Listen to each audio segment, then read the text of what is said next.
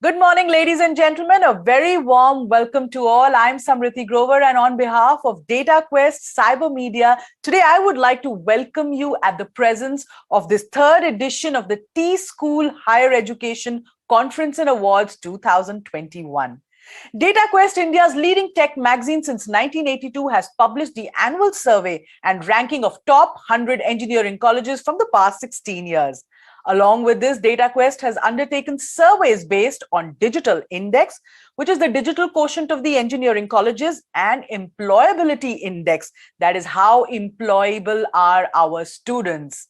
Dataquest TSchool Higher Education Conference and Awards is a platform that provides the engineering colleges to showcase their prowess to the entire tech ecosystem pan-India.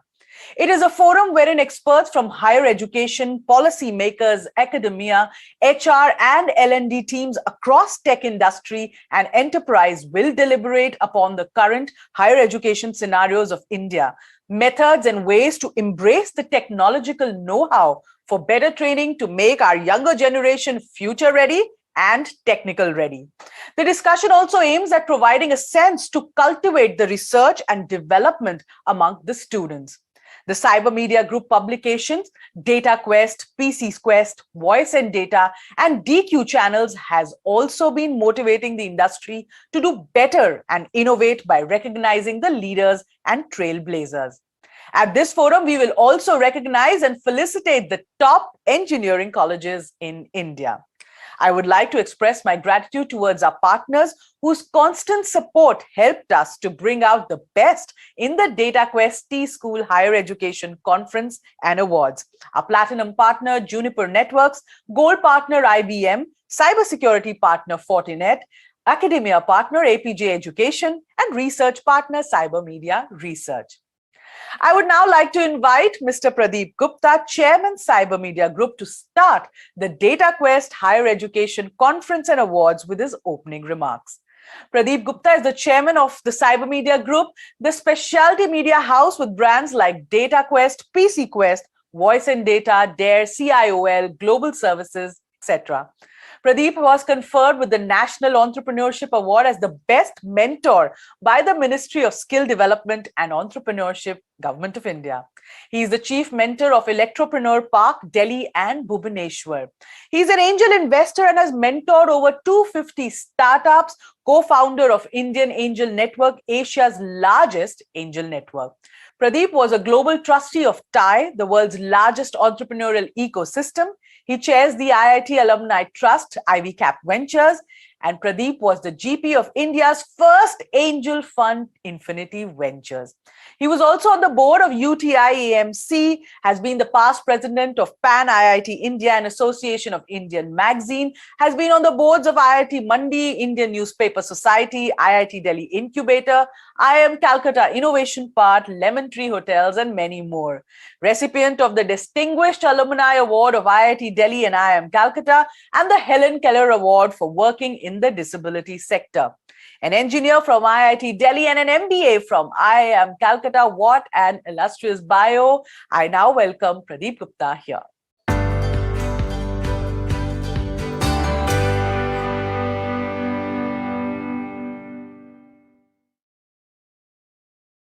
Good morning, ladies and gentlemen.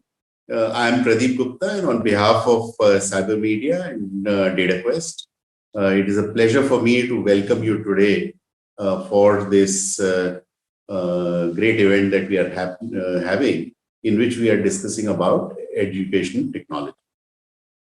You know, the last 2 years' experience, a lot of people have talked about it, that how technology has become the determinant because of the onset of COVID. But I think the sector which have got maximum impacted are the sectors which were actually using very little technology before this, which was the education sector. But complete transformation took place because, you know, campuses were closed. There was a risk which was associated with the youngsters coming to schools and colleges. There was a risk which was associated with a large number of people gathering together in closed spaces. And consequently, this entire system of education went through a transformation because of technology. So the technologists, the education system had been using technology, but a little bit, because all said and done, classroom interaction was still very, very important. And that is why the focus was more in terms of, using the technology for perhaps some content, a lot of, the administrative side of things and so on. But all of that changed, because while a lot of wheels of the economy stopped, education was one thing which could not stop. And because education could not stop, therefore, very, very rapidly, the industry adapted itself and adopted different kind of technologies. And I think if I look at education BC, which is before Corona, and if I look at education AC after Corona, you will find that it's a completely new kind of word which is there. And this is what we want to actually talk about. Today, we've got a great lineup of speakers. We've got some keynote addresses, we've got some panel discussions, which will lay threadbare the kind of transformation that has been happening in the last 2 years, and what do we see as the way forward.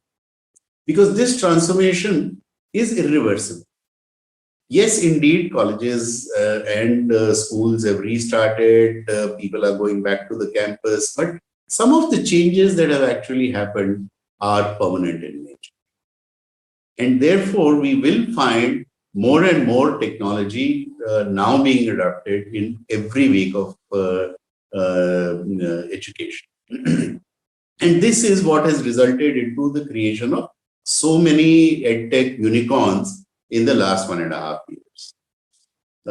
Brands which were unknown 3 years back are today unicorns. That is the kind of a change that has happened in terms of the entire startup ecosystem of edtech gearing together to meet these needs. As we go forward, I'm sure that we are going to see lots of deep tech coming into education technology as well. We barely scratched the surface as far as AI or machine learning is concerned. If you look at immersive experiences, VR, AR can actually offer you those sort of experiences. When it comes to various student records and ensuring that, sanctity of the data which is there, then blockchain starts becoming very important for edtech. So increasingly over the next 10 years, I see that this transformation that has taken place in the last 2 years will get accelerated. And many, many more changes will come. These changes will come in every part of the education ecosystem. And we are going to be looking at a completely new transformative edtech in the next 10 to 15 years. And I think this is what we will be talking about today. We will be talking about what are some of the changes that have happened, what changes are permanent in nature, what are some of the future changes that we are likely to see in the education technology. All in all, I think you're going to have a very, very exciting day ahead of you. We will end the entire program with the awards. For several years, Dataquest has been doing the TSchool survey where we rank different kind of tech schools. And those rankings are now industry benchmarks. So, those are the survey results that we have already sort of come out with in our magazines, and the winners of the various categories which are there will also be honored by us today. So once again, on behalf of Dataquest, on behalf of Cyber Media, I welcome all of you to a great day of interaction. I'm sure you will learn a lot. and I look forward to associating with you for subsequent TSchool events that we do in the future. Thank you very much.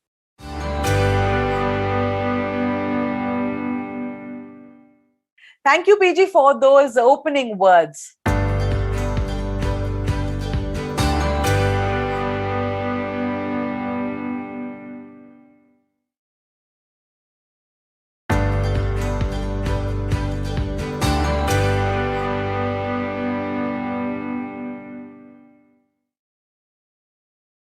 The way education is imparted, types of courses, skills, learning, and development has undergone a massive transformation during the pandemic.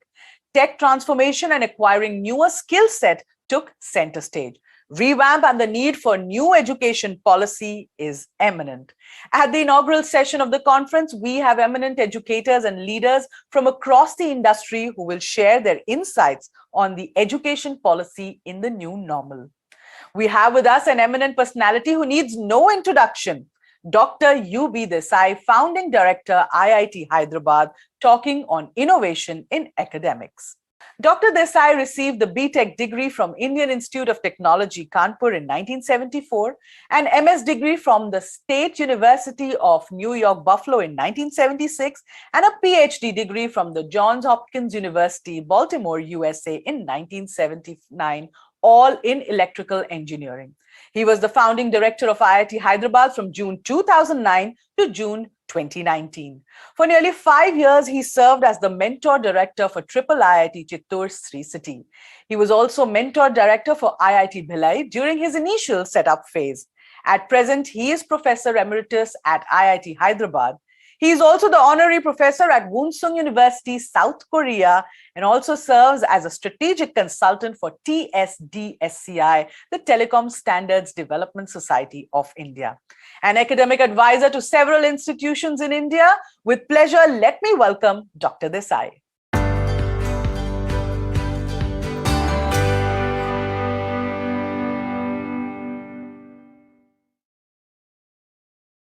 Good morning, everyone. I'm indeed very grateful to Dataquest and my friend PG for giving me this opportunity to share my thoughts, on innovation in academics. Let me start off with the small cartoon. This is the situation in most universities today. When the mother is asking the kid, so what did you learn in school today? Not enough. They want me to go back tomorrow. Of course, this is for school, but it also holds for higher education. And the saying that I have is quite interesting. Do not confine your children to your own learning, for they were born in another time. And that's a perspective that we should keep in mind. I'd also like to share another quote. This is from Richard Feynman. And this is very important. Teach your students to doubt, to think, to communicate, to question, to make mistakes, to learn from their mistakes, and most importantly, have fun in their learning. In fact, in some sense, Feynman has crystallized what higher education should be in this small one-sentence quote. And it captures all the essence of it. All the commas and the phrases after the commas kind of capture the essence of what we should incorporate in a good learning, teaching and learning curriculum. So the point is that we need to think differently than the way we have been doing so far. And I'll try to present a few of my thoughts, which I believe are different, and see how we can incorporate in an academic program. Now, very quickly, what is the conventional notion of perceived knowledge of higher education? A perceived role of higher education, rather. Convey knowledge, create and develop ideas, create knowledge if possible. In fact, that is always the hope of a professor. Inject new thought into society, develop future citizens, create a better society. Learning, to teach students how to learn rather than exactly what they have learned. Innovations in new technology, incorporate them. Publish papers, develop prototypes, and if possible, products, so-called translational research, etc. You can add more items to it, or delete also. I mean, everybody doesn't have to agree with my list out here. So this is a common perceived role, but new things are coming into picture. For example, what is required today is a combination of technological know-how, problem solving, critical thinking. This I've picked up from a World Bank report which appeared in 2019, and it's a very interesting report, which talks about these things. The second component that we need is soft skill, and these are not conventional soft skills that we talk about in terms of communication, writing. Obviously, they are there. They are perseverance, collaboration, and surprisingly, a new item which perhaps most of us have never thought of is empathy. And I think this empathy is very, very vital in the teaching ecosystem or in the learning ecosystem. Lifelong learning, everybody knows about it. And of course, the pandemic has now thrown new challenges, which perhaps 2 years ago we wouldn't have thought of, So the future may be hybrid. Personally, I don't think so. But anyway, this is an open point, which I guess time will decide as to how we will go. So general philosophy to me, if I'm looking at academics today, what are the things that I would like to capture over and above what Feynman talked about? Breadth and depth, a lot of people do talk about that, so-called about the team education. There are pie education, other models, just a broad kind of categorization. Critical thinking and problem solving, which I mentioned in my previous slide. One thing I like is flexibility, and more so in India. Our Indian education is rather rigid and does not give you the opportunity to expand and look at different things. Once I select electrical engineering at age 17, I'm kind of stuck with it. The expectation is lifelong, I'm going to be stuck to electrical engineering, which is not very fair. Therefore, the curriculum has to be such that it gives me flexibility. In multidisciplinarity, this has been talked about a lot after NEP 2000. Wider choice of electives, again, that is talked about. What I believe is there should be early exposure to new science and technology. We spend too much time on some of the traditional basic things. In the process, the students lose a connect with us. Okay, and I think this connect can be established if we can focus on new technologies and new science. We should foster research at undergraduate level. This is not necessary that they are going to publish papers, but this is one way of teaching and learning. I think we have to keep in mind teaching and learning is not only through lecturing, but it can be through fostering research. I'll say a few more words on this as I go along. Learning by doing, the breaker lab. To me, this is a big thing. Everybody talks about a maker lab. I think India needs a breaker lab along with a maker lab, where you break things and learn. You get maybe a computer and break it apart, or a cell phone, take it apart and see what is inside. Somewhat akin to that movie, Three Idiots, where Rancho keeps on opening things up to see what is inside those refrigerators or, various different technology boxes. Encourage creativity, design thinking, critical thinking. Okay, perseverance, collaboration, and empathy. I talked about it and I've added out here. That's for completeness. Okay. The other thing which I believe is a classroom structure has to change. We have classrooms which are rows and columns, and they always remind me of a sort of an army or a military drill, where we all stand in row and columns and move in rhythm. Now, that is not the greatest structure, though it has been there for a long time, for learning. Okay, I may convey information, but I may not be able to learn that much. So we need to change. I've given a pictorial representation of a classroom which is actually being constructed in IIT Hyderabad, and this is what we had designed when I was IIT director. It tells you the sectional view of a 180-seater classroom. We need to have groups of students sitting around it. Of course, like-minded students will sit together. Okay, and what happens? The lectures are no longer monologue. Like my talk is a monologue, but they are not monologues. You talk for about 10, 12, maybe max 15 minutes. Throw upon a problem. Throw upon a question. Let groups, I hope you can see my cursor. Maybe let me see if I can get the laser pointer out here. Yeah, that's better. You can see out here. Okay, so they will discuss among themselves. Then after 10 more minutes, you have, okay, what is it that you have discussed? Some groups may present what they have done. Others. So the whole classroom becomes very interactive. Number two, these classrooms have to be smart classrooms. Now, smartness incorporates a lot of things, connectivity, interactivity, etc. And I'm saying hybrid, not in the conventional sense that we are thinking during the pandemic. Hybrid goes across universities.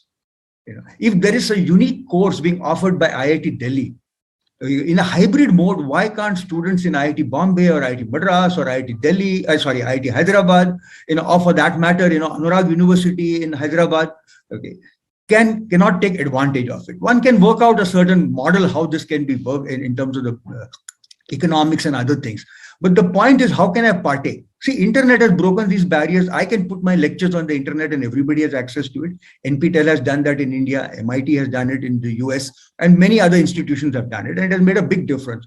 We can make these live things also interactive across institutions. Besides having hybrid that I learn from home, some of them are in the classroom. I mean, that's a very small way of looking at it. Another big thing which will come in, it has not come, I'd expected it to come much earlier, taking a little longer, is augmented reality and virtual reality. AR, VR, I think, has to be brought in besides usual PPTs and presentations, videos, graphics, charts, and other things. This will make learning far more exciting, far more accessible to people. I can do experiments which otherwise I may not have the resources to do it. So I'm very big on AR, VR, and one has to focus on that. I also feel that we need to emphasize structured, unstructured learning. In India, the learning is highly structured, A, B, C, D, B comes after A, C comes after B, etc., etc. Thinking is not that way. Life is not that way. Life is highly unstructured, highly nonlinear, and we need to incorporate this in our teaching curriculum. This is not easy. In my opinion, this is a very big challenge. It is very easy for me to teach in a very structured manner, because that's how I write, chapter 1, chapter 2, chapter 3, introduction, etc., then conclusions, etc., the way that my talk is going. How do we create this unstructuredness? Because that is how creativity will come in. Creativity is not something very structured, that I sit in the morning at 11 a.m. and say by 11:30 I will create something. It doesn't work that way. Experiential learning, many have talked about, so I will not talk too much about it. And basically project-based learning by doing, solving problems, posing problems, tackling challenges, very similar to what Feynman's quote talks about it, to think, to doubt, to question, etc. In fact, to question is something we have forgotten in India. Professors don't like students questioning them. I think we need to create an environment where students can actually challenge professors, not just professors challenging students. It has to be a two-way thing. I think this can really change things around. Another component I would say is dynamism and modularity. Okay. Now these are very, modularity is being talked about a lot. NEP 2000 also talks about quite a bit on modularity out here. Okay. Dynamism is something which I think we don't have, because quite often, even if you look at it, we don't keep changing things very quickly. So what I wanted was fundamentally education systems would be agile, quickly respond to changes in science, technology, and aspirations of the youth. And today, the aspirations of the youth is changing very rapidly.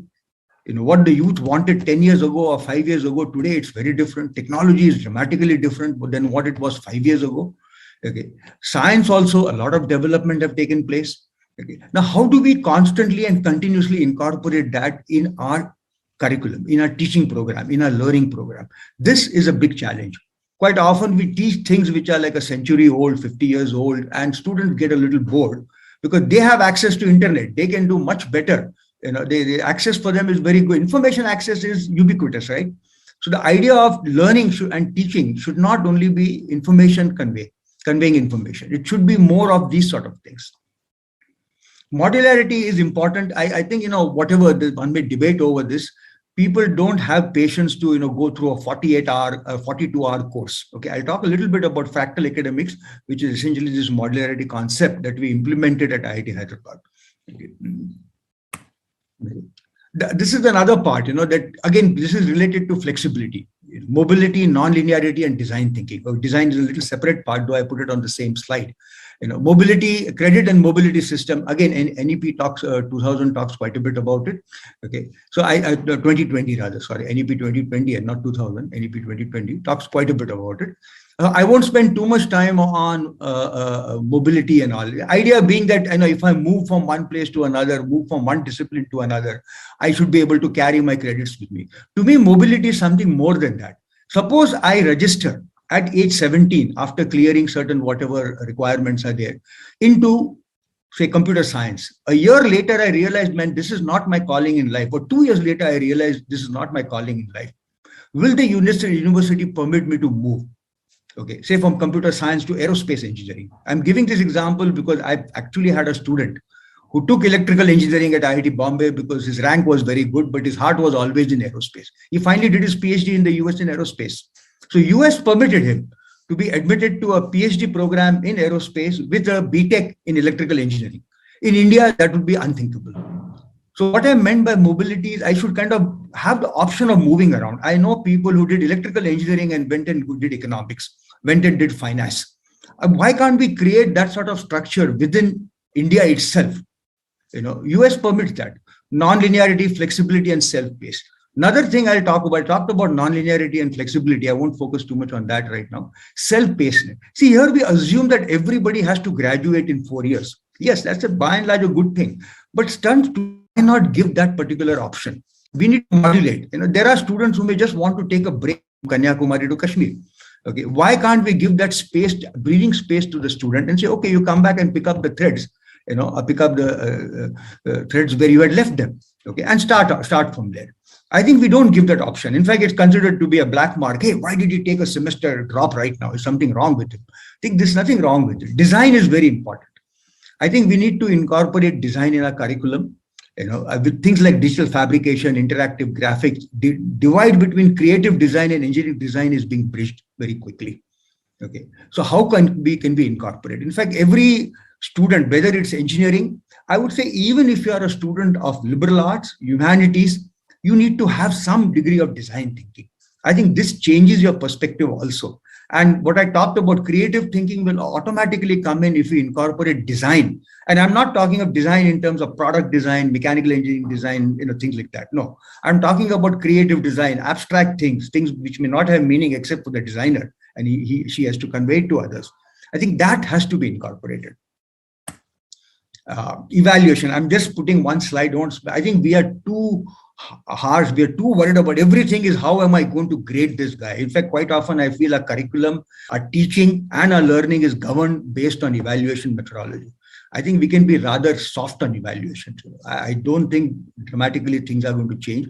Student is not going to hurt. He will learn or she will learn as much, even if we have soft evaluation. A bell-shaped curve will exist irrespective of your evaluation methodology. Okay, there'll be some who will be very good. There'll be a large number around the median, and then some who will be not so good. Okay, so I think we need to go a little soft on it. This itself is a topic of separate discussion. So I'll just briefly mention this and move ahead. Another problem in India is that we pump too much information. I think we need to pump less. Typical load for a BTech as per AICT, from what I recall, is 160 credits. IITs have approximately 150 credits. At IIT Hyderabad, we did a big study, and the 3 leading institutes in the world, you can see Berkeley 121, Stanford 105, MIT 90. Here, each credit in the US is 1 contact hour. After a lot of debate, I was able to convince faculty at IIT Hyderabad, and then we had a band, 125 to 135. Computer science, electrical faculty, said we'll do 125, while many other departments decided to go closer to 135. But I think we just pump. Our approach in India is if I pump information, that means I have done my job and the students have learned. No, that is not true. Okay, I think quality is very important. So pumping less information may actually give you better value.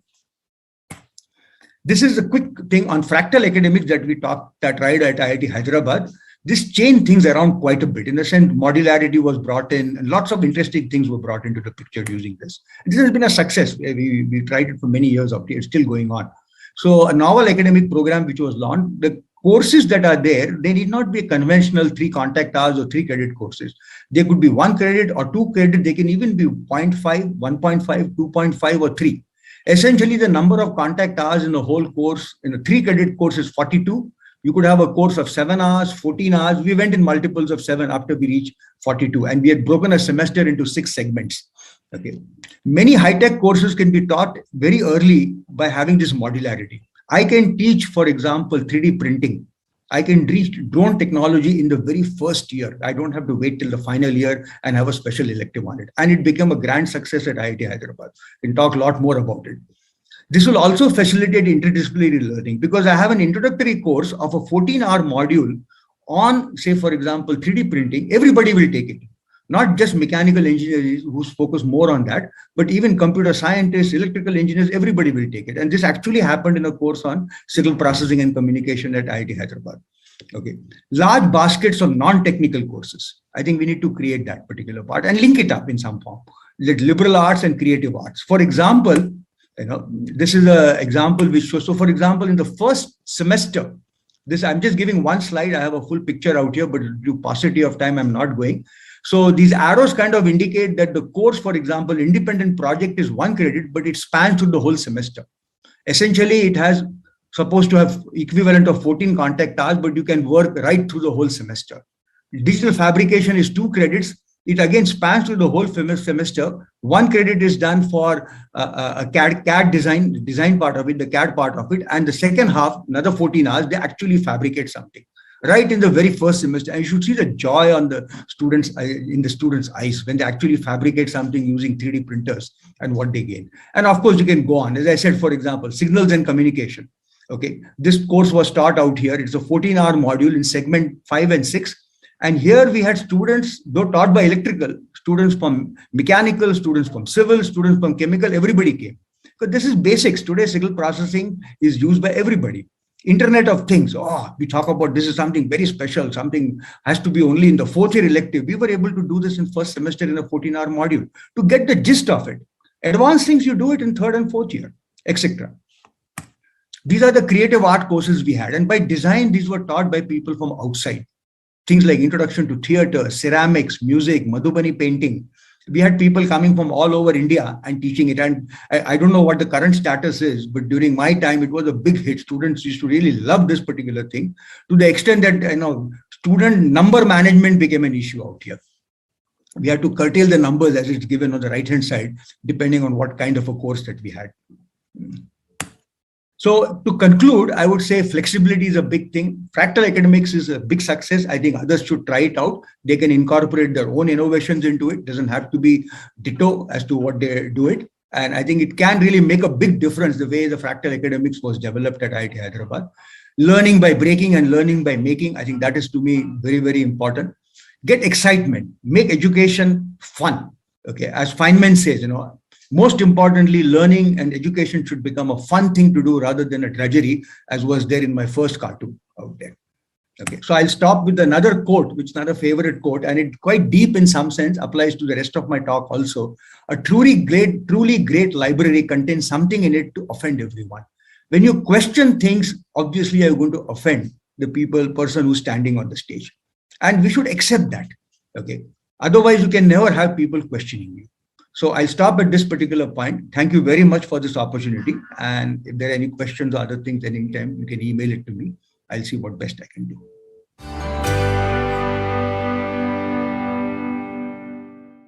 Thank you, Dr. Desai, for those words.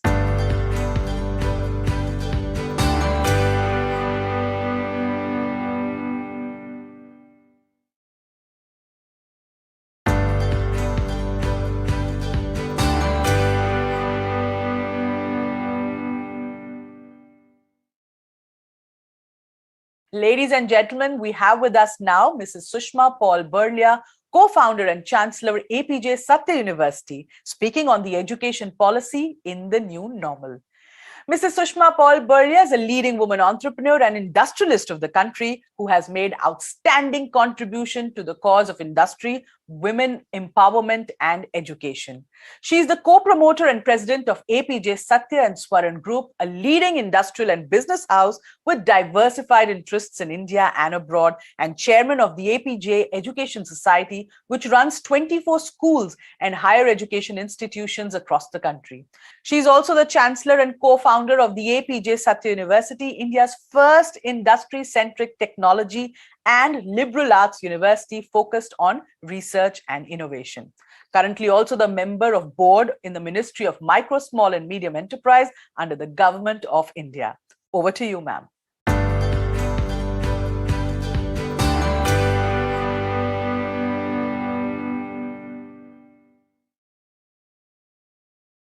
Today, eyes are everywhere on education because it has come home to all, I think, not only in terms of how education was impacted during the pandemic, but more importantly, the contribution education can make to the economy and to the world post-pandemic in so very many ways, if done in the right way. In that context, we are today poised in India at a very interesting time in history, I would say a historic moment. For the simple reason that while technology, digitalization and innovation in higher education has been going on, And I would like to say that at APJ Education, we have in fact been at the spearhead of educational transformation, both at the higher education and the school level. Having said that, I would say that pandemic enabled us to leapfrog at least 5 years ahead. New education policy that is now coming into place, announced just before the start of the pandemic as we know it, certainly is revolutionary and has in fact encapsulated many of the transformational endeavors that we led at APJ. But during the pandemic, we at APJ, though we initiated a computer in a classroom by 2015-16, all our classrooms, schools, colleges already had a computer in place. There was a lot of teaching, learning around that. We were fully on cloud in 2010. We were already experimenting with a lot of learning management systems, but nevertheless, a lot of work on learning management systems as well as smart campus tools, digitalization, utilization of artificial intelligence were tools that we were experimenting with and we were hoping to implement in the next 5 years, so to speak. Pandemic allowed us almost overnight to put them into place and to sensitize all our stakeholders, the students, the teachers, the parents, into the use of and working with many of these innovations. It was a learning process even then for us because obviously not everything worked wonderfully. And as we went along, we were able to better understand that what worked and what did not work so well, and then be able to innovate along the way. It is in this context that I feel that the pandemic, in a way, for the education sector was an opportunity in a crisis. If we look at it, it turned an evolution into a revolution and incremental steps into a transformation. Today, when we are poised in a place where the only constant is change, and every day we are being flooded with knowledge from almost every direction, we find that the way today's students learn, whether it is at school or in colleges, has completely changed. Today's student, to be engaged, needs to have an engagement of all their senses in every way. The old methodology of classroom lectures and interaction is no longer sufficient to hold them engaged. It is no longer that they are looking for knowledge only to their teachers or their classmates. They are being bombarded with knowledge everywhere. So what value addition does an educational institution bring in? And how does it work and engage the student in a manner that the student is transformed both as a human being, as a good citizen, as somebody who's knowledgeable and skilled enough to be able to work in today's industry, which itself is going through a revolution. We hear everybody talking about Industry 4.0.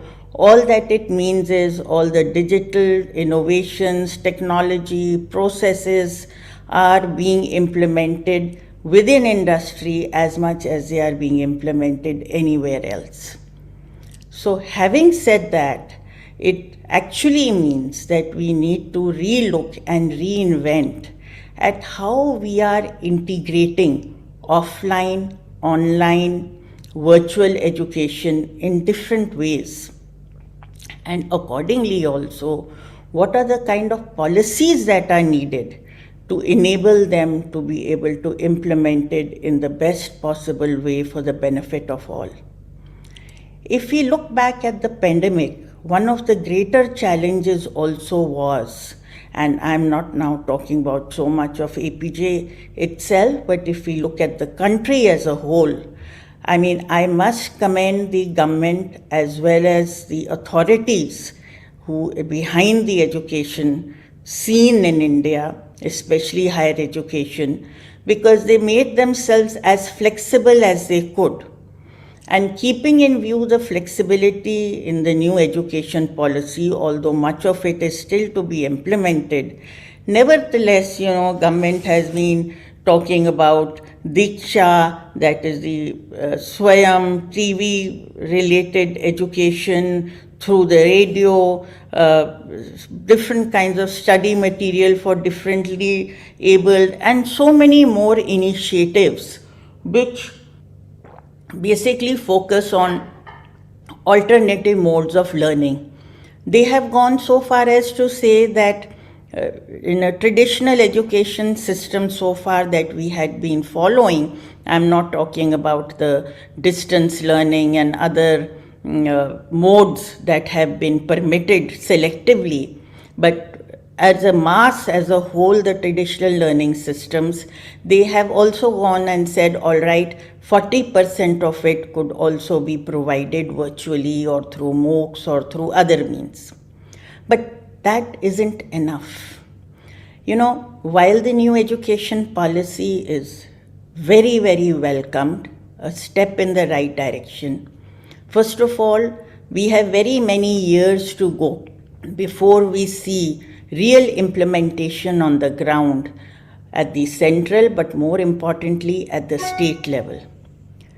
Meanwhile, what we definitely need is an enabling policy that has the necessary flexibility, which is a guidance to the institutions, wherein they can work with all the different alternative modes, mixes, and matches of hybrid learning. For the simple reason that it's a misnomer to think that you can actually talk about offline and online courses. It doesn't happen that way. Offline courses may have elements of virtual education, and virtual education may also have elements of physical contact. So really, it's as we go deeper into the kind of innovative opportunities that are coming before us, and there's a lot that's happening there, whether we are looking at artificial intelligence, we are looking at so many other innovations and technologically available instruments in the hands of educators. They are still in nascent stages. At APJ, we've been experimenting with some of them, certainly. We've already, for example, used AI-enabled solutions and have found marginal success, particularly in plagiarism detection, language transcription, technology teaching, and even complex examinations. However, we will see the true impact, for example, of machine learning in AI education only in the next few years as novelty technologies and use cases slowly become the norm. The spaces we are truly excited about really is around learning need identification and examination analysis. And in that context, the definitive work which we need to work on with help of big data, where there's a big opportunity for government to help pool anonymous learned data to help train modern machine learning engines on large data stores to accelerate development. So what I'm trying to say is that there is so much happening over there. It's impossible to have rigid policies enshrine any of this. And therefore, we need a process as the NEP is being outlined and implemented down the line. As they always say, the devil is in the details, really. If we look at the education policies that India has in the past and some of the institutions that are in place, if you actually look at the original acts, they were pretty good for their time, honestly. It's just that when it came to actual implementation down the line, somewhere we lost track. So, in the same way, I think this is the time that we need to be conscious and make sure that we inbuild enough flexibility for institutions at local level to be able to customize and work around solutions without compromising learning outcomes. You know, one of the biggest learnings during the pandemic was, interestingly enough, it should have been obvious, but nevertheless, it was very much outlined to us that education, as we always suspect, is really around the teacher. Classrooms, other tools don't matter so much. What matters is a good teacher who is not just somebody who's imparting knowledge, but somebody who can actually help students, facilitate students to learn for themselves and to learn for life. In this process, of course, it was very interesting for us, again, because we found that many of our teachers who might have been extremely good in the classroom had to rethink and rework their tools and technologies and the way of approaching the work on a virtual mode. Fortunately, all our teachers had been already well trained in technology. So that was one step that, we did not have to contend with. But at the same time, they definitely needed hand-holding, they needed workshops, we needed to figure out virtual platform techniques as well as ethics systems, and very interestingly, also how do you evaluate and assess students through virtual learning. So the challenges that came in was, first of all, keeping students engaged. And how do you do this without sacrificing the content of what you want to come across?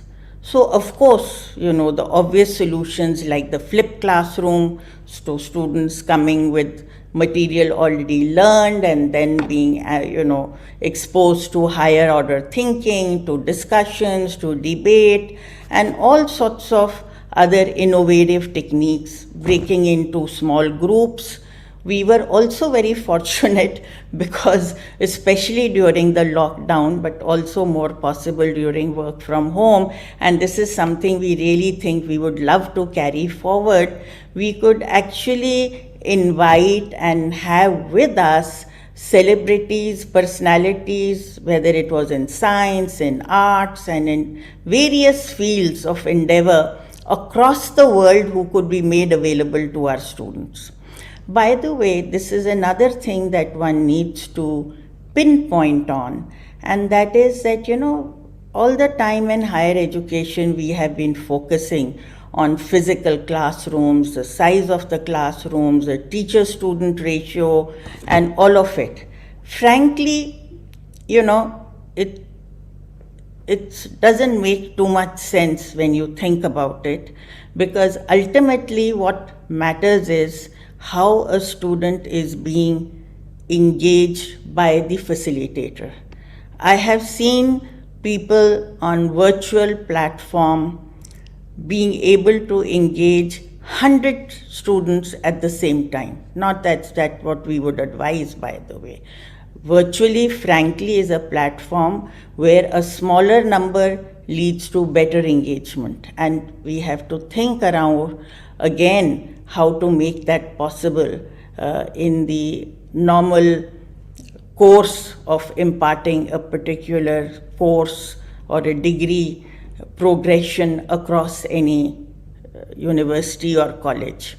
But having said that, what I was trying to get at is there is a huge opportunity here, not only for students from great institutions to be able to have access to great people around the globe, but also for students in education institutions which may not have access to the best of the teachers who are based in remote locations and so on, but wherein they are able to hear lectures from great teachers and be engaged accordingly.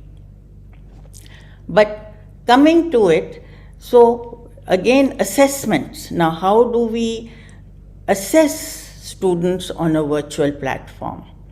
And here I must compliment and congratulate our team at APJ Education, the IT team, the controller of examination, and all of them who really worked hard to be able to come through a foolproof system, almost as much as any system can be, to be able to conduct a fair examination. And you know, the examination, for example, at our APJ Satya University is not just a simple written exam always, because every course curriculum has end of semester written exams, of course, but they may have a jury assessment, they may have other forms of assessment as well.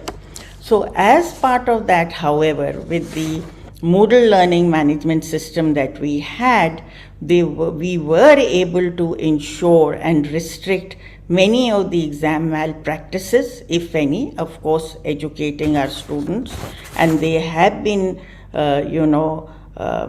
instilled with the honor system, if you will. But even then, we have to proctor examinations. So extra restrictions, for example, could be put into those settings in the exam setting where you could lock the student login of concurrent devices, student to be allowed only one device, use of safe exam browser, so the student could only see that particular screen and not be able to switch to or go to other places, use of cameras in a way where the entire room could be kept scanned, a 360-degree scan before and after, verifying the true identity of the test users, freezing and locking screen systems, and so many other systems. I don't intend going into detail into all of those, but which could be employed.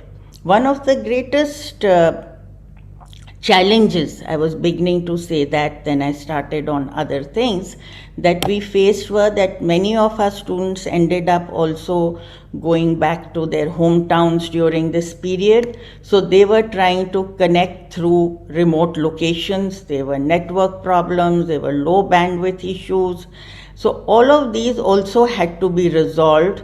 And certainly I'm happy to say that with Moodle LMS and many of the other systems that we used, which could also work on 2G edge frameworks and other such, we were able to manage fairly well.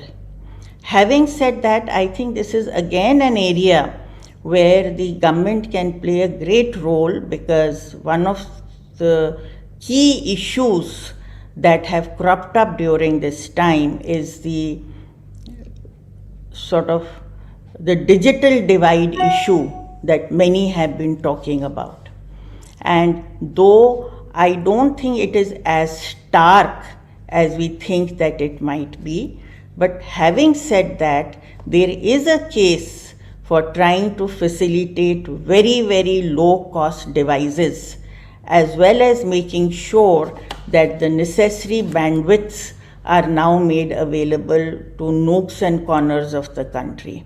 Certainly we have managed to work many, when I say we, I'm talking about the country as a whole, have managed to work with a lot of devices like using television, using radio, but those are devices which are outdated. And the worst part is that it's one-sided. What's exciting today about the opportunities that are available to education, not just in terms of delivering the best of education in the world, which it is, but the opportunities of using digital and technological advances in a manner where education can be delivered in a very cost-effective way to every nook and corner of this country. And the best of teaching, even if it's not available in that particular institution or in that particular locality, can be brought in through these various modes. And this is really the need of the hour. At APJ, we definitely tried to, during the pandemic especially, we tried to send across copies of our video lectures to many of the institutions who had nothing happening with them. We tried to Zoom and bring in on Zoom and beam through some of our lectures as well as teaching that was happening to the nearby villages in Jalandhar, for example, so that they could have access at least to some of the classes where our own students were relatively, not so much. I'm talking about the specialized classes. So where you have students breaking up into different options, and then you can bring in other students as well. But that was more on an experimental basis and a basis of trying to make a difference when it was most needed.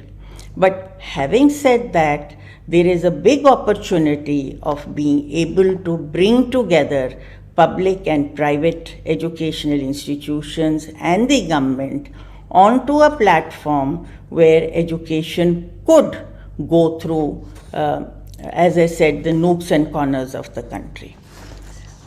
Today, I don't think there is any argument at all that this is the only way to go. If we look at post-pandemic, and that is the note that I want to end in, because I wear the education hat as well as the industry hat. I can clearly say that as far as industry is concerned, we know that there is no going back to yesterday. We've discovered during the pandemic how effective tools there can be of collaboration, of working together, of sharing ideas, even simple things as working on documents together. Oh, I'm not saying all these things were not possible before. It's just that they weren't the norm. They were a handful of people here, there, or maybe some of the tech firms who were doing it. But now we find that practically most industry is using these kind of tools in one form or the other, in any case. And therefore, anybody who's coming out of the educational institutions anyway needs to be enabled to work in a hybrid environment and be exposed to all of these technologies. And also be able to look at knowledge with one view, no matter where you collect it from, but to be able to collate knowledge, whether it's from the internet, whether it is from the classroom, whether it is from a MOOC class, and then perhaps be able to discuss, debate, apply. There are so many ways of assessing this virtually. I mentioned some of the proctoring and other techniques we use, but also techniques like using higher order thinking questions, application questions, making sure that we have those, their submissions safely saved. So not only that they are marked, but the students can go back and they can see how they can improve themselves.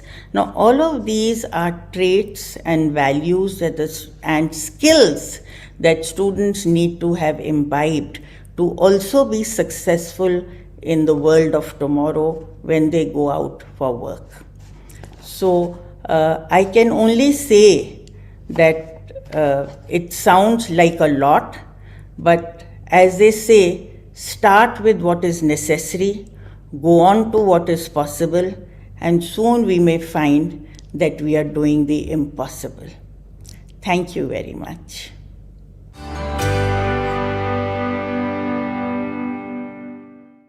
Thank you, Mrs. Burlia, for your wonderful remarks.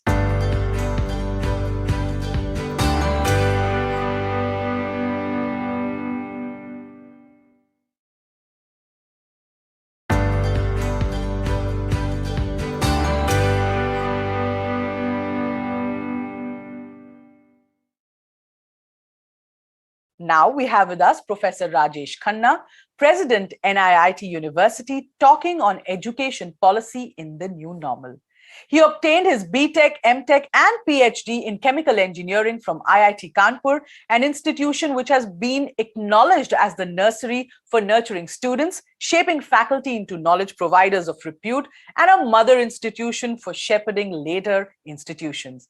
He did his postdoctoral research at CNRS Mulhouse, France, and was an honorary visiting research fellow at the University of New South Wales, Sydney.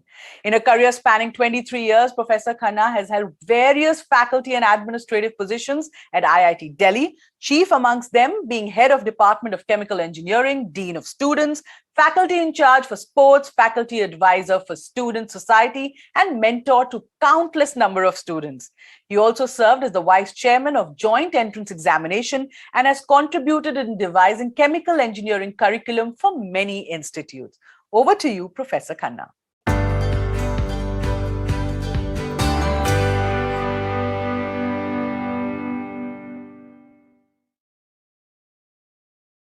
Good morning, everyone. We have gathered here to take part in Higher Education Conference and Awards, a full-day conference on November 26, 2021. It's organized by Dataquest. The theme of the conference is Empowering the Next Gen. I'm here to present my views on the theme and deliver the keynote address. Physical nature of life demands that young be nurtured and empowered. For progress of our civilization and for even its sustenance, it is imperative that the new set of doers and thinkers be wiser than the earlier set. Education is the chosen method to achieve this. Education happens everywhere and all the time. It happens formally and in time-bound, discrete steps through the educational system, and informally in a lifelong, continuous manner through the societal and personal experiences that one go through as one lives one's life. We are here to talk about the formal education system. However, there is a strong interdependence on the formal and informal systems, that is the school and college and universities and society on the other hand, with society shaping the formal education and vice versa. The biggest challenge of education is that we need to realize this challenge. I'll repeat once again, this is the biggest challenge, that one method of education, that's the informal education, and the formal education, that's the other method. They both provide enough resistance to prevent this relation or the interdependence between the two turning into a vicious cycle from a benevolent one. If somehow, if the society takes the wrong path or the formal education takes the wrong path. So the course correction lies within these two modes. The society can correct if there is something wrong with the education system. The education system can correct if something is wrong with the society. Of course, for a very happy situation, it should be a benevolent relationship, a cycle, a benevolent cycle where each is helping the other. And that is the best situation one has to be. So the formal system of education and the informal system of education, both helping each other rather than, at loggerheads. Higher education, especially the technical education, it is primarily affected by the economy. That's a rather limited part of the society, but very important. And it provides the tools for sustenance and growth of the civilization. And how does it do it? It does through one or both approaches. That is, it either takes a practice-based approach where we understand the tools, or a research-based approach, or both. So most of the higher education would either be a practice-based higher education or a research-based higher education, or a combination. In most of the education is actually a combination. A system based on in-person interaction between the next gen and the current experts it has been found to be the best way to achieve this. So you have this old Gurukul kind of system or modern scholarly approach where a supervisor sits with a student, or there are classrooms where students are gathered and the expert goes there and interacts with them. So this system, over the ages, we have seen to be the best one. So that is an in-person formal interaction between the next gen, that's new students, and the current experts, mostly the teachers. And then it has worked well. And technological developments, as they have been, benefiting other aspects of our civilization, they were gradually being integrated, and they were being integrated for several reasons. I mean, and one of the objectives, they were there to increase the dimensions of interactions. So you are not only interacting with, just a lecture, but a multimedia interaction is there. Slides are there, presentations are there, lecturing is there, so the voice is there, the movies are there. So it increases the dimensions of interaction. So more and more interaction is possible. A richer interaction is possible. It enhances the senses. So you can magnify things, you can record things, you can increase the volume. So all that, technological development and assistive technologies, so people who needed some help, that was provided. Most importantly, it removed the spatio-temporal constraints of participants, which is the teacher and the students, and facilitate the availability of content. So the major technological developments were focused on increasing the dimensions, enhancing the senses, removing the barriers and constraints, and also allowing the easy facility of content that was to be discussed. So there was a steady and comfortable pace at which this technology integration was taking place. And parallelly, some other research was going on that was on cognition and how mind functions and how one learns, and teaching technologies were there. So a better understanding of this cognition and how one learns, it also kind of aided this change and technology integration. So it was all a happy place. Things were happening slowly at a comfortable pace.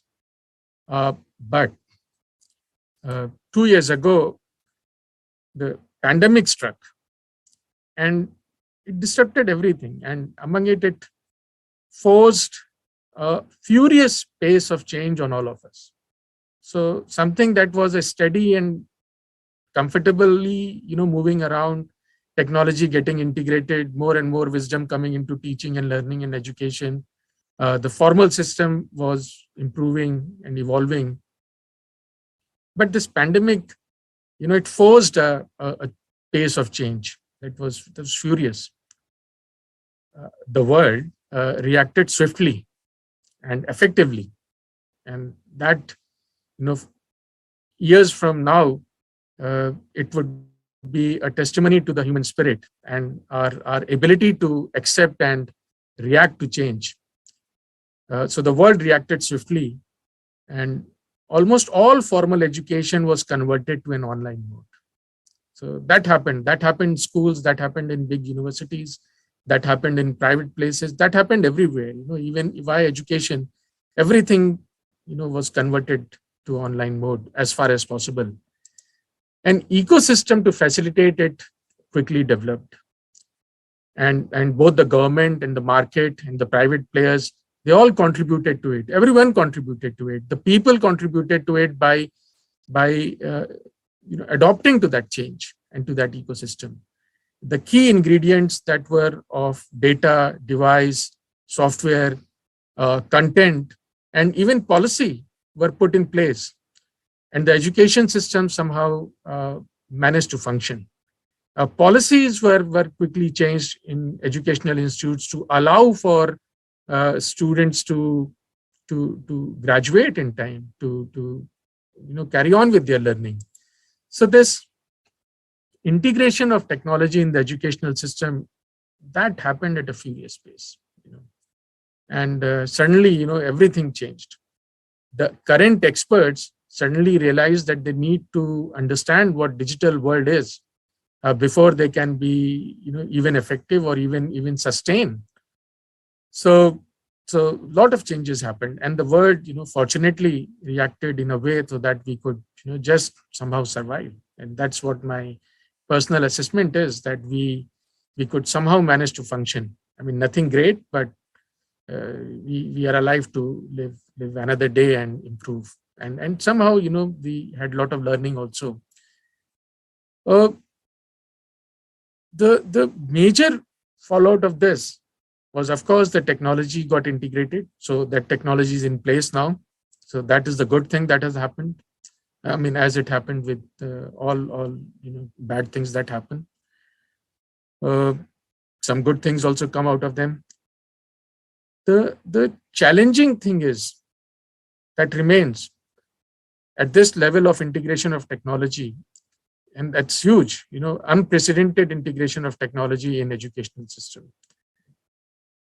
It has happened mostly along the width, and it has still not gone to the depth that is required for a good educational system or a functioning educational system, or for an effective educational system, so as to say. So while, everybody could be inclusive, so it was very inclusive, everything could be taught, every domain, every skill could be taught to some level, so in that sense, the width was covered beautifully and effectively.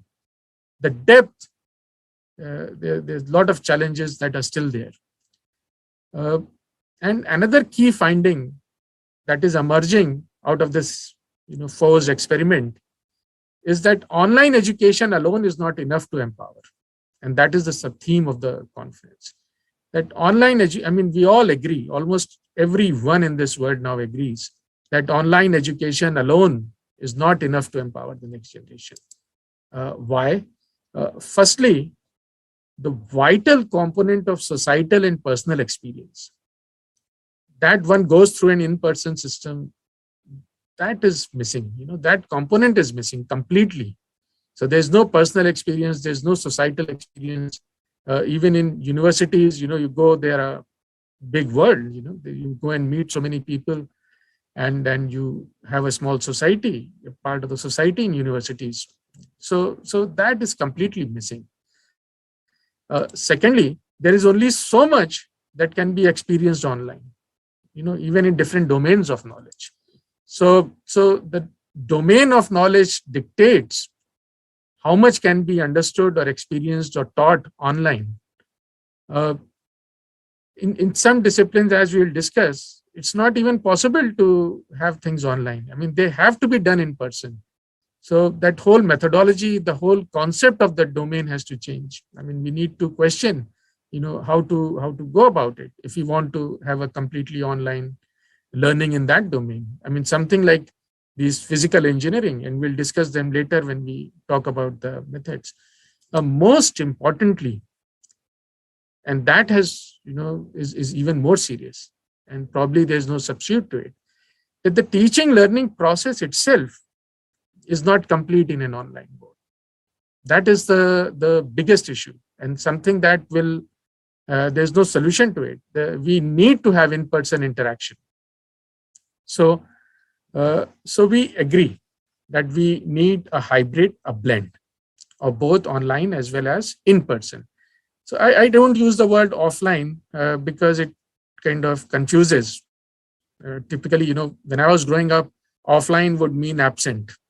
But now offline is actually means present. So we'll not use the offline term, we'll use in person. So the current challenge is how to benefit from both. The technology integration brought about by the online education and in-person interactions that, embrace an hybrid mode of education. And the key issue is, where does the balance lie? How much of what and in an educational system. So, and this balance will be solved at many different levels, and depends on many different issues. there's no one answer and no one right answer to where this balance would be in a given situation. First of all, if we talk about domains, now you think about these physical engineering subjects, something as, let's say, mechanical engineering, civil engineering, chemical engineering, they would necessarily have, strong in-person component, because you need to deal with matter and you need to materials and physical things, and you need to see how they behave, and you look at all those properties and how to manipulate this material. And that's what these physical engineering subjects are. So to imagine that they could be shown and that learning can happen through videos, through simulations, that process doesn't work. You see, you actually need to see in person and experience that. So most of the physical engineering subjects, along with their associated laboratory experiments, more so, they would need a strong in-person component. And that is happening. That we are seeing that, in the beginning, when institutes are getting back to the hybrid mode or to in-person mode, the labs are the most important ones and are considered first. So laboratory of physical engineering subjects, for example, would have a strong in-person component. Something as computer science and engineering and all, in the family of computer science and engineering, I would include information technology, I would include machine learning, artificial intelligence, cyber security, sensors, IIoT, all these, computer science family of domains, they can be taught with a higher percentage of online mode. So there the technology can be very, very, useful, and a higher percentage of online component would be there.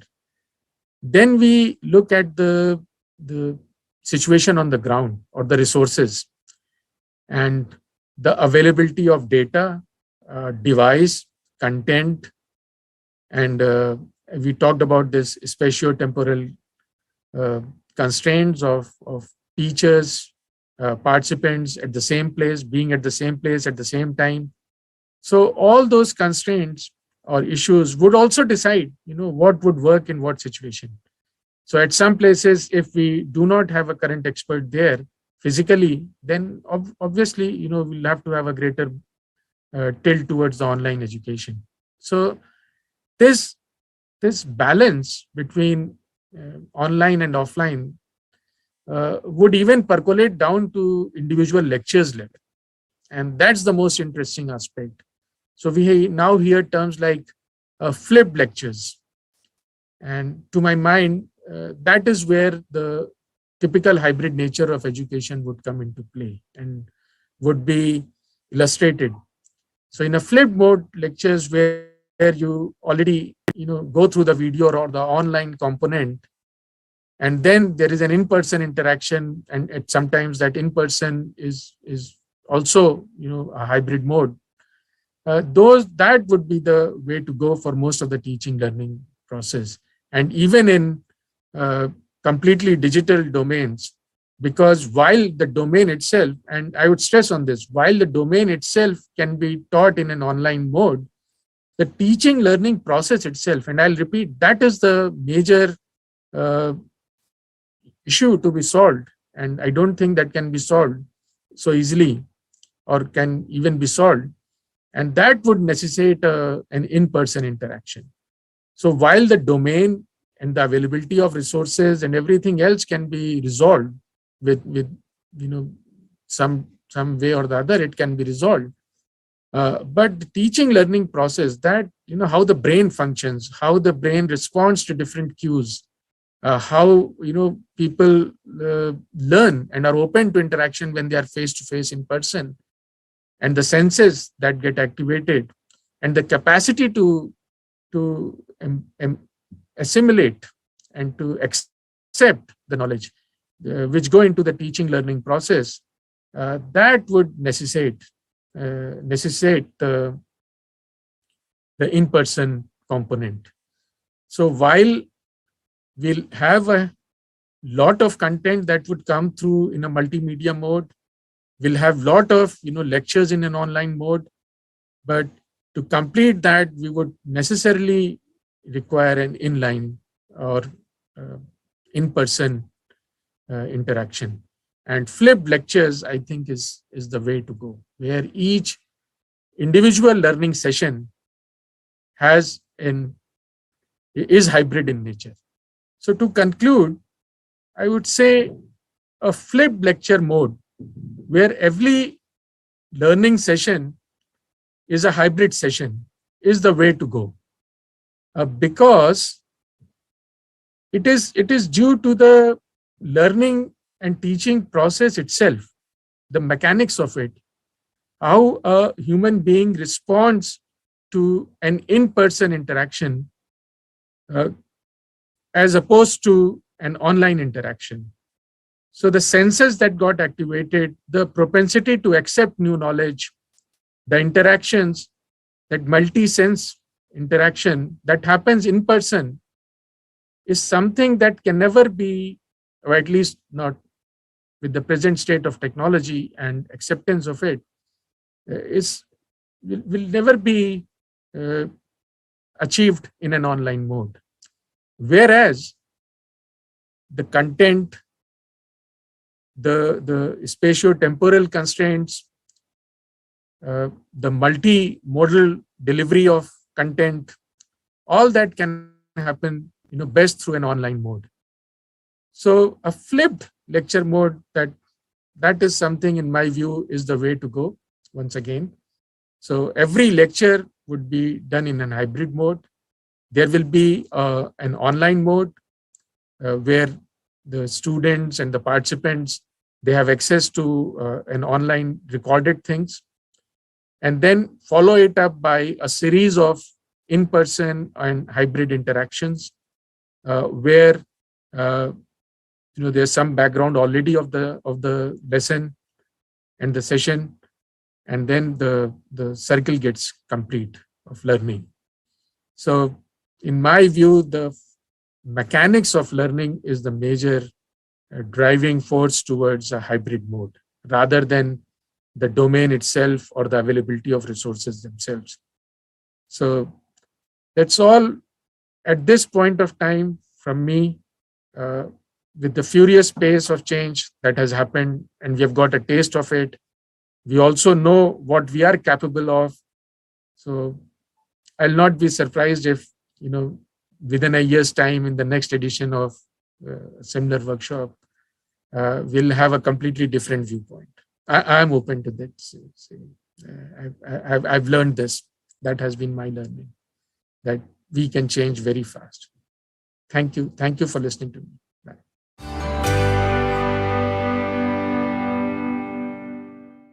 Thank you, Professor Khanna, for such insightful thoughts.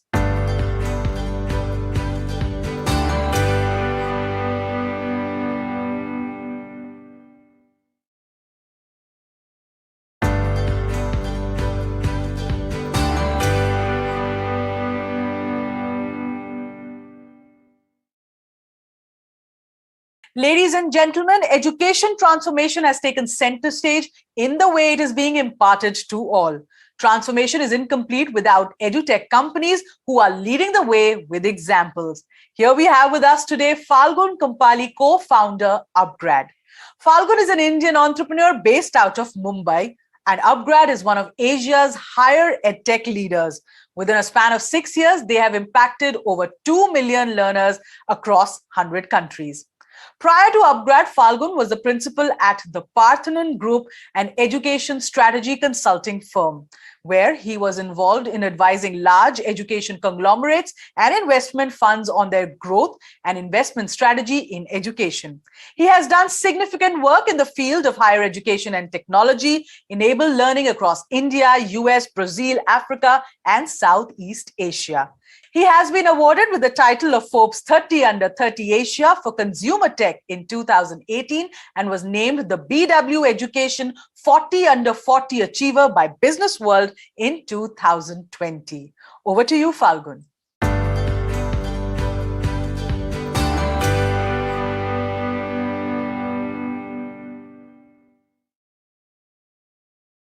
Hi, everybody. This is Falgun here.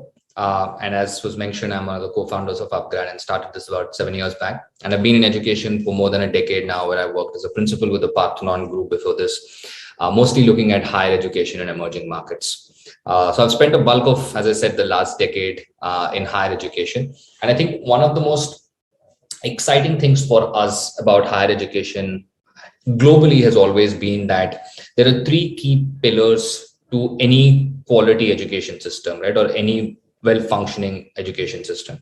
The first is people should have access. The second is that people should be able to afford that access. And the last part is once they do it, people should get quality outcomes, both in terms of learning outcomes and career outcomes. And physical infrastructure that has been set up over the last few centuries is not able to cater to the kind of scale and the kind of quality that we need. And that's where online education becomes really important to be able to provide that kind of access and affordability. And that is one key thing when it comes to online learning. But when we're thinking about that in terms of setting up of Upgrad 7 years back, one of the other things we also realized was that macro trends have changed significantly, right? One of the key insights that we had was that my father, for example, did one job his whole life. He joined a company and he stayed there for 40 years, right? And he was very happy doing it. But the newer generation, if I ask this question today to some of our younger employees, in a working span of 7 to 8 years, they would have already changed 3 or 4 jobs. So one, people are looking for much more excitement, adventurous professional journeys because the risk appetite overall has increased. Second, technology has also evolved so fast that roles are becoming redundant and there are new and exciting roles coming up, which is enabling people switching jobs to pursue these more exciting fields of work.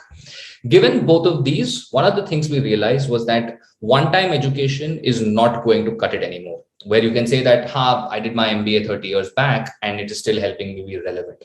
While that is good, continuous lifelong learning becomes really important. One, for you to be relevant, and second, for you to have the opportunity to pursue more exciting careers. And when you think of that continuous lifelong learning, you obviously always cannot go back to a college, spend 2 years on campus, leave your job, spend a lot of money to do it. That you can do once in your lifetime or twice in your life. But beyond that, you will need to do something along with your job. And that's where the concept of lifelong learning becomes really important. And at Upgrad, we started building this platform which can enable working professionals for that lifelong learning journey. So what we're doing at Upgrad today is that after your school, from when you're 18 years old to potentially till you're 80 years old, you have a robust, rigorous platform that can help you with lifelong learning. So that was what we started with, and still a long way to go on that vision, but that's what really excites us. And as I said, lifelong learning becomes really important because one, for you to pursue more exciting careers, but two, as I said, technology is evolving so fast and there are so many things to learn. Even if you're in one area, let's say you're a software engineer, right? The shelf life of the current programming knowledge, the shelf life of the current tech stack, all of those are changing so fast that you will need to constantly upskill yourself in order to remain relevant. And that's where inculcating this mindset of lifelong learning becomes really important. Just one of the things is that most of us, the way we are groomed, we do not necessarily come with a mindset of lifelong learning, and it feels like a burden that, look, oh, I thought I'm done with studying, or I thought I'm done with this. Now, why do I have to keep doing this every 6 months or on a constant basis, right? I think it's very important to change that mindset, where we should stop thinking of lifelong learning as a burden, but we should think of lifelong learning as a great opportunity and adventure for us to learn so much more in our lives. There is so much that we don't know, so much that we have not discovered yet about ourselves, about some of these technologies and industries, that it's a very exciting time for us to invest a few hours a day, a few hours a week, to have a consistent pattern of picking up new skills, picking up new knowledge, so that we can really do well in our careers. And from that standpoint, I think we're also living in a generation where we're extremely lucky to have access to the kind of things we have access to today. Where, as I said, you need not go to college anymore. You need not leave your job. There is so much access to like world-class courses and material online, be it from top Indian universities, top industry experts, Even international universities are now going online, and students in India and most of these other countries have access to some great learning experiences and great courses. So I think that's what is super exciting for us. But I think one of the things that is very important is this realization that there is this constant need to upskill yourself and invest in this concept of lifelong learning, both from a mindset standpoint and also from a time and energy standpoint, to make sure that one, you set yourself up for great professional success, but also two, from a personal standpoint, I think it's just very, very exciting to constantly keep learning, because I think it opens more doors and windows in your head and gives you the opportunity to pursue multiple paths and be more explorative and adventurous in life. And as this community sitting here, I think one of the key things for us to work on is how do you make this process of lifelong learning less boring, less cumbersome, and much more exciting for learners, right? One of the things I've realized is that a lot of people have this natural instinct and curiosity to find out about something new. So a lot of people will enroll for various courses, watch stuff on YouTube, read, etc. But one of the things that people struggle with is committing long term and doing something more structured, because they lose interest very quickly. They watched a video for 10 minutes, they lost interest, and then they've given up, right? So I think there is a lot of work that we all as a community can do to push the engagement, the excitement, and the immersive capabilities of the learning experience that can be delivered for these working professionals. And that's where we at Upgrad, we keep talking about 2 or 3 key elements, which is how do you make great digital content, which is not like the Doordarshan content, but like HBO content of Game of Thrones or House of Cards, which you cannot switch off watching the next episode. Or what can you do from a technology standpoint and the learning management system standpoint to make it extremely engaging for the students in terms of peer-to-peer collaboration, teacher-to-student interaction, etc. And the last part is what support services we can provide students, academic, non-academic, mentorship support, to ensure that we can handhold them to successfully complete the program wherever they feel a little disillusioned or bored. So I think there's a lot of work that we still need to do. While people are excited about learning new things, they sometimes find it very difficult to keep the motivation and discipline over a long period of time. And long, I don't mean 3 years, even for 3 months, people sometimes struggle to keep themselves motivated and disciplined. And that's where I think a lot of the work that we're doing in pedagogy and the online learning experience is going to be very handy to build those engaging experiences for people to enable them on this journey of lifelong learning.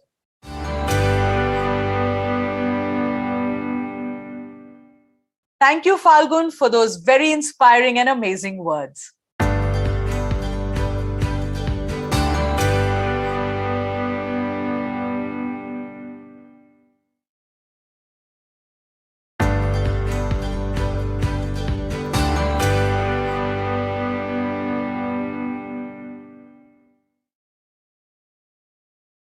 Ladies and gentlemen, enterprises are leading in transforming the education sectors with its new education programs and making students industry ready.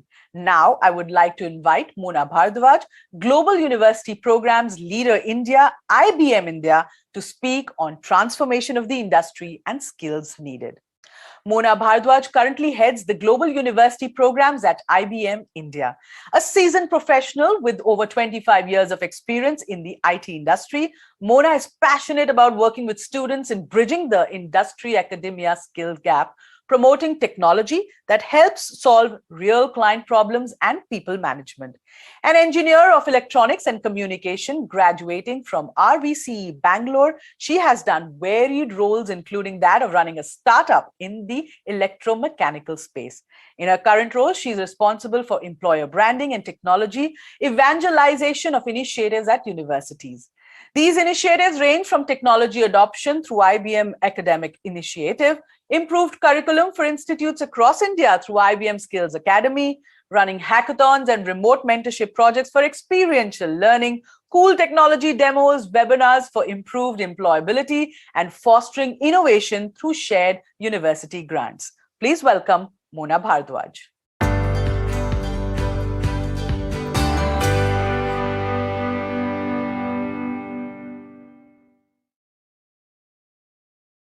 Hi, a very good day to one and all. It is my pleasure indeed to be addressing all of you. And I would have really loved to be there in person for this, as it has been in the previous years. Today, I would like to focus on the transformation of the industry and the skills needed. Also, the transformation that the skills needed has gone through to be able to have a better future for all our students. Gone are the days when people watched just one television channel on black and white television sets. Many of you may actually remember the Doordarshan logo that we used to see and the tune that it went with it. We usually had one television, if at all, a single landline telephone in our houses. And most of us are from the generation where we saw our dads or parents have one single job throughout their careers. Many of you may also remember all the wonderful brands that existed at that time. Some of them being the HMT watches, Bajaj scooter, the Dynora television, Nokia mobiles, Rajdoot bikes, and so on and so forth. All of them had some really, really good quality. I don't know if you know that in 1998, there were about 170,000 employees who were working in the Kodak company. And they used to sell 85% of the world's photo paper.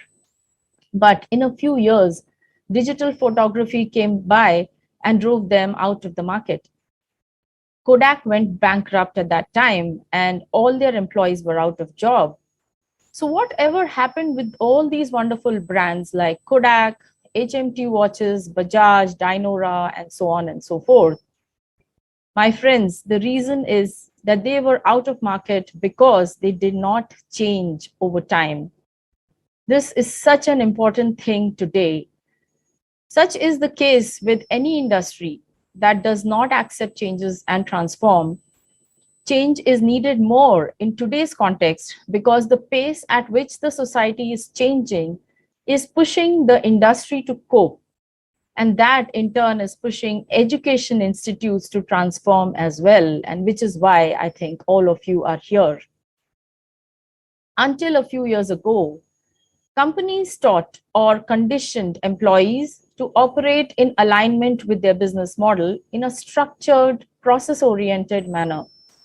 There was top-down decision-making, organization of work into defined tasks. There were job descriptions with set responsibilities. Essentially, everything was fixed and also static. So the usage of fixed teams was also a lot during that time, and that taught employees a certain set of skills that came to life best in that company's culture.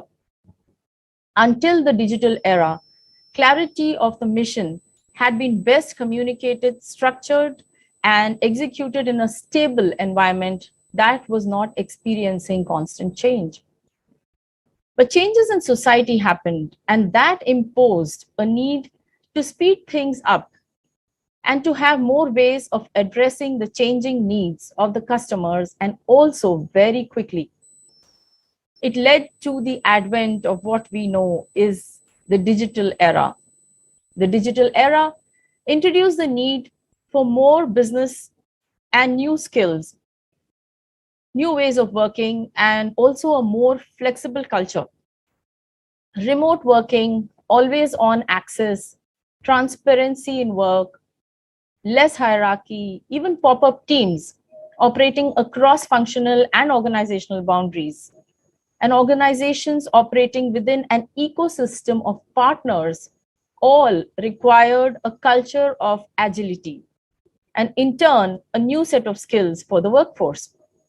Not surprisingly, different management styles also came into being, ones that encourage a more agile work environment that included autonomous decision-making, more experimentation, peer-to-peer coaching, and flexible team structures. Essentially, cultures and organizational competencies needed to shift in a way that they would reflect these new ways of working. So this was about historically how industry and the skills transformed and evolved. But what does the scenario look like today? Executives are now tasked with continuous innovation and succeeding in this constantly evolving landscape. Not easy, is it? They also recognize that navigating it requires individuals who communicate effectively, apply problem-solving skills, apply critical thinking skills, and drive innovation using new technologies, and draw and act on insights from vast amounts of data. It also calls for a lot of creativity, empathy, and ability to change course quickly, and a propensity to learn and seek out personal growth. The future of work is also expected to be more and more transparent, flat, on demand, and competitive. I'll repeat, there will be these 4 traits of the future of work, that is transparent, flat, on demand, and competitive. Transparent is pretty clear, but when we say flat, it means less hierarchy, which also means more and more decision making at each level. On demand would be because teams will come up and get dismantled based on the needs of the project. And competitive because the whole world will be the hiring ground for an employer. Can you even imagine how exciting that can get? So we have the onus of making students ready for that future of work, which is going to be very transparent, flat, on demand, and competitive. On the other hand, if we look at India's economy, it is expected to grow at a very fast pace. Rapid industrialization would require a workforce of around 250 million by 2030, as the reports say. As of 2021, India annually produces 1 million engineering graduates. India's technical education infrastructure includes 3,500 engineering colleges, 3,400 polytechnics, and 200 schools of planning and architecture. Today, over 35% of India's population is below the age of 20. Putting all of this together, it is not difficult to tell that India could potentially emerge as a global supplier of skilled manpower.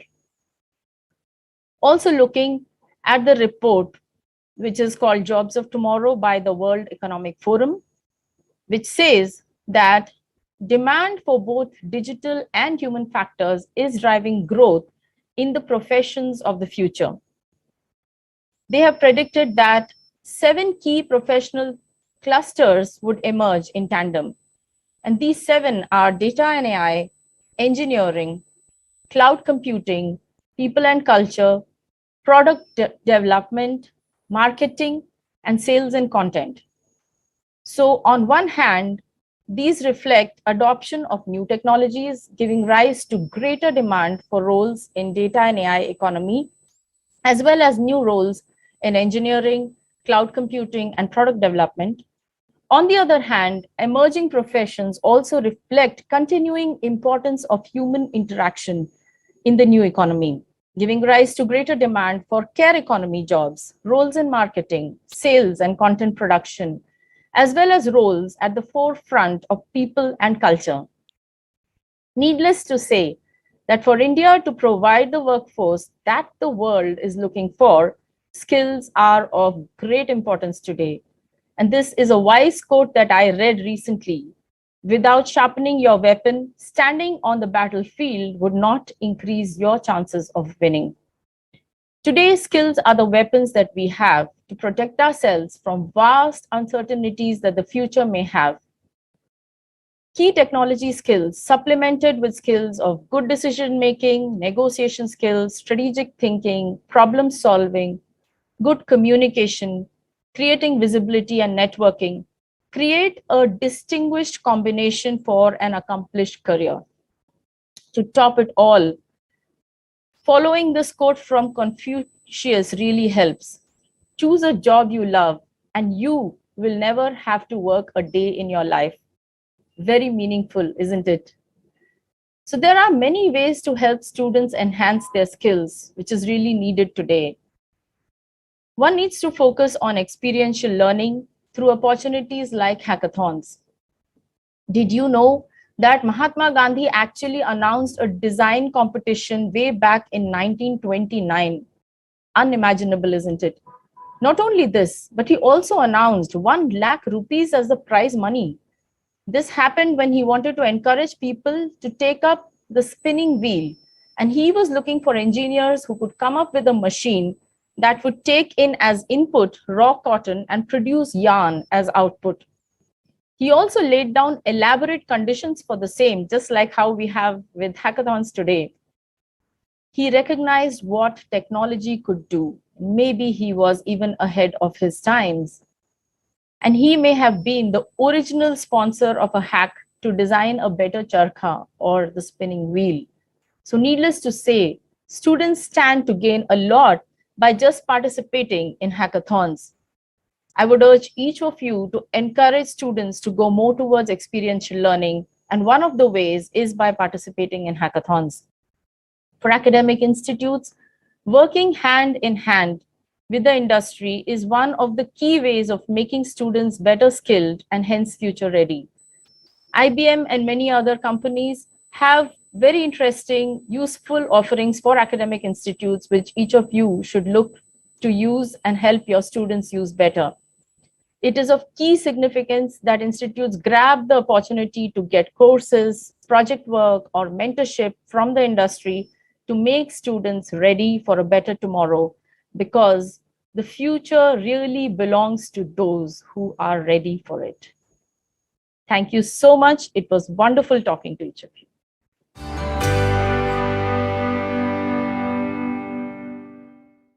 Thank you, Mona.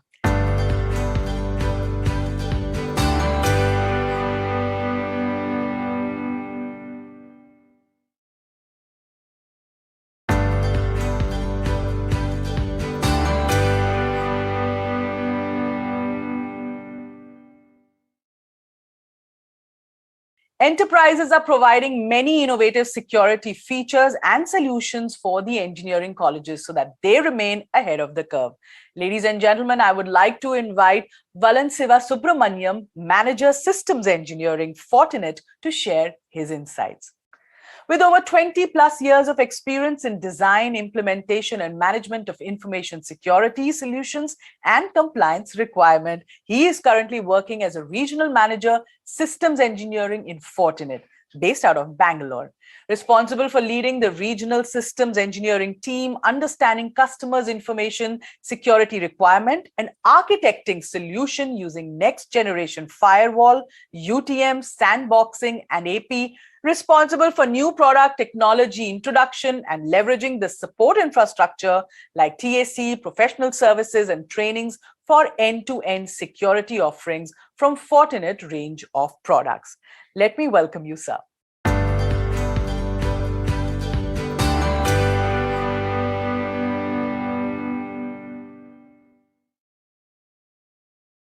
So in this presentation, I'll be covering the intelligent security engineer for digital age education.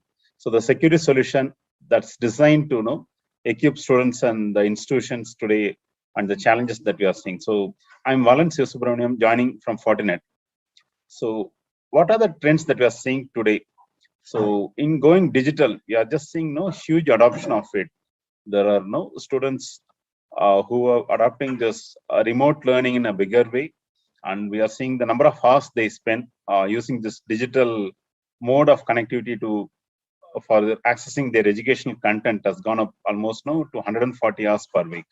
And we are seeing huge adoption, 72% growth in the number of mobile devices, as well as 40% of higher education students going for these technologies, and some 67% of people adopting for remote learning.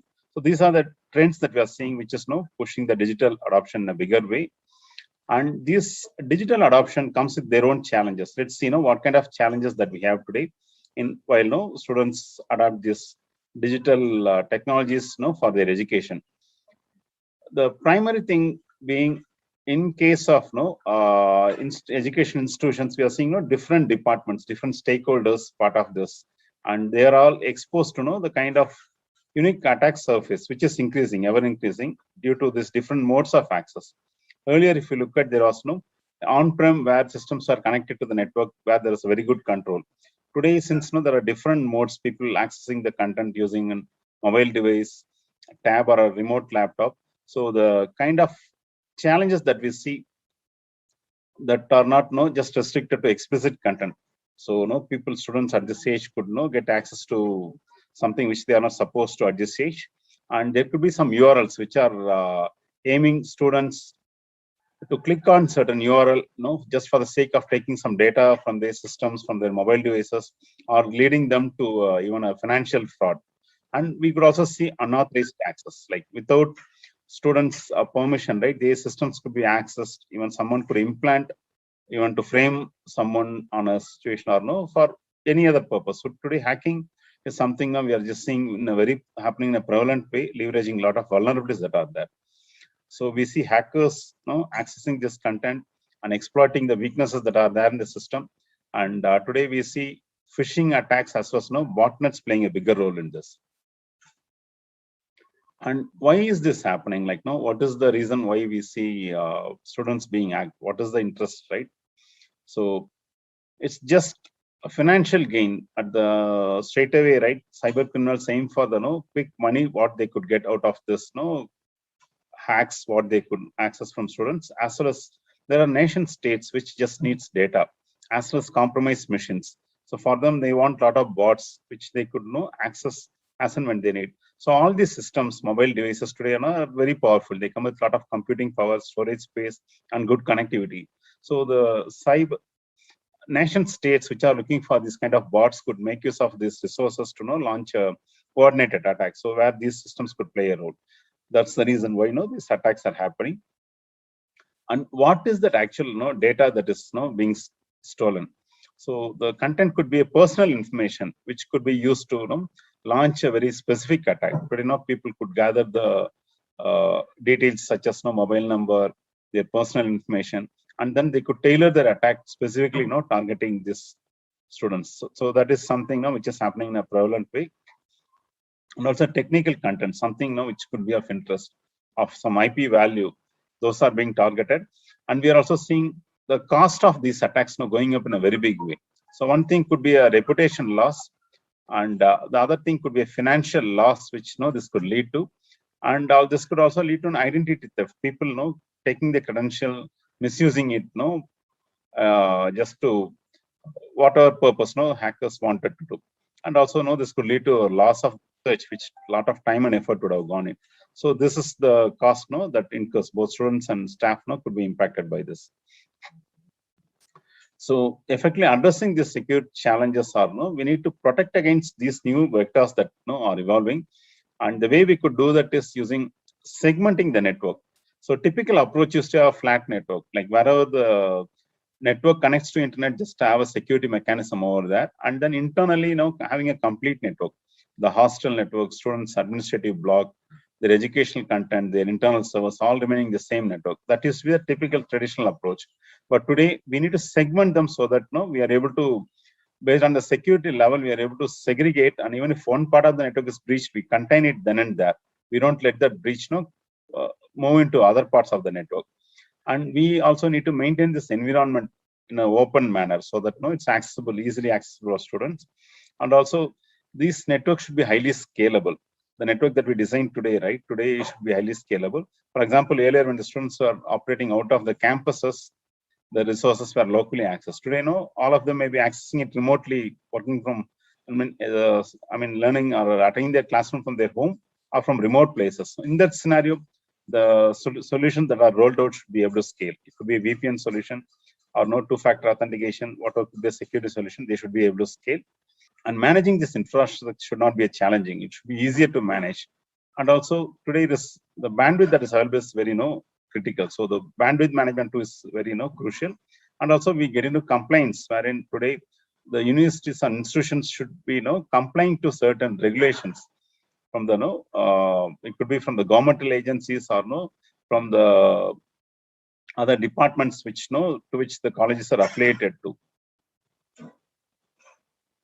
So while approaching security, there are three major things that need to be focused. First is how do you secure your digital environment as well as keep it accessible for students so that it's not tougher for them or make their life very tough to access the content.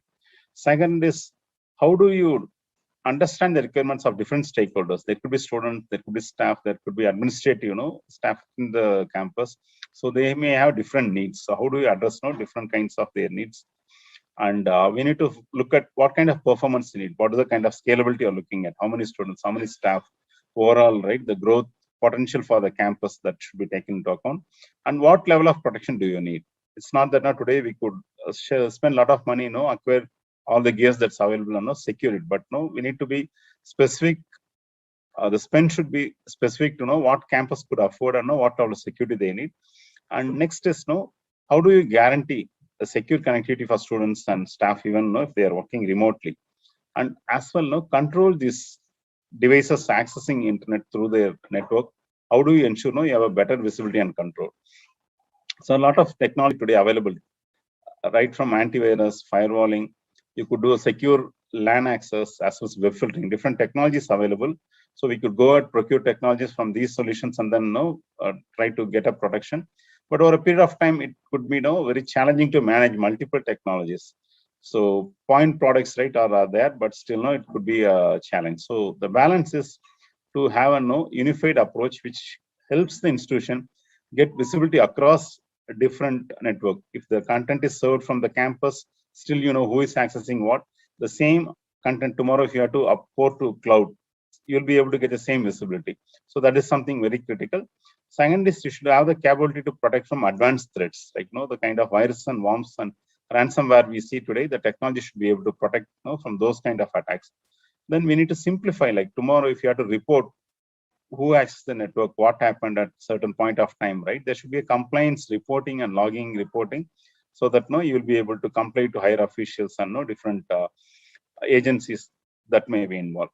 And last but not least, right, you need to be able to adapt to the evolving needs. For example, this situation right now, what we are seeing, pandemic scenario, we will not have foreseen 2 years or earlier.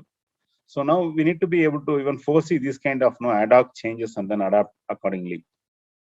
So the solution from Fortinet for this particular scenario is a unified approach wherein you have different components of network. The core being the network security, and you could have secure access layer. There could be some content on the applications. There could be on the cloud on-prem.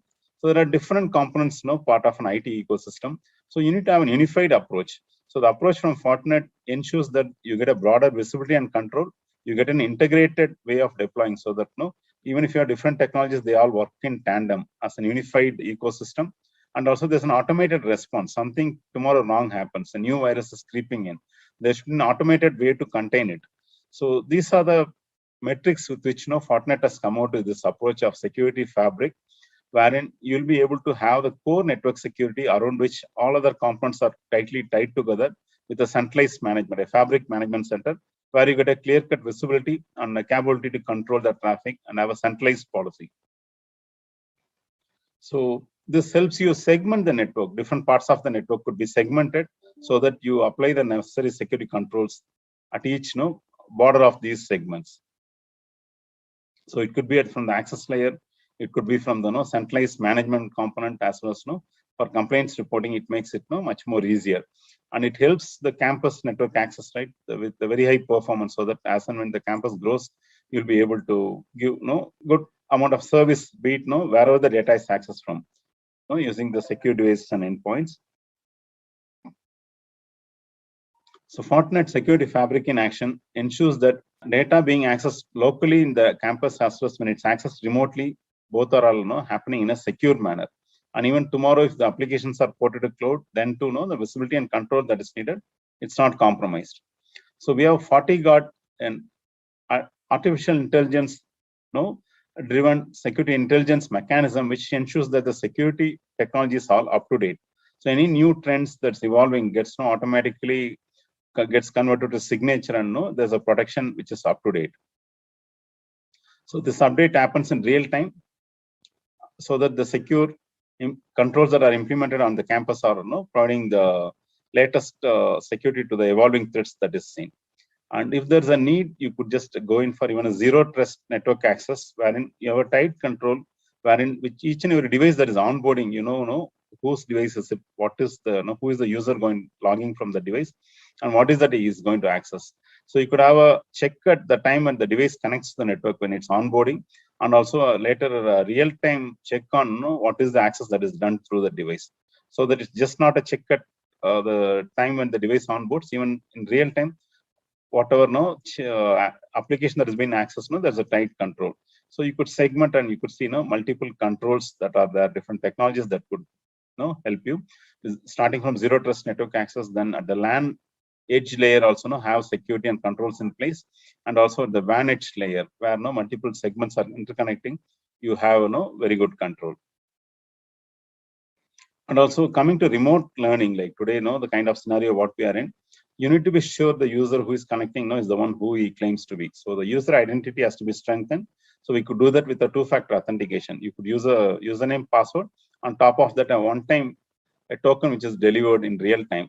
So using that, user identity cannot be compromised, or no one could impose or identity theft essentially is being prevented in this scenario.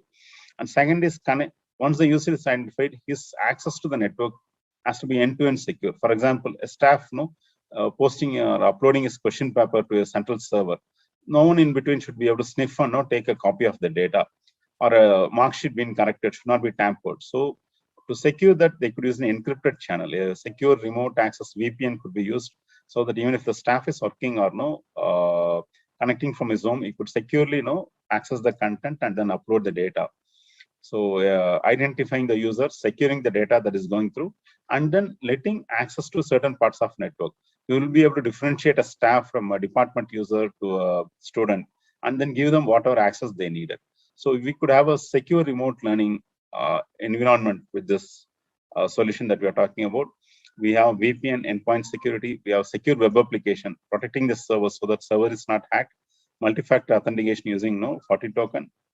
We could segment the network so that you could give granular access control, and also you could monitor what's happening in the network, and if there is something malicious, immediately respond in an automated manner, so that you ensure you protect the users and the devices that is connecting to a network in a safer way. So this solution has been adopted across the globe in a bigger way, even within our own country, right? Bigger campuses like Anna universities, IITs, they have deployed these solutions and been using a major institution. Majority of the institution that we could talk, right? We could give it as a reference. Some of the references that we have is we have at Cambridge University more than 1100 UG students using this infrastructure, where it is able to scale, and more than 5,500 PG students in the same network, and there are 31 autonomous colleges all interconnected. So securely managing this infrastructure, right? They have adopted Fortinet network security with this fabric approach, so that they're able to provide a secure environment for the students, and also scale as and when they grow. Next is this been deployed at University of Oxford, wherein they have deployed this solution to ensure that they have a very good network control and security and visibility into all the parts of their network, so that they could respond in real time if there is some need to for contain anything that is unwanted. So with this, Fortinet is helping secure the digital world and the campus, right, which are adopting, and help them scale up, so that scale in a better way, so that they'll be able to securely access their content and continue this learning even in different or changing times with different scenario. So this Fortinet mission, actually, Fortinet's mission is to secure people, devices, and data anywhere and everywhere. Thank you.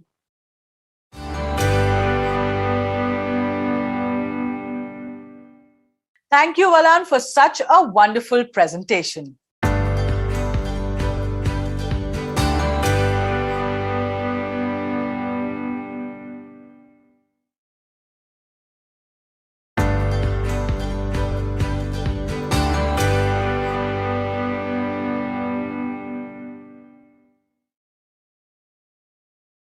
Ladies and gentlemen, coming to the next section of the conference, here we have with us eminent leaders and educators coming together for the panel discussion on future of Indian tech education, reskilling India.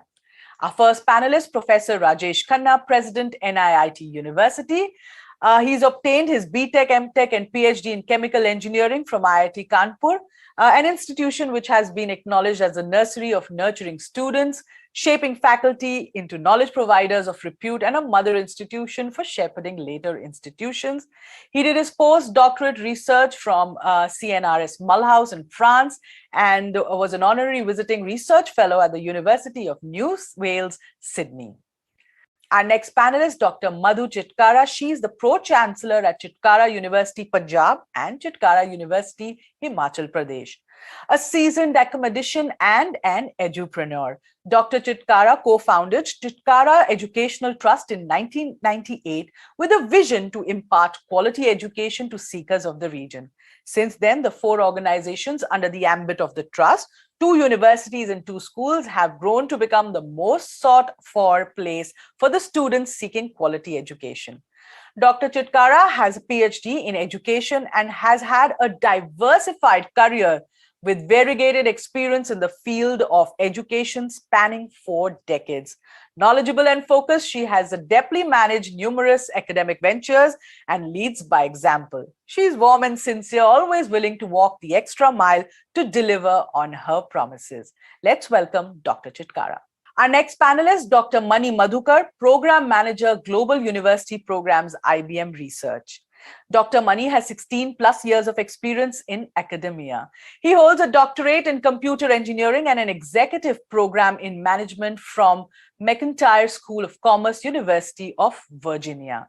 Passionate about learning and sharing knowledge, his work areas include academic program management, cloud application development, mentoring startups, curriculum design, project management, electronic content management, competency development, IBM Cloud, pre-sales for infrastructure and platform services. As part of IBM, he has worked in various roles across different technologies, including cloud, blockchain, Internet of Things, data science, DevOps, and IBM Watson. Mani, to his credit, has patent on blockchain, research papers in national and international conferences and journals, including SCI publications, chapter contribution to books, including Springer, reviewer to few journals, and authored blogs on cloud, big data, machine learning, sentiment analysis, IBM Watson, recommender systems. Our next panelist, Valan Siva Subramaniam, Manager Systems Engineering, Fortinet, with over 20 years of experience in design, implementation, and management of information security solutions and compliance requirement. He is currently working as a Regional Manager Systems Engineering, Fortinet, based out of Bangalore, and responsible for leading the Regional Systems Engineering team, understanding customers' information security requirement, and architecting solutions using next generation firewall, UTM, sandboxing, and AP, responsible for new product technology introduction and leveraging the support infrastructure like TSC, professional services, and trainings for end-to-end security offerings from Fortinet range of products. The session is moderated by Sunil Rajguru, editor, Dataquest. Sunil is editor of Dataquest and PCQuest magazines along with CIOL.com. He does regular video features like PCQ, #Tech Talk, and CIOL Tech News of the Week. Rajguru has over 20 years experience, having worked with IT research firm IDC India, Tech Lifestyle magazine Living Digital, and HindustanTimes.com. Over to you, Sunil, with such an illustrious panel.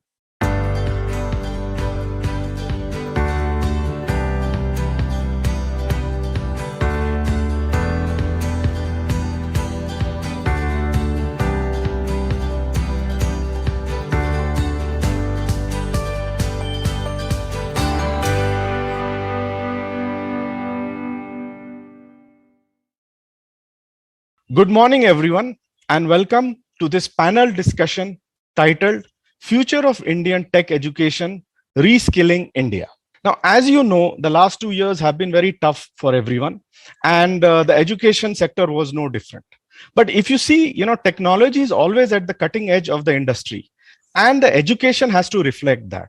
So when we talk of the reskilling of the Indian workforce, it begins with the especially engineering college students. It begins with the reskilling of the campuses, with the reskilling of the teachers, and with the reskilling of students. So to discuss that, today we have with us Professor Rajesh Khanna, President, NIIT University. Welcome, Professor Khanna. Thank you. This is indeed a vexing question, that troubles everyone. And we have a solution. We can find a solution to the current issue, but that brings us to the fundamental question of do we always react, or we find a way so that we convert whatever is required into a transferable skill. I think the time has come to see the essence behind a skill, so that like a Lego piece, you can synthesize whatever skill you need. I think that's more important. So an analysis of what skills are required as a response to the current pandemic and changes, digitalization of everything almost.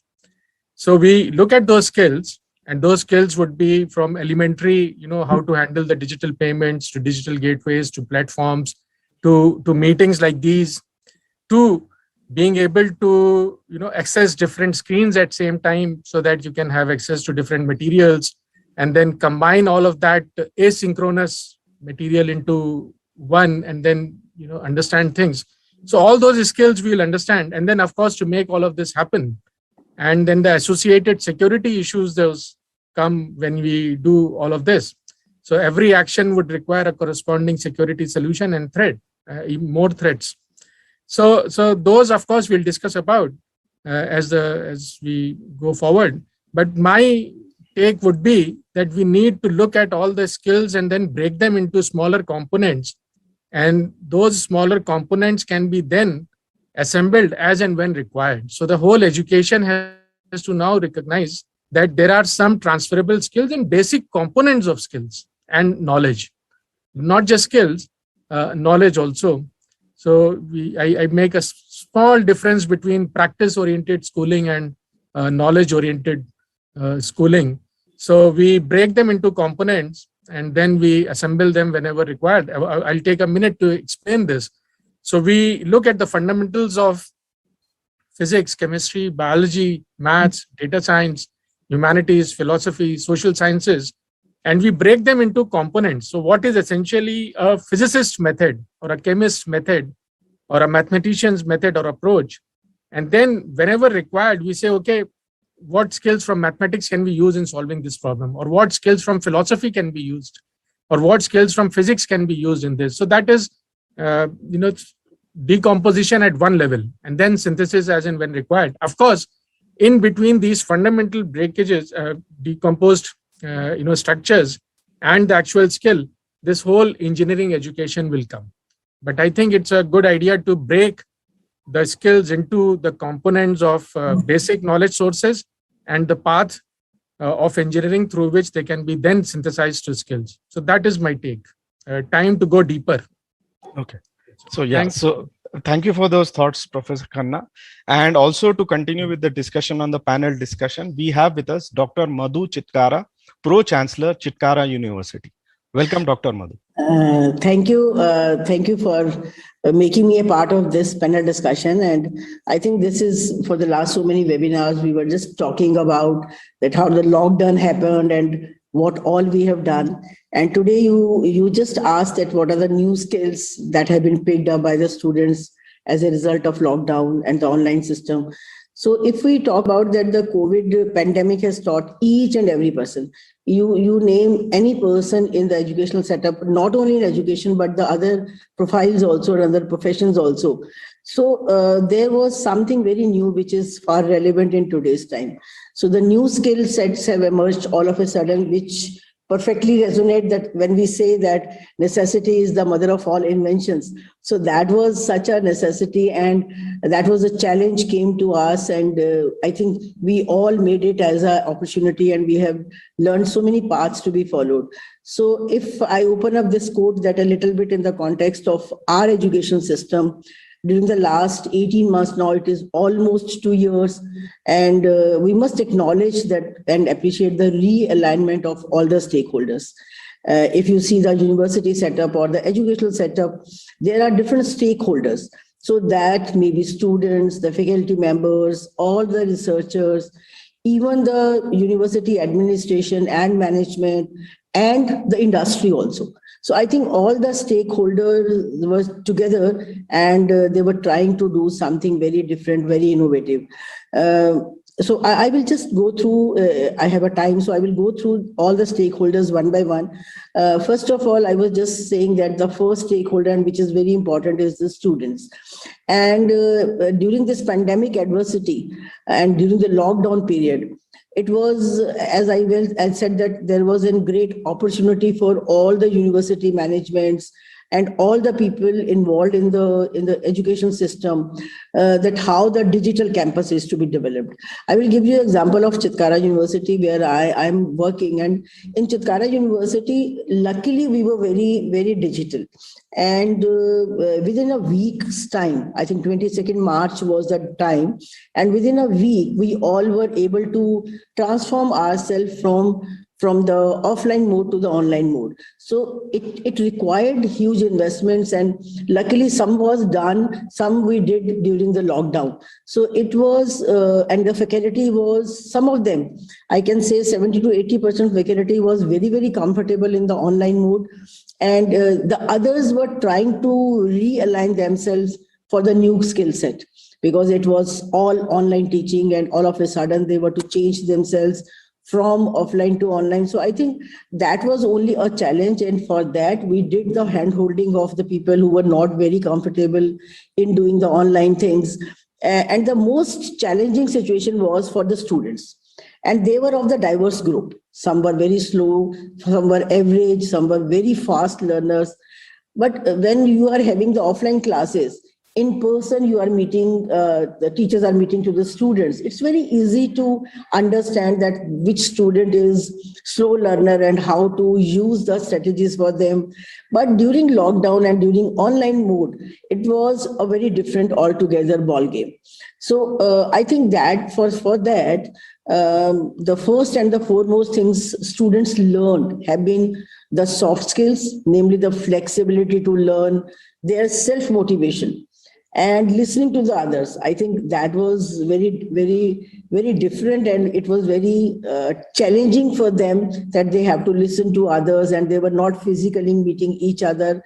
So I think if we talk about the hard technical skills, which most of the students acquired during the lockdown, that was the coding skills, which was altogether missing. But I think they have tried to learn those, and they've tried to develop the systems, and they were working towards the solving the societal problems. I will give you one example, that during that period, there were so many online hackathons, and there were so many competitions held. We also did one in the campus offline, that online mode. So students participated, and they tried to give us the solutions where the society is facing. So I think that was a good thing, and there was a good skill set which was developed amongst the students. And the most important skill students learned during the lockdown was the empathy. I think this skill, otherwise most of the students, particularly in the undergrad level, is missing. So I think if I sum up my reply, I think students enhance their hard technical skills in their respective fields of specialization, and they supplemented it with different skills. I think that is my take on this. Thank you.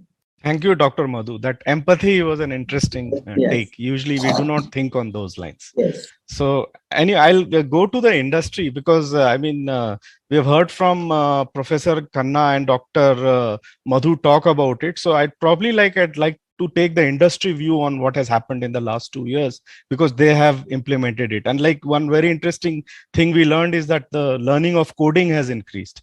So our next panelist is Dr. Mani Madhukar, Program Manager, Global University Programs, IBM Research. So maybe if you can add on to that. Sure. Good morning, everyone, and thanks for inviting me on this panel. So as rightly said, right, Dr. Khanna and Dr. Madhu also talked about the same, right? Pandemic has really increased the way, or rather the agility of Indian education system. The way people have been actually approaching to learning has really changed, right? So we typically call it as disruption. This is what is disruption. And pandemic actually enforced a disruption upon us. So whether it's education industry, whether it's supply chain, almost everywhere, right? And empathy was really one important factor, which really was the reason why we were able to be so agile, so absorbing, right? So yeah, great point brought in there.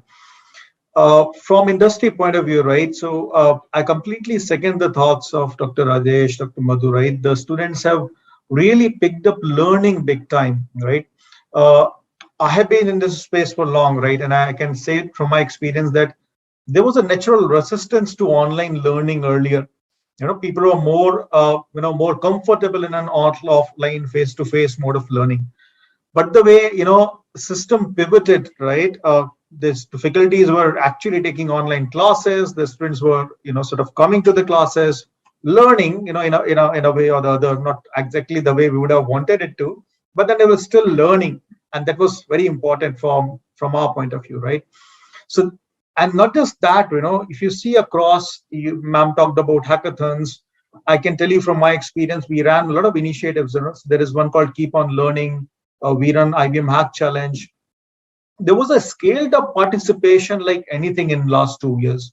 So compared to whatever number of students we used to reach in previous years before pandemic really brought in a lot of students who were interested, curious to learn about emerging technologies.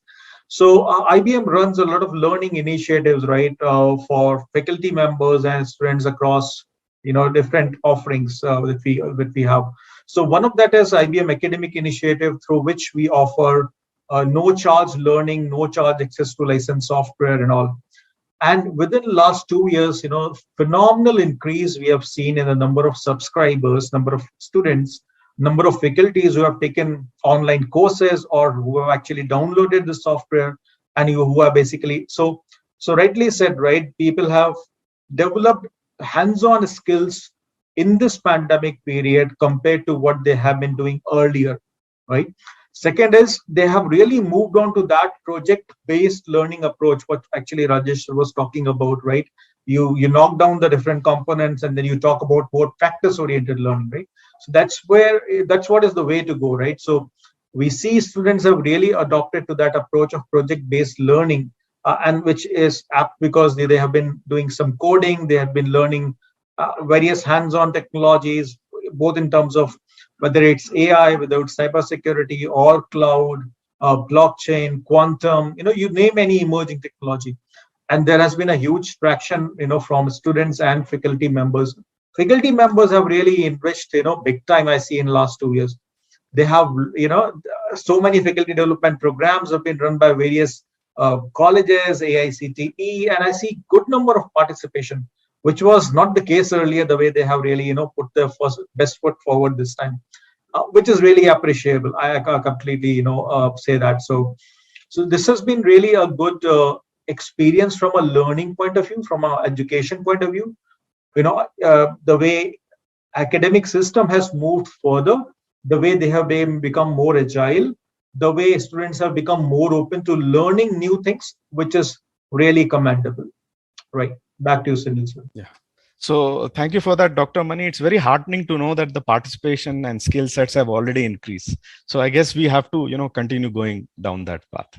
So, to learn more about the industry thing, I'd like to introduce our next panelist, Valan Sivasubramanian, Manager Systems Engineering in Fortinet. So if you could add to what everyone has said. Sure. It's the same as Dr. Madhu had referred. He mentioned it as the disruption. So in our terminology, we used to refer it as digital transformation. So that is an initiative, which we are pushing, or the industry was moving towards, but it was not happening at the pace that was needed. In pandemic, in a way, right, got it in place, like whichever was being pushed for a very long time happened in no time. Like people had to adapt, to ensure that the learning goes on. Like even the situation has turned out difficult, but people adapted ways of remote learning. Even the exams, which used to be proctored, wherein there used to be a very strict mechanism to monitor exams online. People today now are able to get it done. Like people even allowed students to take those online exams from home. Like even Pearson VUE exams, which is to have a very strict kind of monitoring and other requirements. They were able to do that using technologies like AI. Like, so today, we had, adapted to the scenario, come out of it. And I think, very beautifully we managed it. And there are some pros also, like today, as ma'am said, people had improved on the soft skills, the way people have to manage time. Like, in fact, if you look at positively, you avoid a lot of commute, which was sometimes what was not needed. So people are able to effectively, make use of it.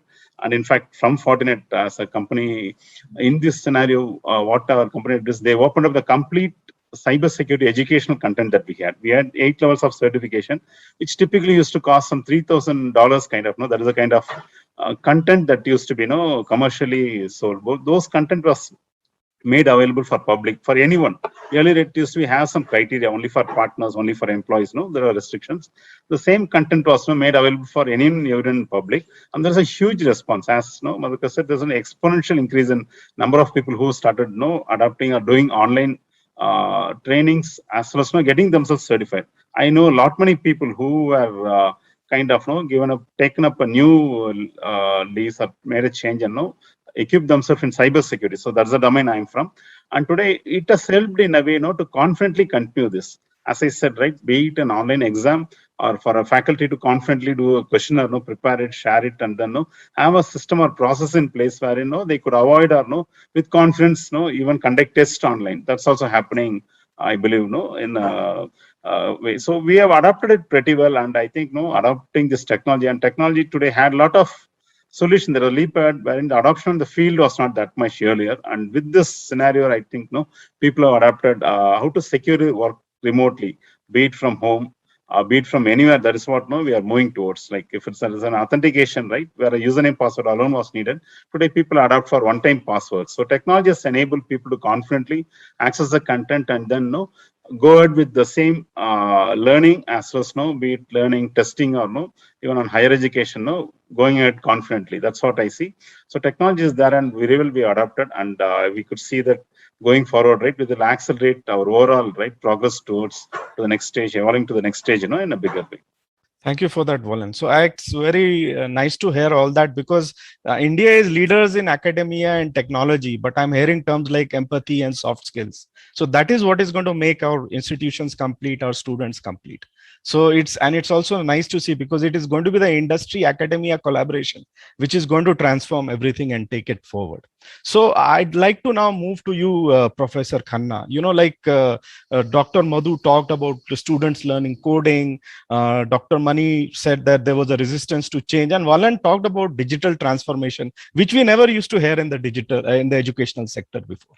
We have started hearing it more. So I would like to ask Professor Khanna, the world is changing rapidly, and so is technology, making many of the current jobs redundant. What kind of skill sets and knowledge foundations are important for equipping students to adapt in this market of change? Are Indian universities equipped to handle the transformation? I know you have already covered, some of these things in your opening address. So maybe if you can go forward on this. Okay, thank you, Sunil. That is indeed something which we should be proud of as an Indian, because of our educational system responded beautifully and effectively, not only the teachers, but the system itself, everyone. So all students got a chance to, complete their degrees. And of course, there can be questions about the compromises or, the rigor, etc. But I'm sure 10 years from now, we'll look back with a lot of pride at what we have achieved as a nation in educational system, with all the constraints. The policies were in place, they came out very quickly. So proactive, policy makers, proactive teachers, institutes, and a lot of empathy, ma'am, from all sides, from teachers. And if you look, Ministry of Education has a whole new big initiative for the first time, looking at mental and social health. And then so many counselors and school principals, everyone was in. So it was understood, and the whole system responded. Now, coming back to the practice part of it, what keeps the civilization growing or sustaining the civilization? So the tools of the trade and the economy running. Because see, higher education responds to, as I said in my keynote also, responds to the economy part more than any other part of the civilization. and which means that we have a job to do. We need those practices.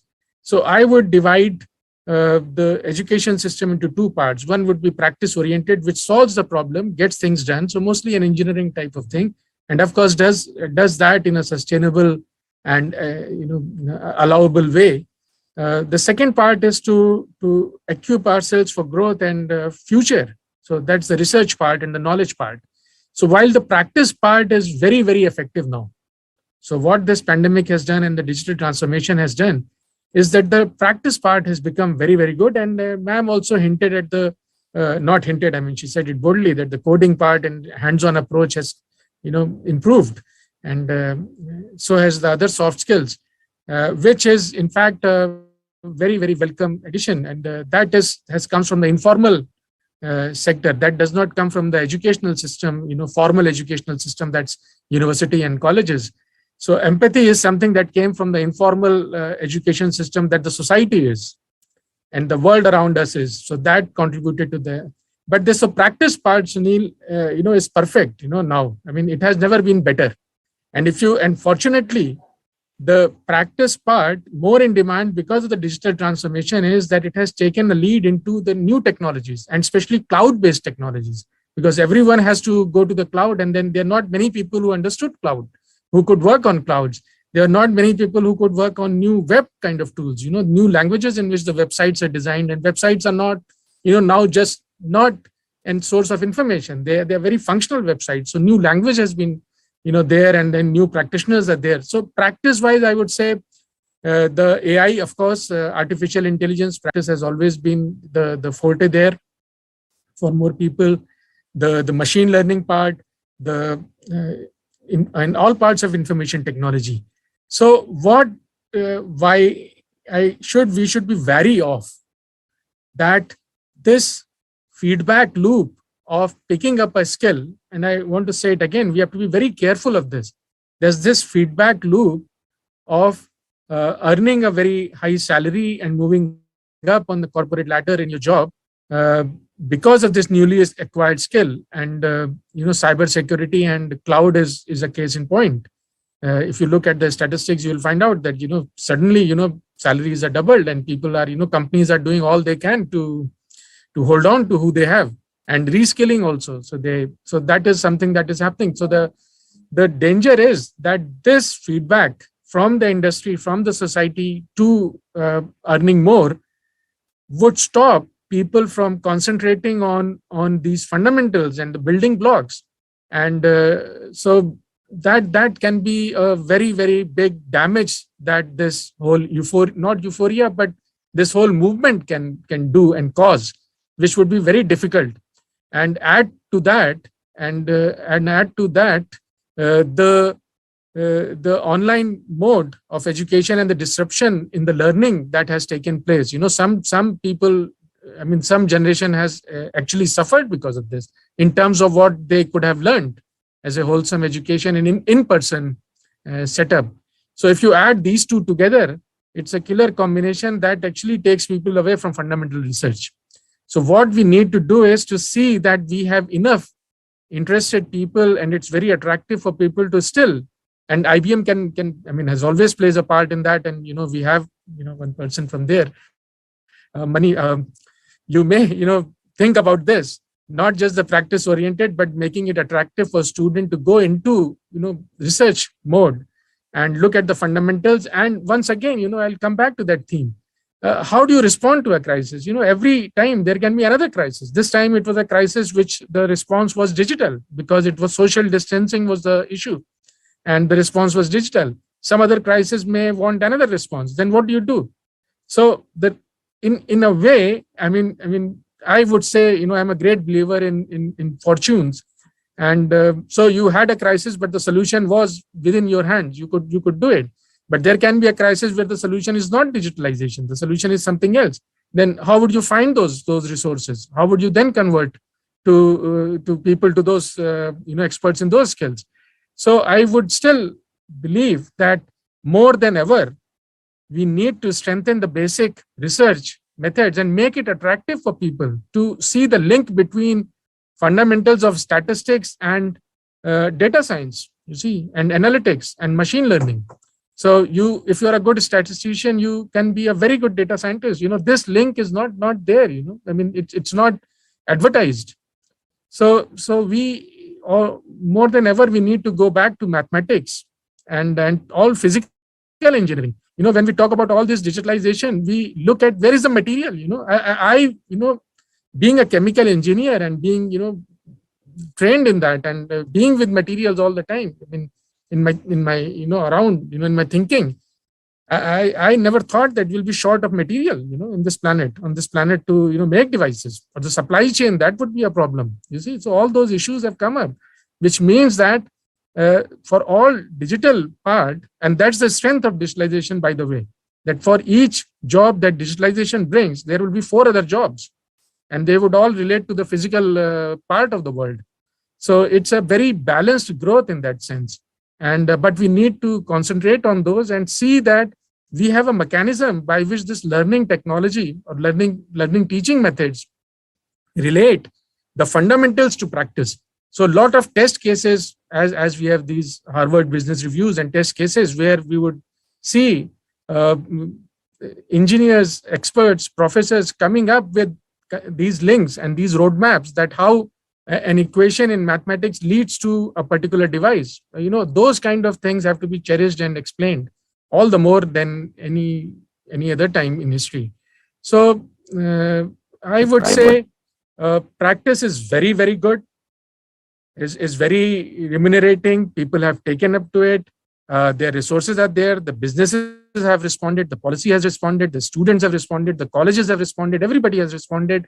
But in all this euphoria or rush, our ability to counter or to respond to a future pandemic would suffer. That can suffer. That's my only worry, by not investing in enough research and physical engineering.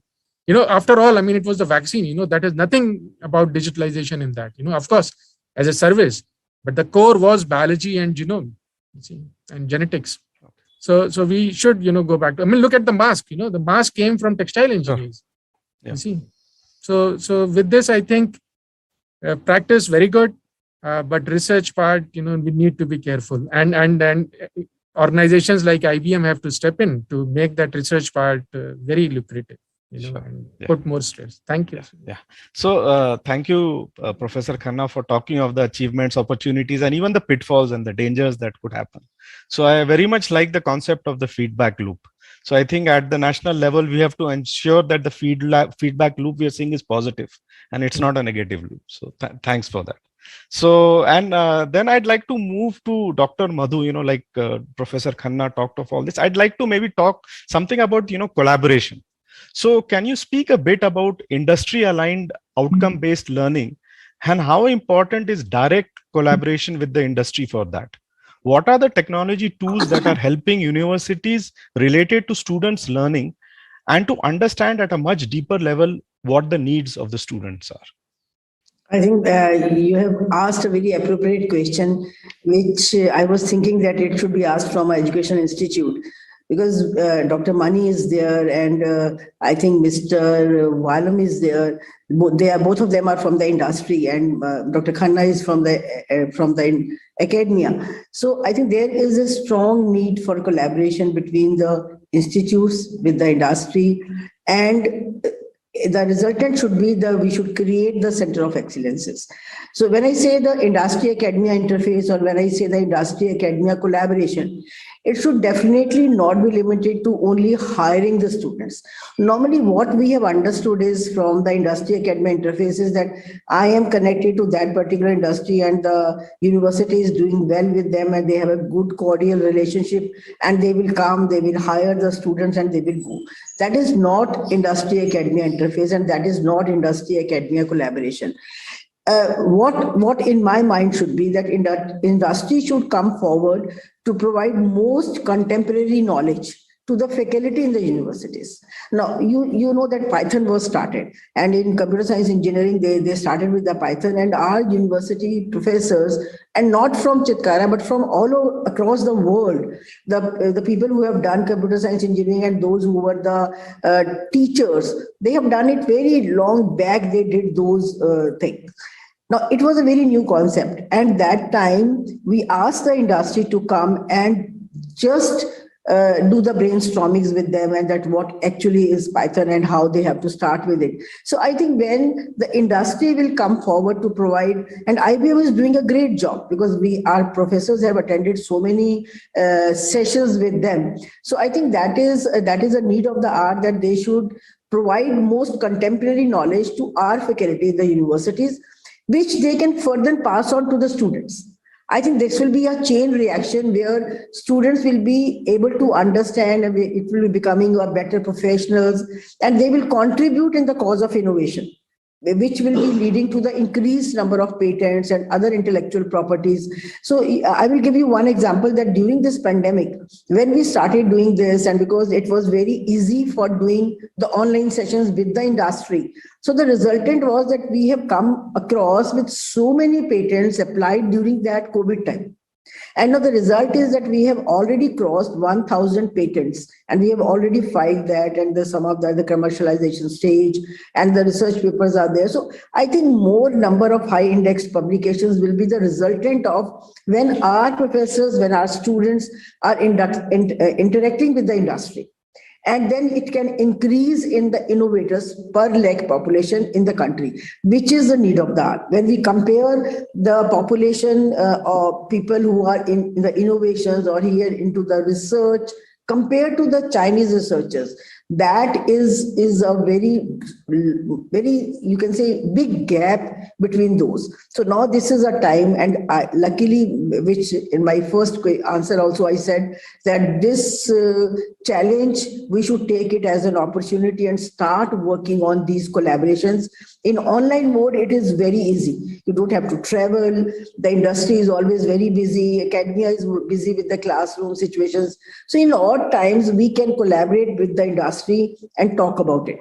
Now, academia is always ready to request to industry. And I think at Chitkara, we are very, very lucky, very fortunate that the industry was always there to help us out.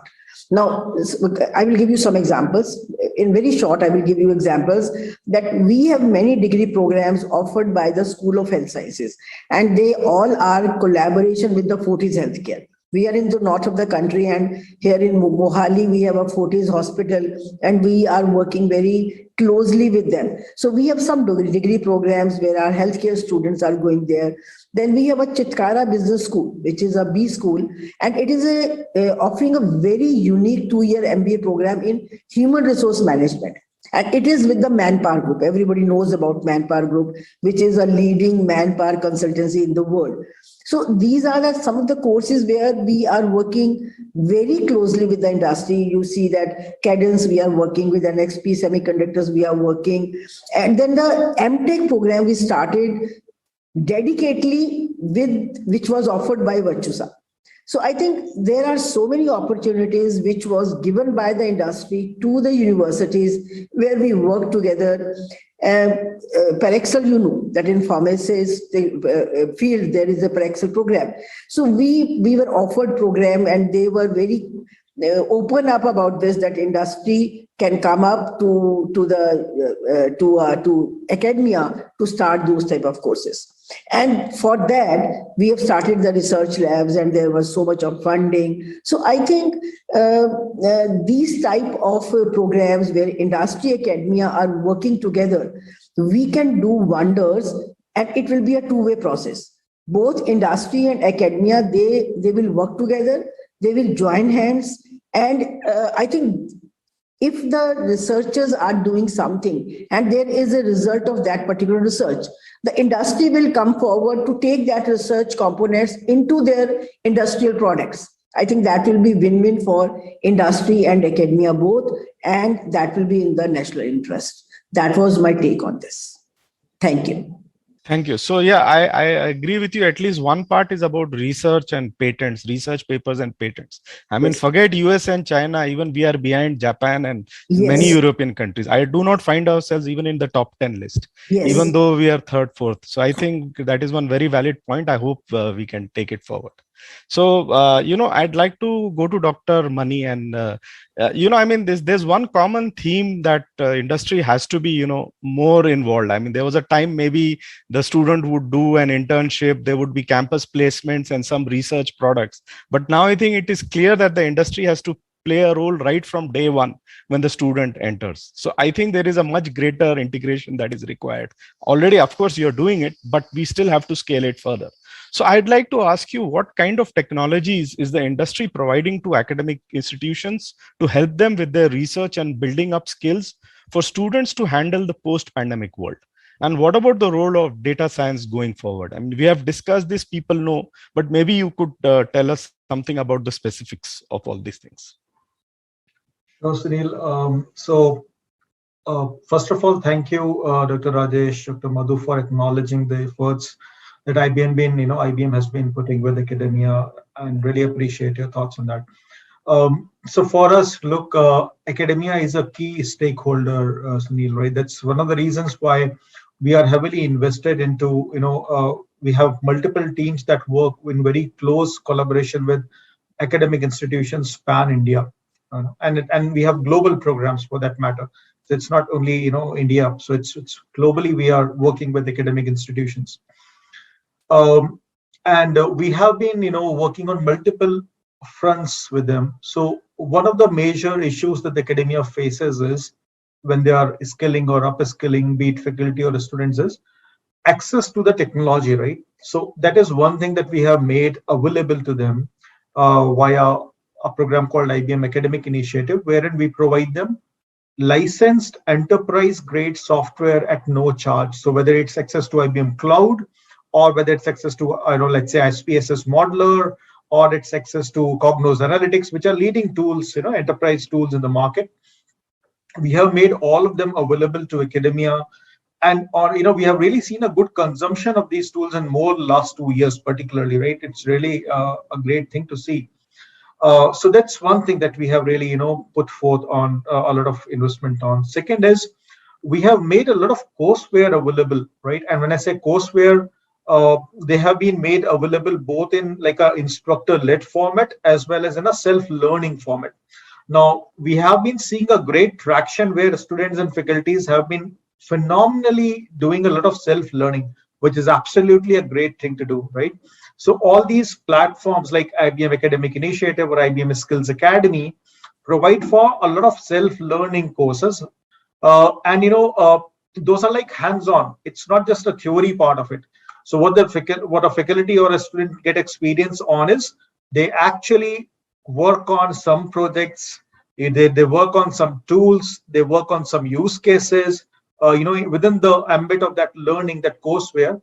And it's absolutely free, right? The courses available through Academic Initiative are absolutely free. And they lead to digital badges. So not just you're learning, but then you can also obtain a credential, a digital credential in form of a badge, which is made available through Credly, which you can, use in terms of amplifying your profile, right? Your resume or your social media, handles, you can put them there in order to let people know what you are aware of, what level of technology do you know of. That's one piece. Second, we have also opened up something called as a digital asset, a data asset exchange, right? Which provides for data sets for budding engineers, researchers, and all, right? Again, it's a no charge repository. Any researcher can go there. They can, download data sets under ODL from there. And the data sets are available across varied domains, depending upon whether you're working on ML or you're working on some other technology domain, right? You will find enough number of data sets which you can download from it. This is one of our very bigger concern for faculty members or researchers. Where do they get the data set from, right? So it's one-stop place where people can go and actually download the data sets from. IBM Quantum, right? We have made a quantum computer available on cloud at no charge. So faculties, students who want to do some work or research in terms of quantum, they can always go and leverage that. So The academic initiative portal also provides for learning resources. There is a complete structured course around quantum. And we keep doing FDPs. Recently, we have concluded an FDP on quantum in collaboration with EICTE, which was hosted by MNIT Jaipur. So we have been actually doing a lot of these sort of learning enablements. And what we see in last 2 years, there has been a lot of interest in cloud, hybrid cloud, cybersecurity, data science, as Rajesh sir aptly put that forward, right? Machine learning people have been really working a lot. Researchers have been working, big time on that. And not just, like a black box approach. People now talk about explainability in AI, right? Transparency in AI, right? Bias and biased AI, we talk about that, right? So which is really a great sign, the way academia has adopted to the emerging areas in AI, which is fundamentally very good, right? As I see it from here. So what we see is a lot of technology resources which are made available in emerging technologies. As I said, cloud, cybersecurity, data science, quantum, IoT, blockchain. They have been consumed a lot, from researchers and students, which is actually a great sign. So that is where we see a lot of learning going into. Thank you, Dr. Mani. I like that free courseware, and it is actually, empowering everyone with their tech skills. It doesn't matter whether it is the teacher or the student. Right. So I feel that will go a long way forward. So, now I'd like to come to you, Valan, because, so much is happening. Everybody is doing so much, but unless everything is secured, it will all come to naught. Because once upon a time, you had to secure the fort, in the office and all, but now you have to secure every level, every layer, and every device, every institution. So it is really, a formidable job now. So you mentioned about security in your opening, but as educational institutes undergo digital transformation and online education goes to the next level, what about the importance of cybersecurity for the education system? So maybe if you can talk something about the cybersecurity, and do you think that some basic cyber security training is necessary for all the students and maybe even the teachers? Yes, definitely. I would say it's just not all the students. It's for all of us. Today, all of us in some way or other, right, started using digital wallets from our phone. So the awarenesses and the basic courses needed for all. In fact, I said, Fortinet opened our training content. The first 2 level is open for anyone and everyone, for public. Today, anyone who is using mobile, right, need to have that level of access. Like, for example, they get a small message with a link. Why they should not click on the link? Why should they should not fall for a trap, right? Those kind of awareness content is there, which students could start their cybersecurity career. And today, cybersecurity is a domain where there's a huge skill set shortage, due to which there's an impact in the industry itself. It's just not for the sake of education, even for us to protect the infrastructure that we have built. Any kind of industry for that matter, right? Today, if we have to be confidently, securely operating, it could be an airport, it could be a transportation system we built, the critical infrastructures, power plant, hydro plants. If we have to securely operate them, we needed manpower who understands, right, the threat that is there, for a specific industry, and accordingly, protect their infra. So that awareness is needed for anyone. And today there's a huge skill set shortage. That's a very big opportunity for universities, for budding students who come out when they want to pick up a career. Like, this is a domain which I recommend. There's a huge opportunity. Any number of students we could churn out in this domain, industry could observe. For example, if there's a need for 100 engineers today, we don't even have 20-30 engineers. So people are overloaded 2-3 times of work and they are not able to do justice. So this is a gap which India could address across the globe. Like the way IT brought a very big boom in our economy, cybersecurity alone could bring in a very big revolution. Provided, right, we train our students with that cybersecurity awareness, and they could pick up opportunities in this domain. And what Fortinet as an organization, what we do is, as I said, we have right now opened up our complete training content, which has 8 levels. First 2 levels, I said, is open for public. Rest of the levels, which needs a certification from an external agency like Pearson VUE, where they charge around $400 for each exam, right? That is the exam voucher cost. What Fortinet has done is we have started establishing this academic collaboration with institutes, and now started offering these vouchers for training. I mean, faculties as well as students. So they could go through the online content, get themselves self-trained, or if needed, they wanted a instructor training, they could opt for it. and then they could get certified so that they could establish their credential outside, which adds a very big value when they go out in the industry. And this will help the industry as such. It's just not only for them to pick up a career or come out with a very good employable option, but it's also good for the industry, very big service we do for the industry, so that we could just keep building on whatever advancement what we had seen in any space we could take. It could be from banking, industrial area, anywhere, right? Today, if you have to securely operate or depend on these systems, security is of utmost importance, and the education institutions have a very big role to play. And in fact, we need to partner with all of them. Today, there are a select set of institutes who are already signed up as partnership with us, who are availing this. In fact, with no cost we are giving, like the way Mani was mentioning, right? We are just giving away the licenses needed to set up a live environment wherein they could experience a branch office, head office, a secure connectivity, a campus environment, right? They could actually set it up, manage it on their own. And also, we have come out with a new program wherein they could set up a honeypot to understand what kind of threat they are seeing in their environment. See, all these institutes are today connected to internet. They are exposed to a lot of risk. They could understand what is the risk they are seeing specifically in their network, and then start even building some kind of responses to it. So they could in tandem work with our R&D teams, see the pattern, and try to develop a signatures. That is the kind of capability or in collaboration what we are now ready to work with institutes. We need institutes also coming forward to make use of these options that are available, and then together, right, we could address these challenges and march forward. Thank you. Thank you, Valan. So like you mentioned that the term you mentioned was cybersecurity revolution. So I'm sure that will secure entire tech India, not just the online education. So that's very heartening to hear. So I'm really happy. It was a great discussion, and we have covered all the topic: academia, skills, technology, even ethics. So I think we have covered everything. There's nothing more to say, but now I'd like you to maybe in 2-3 minutes just summarize it all. So I'd like to ask you all, what is your roadmap for the future of Indian tech education and how we can compete on the global stage? Just a brief, closing remark. So we can go in the same order. Professor Khanna, you can begin. Thanks.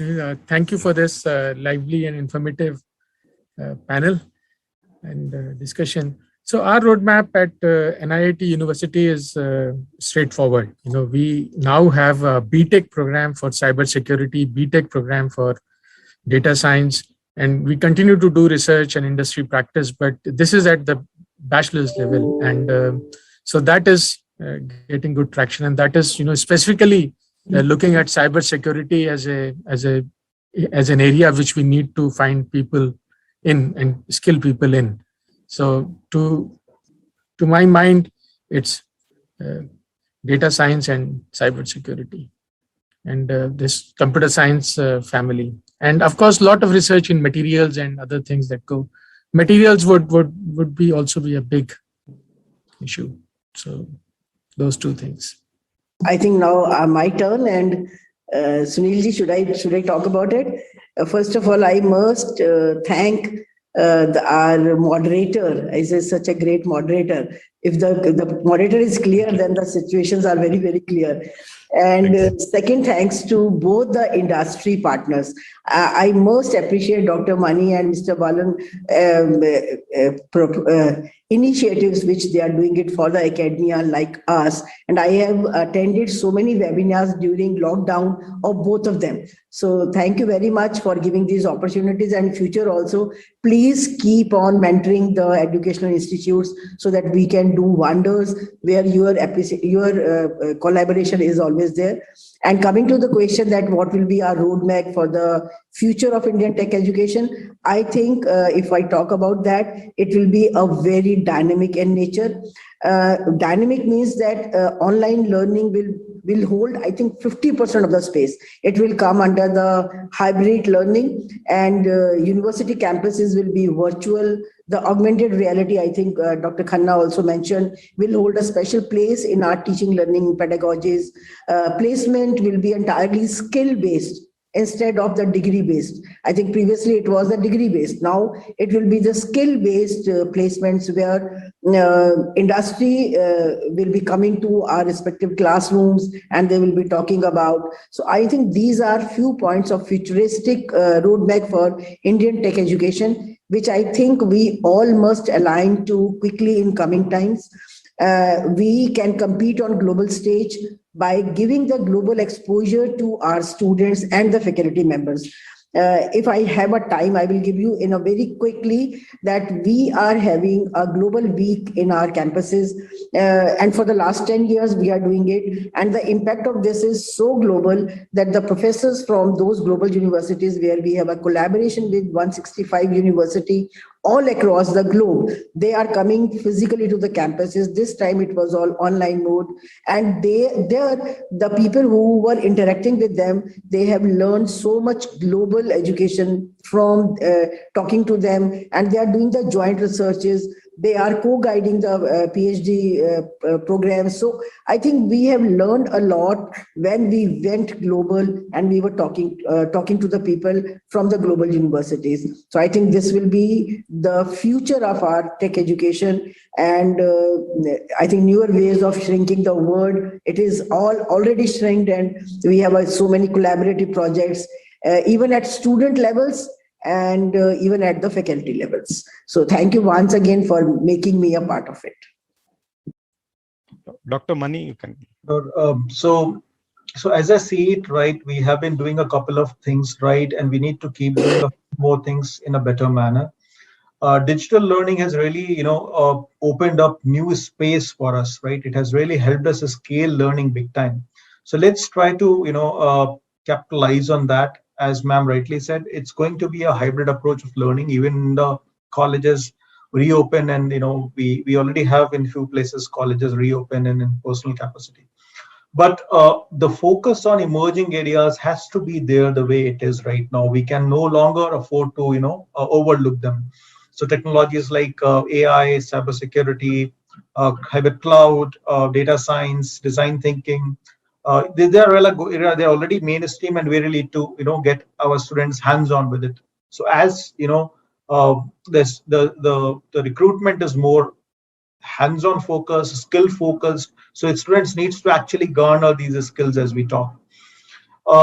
Another thing is the learning has to be more like project oriented approach. That's the only way to actually get the skills required, and that's the reason we keep doing our various programs. We do hack challenge every year.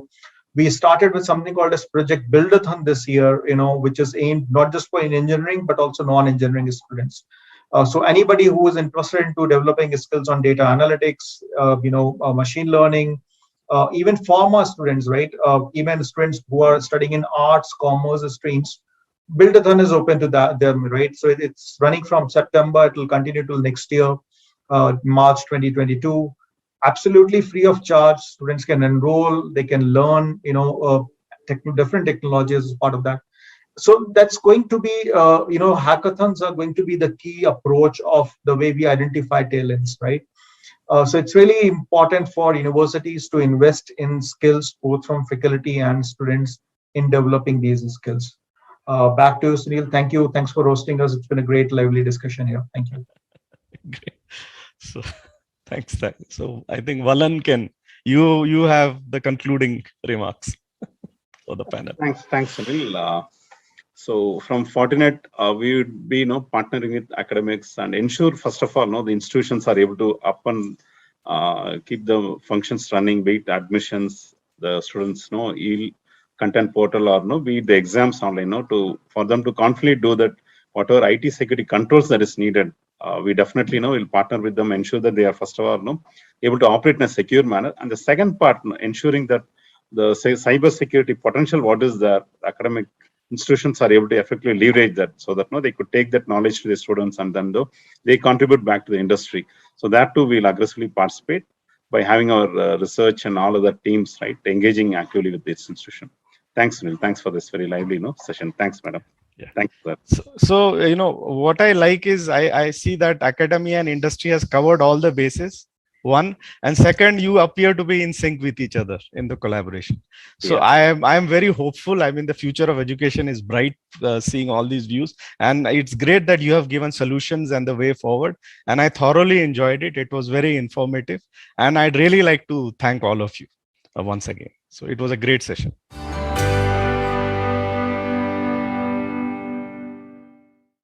Thank you, Sunil, and all the speakers for such an enriching discussion.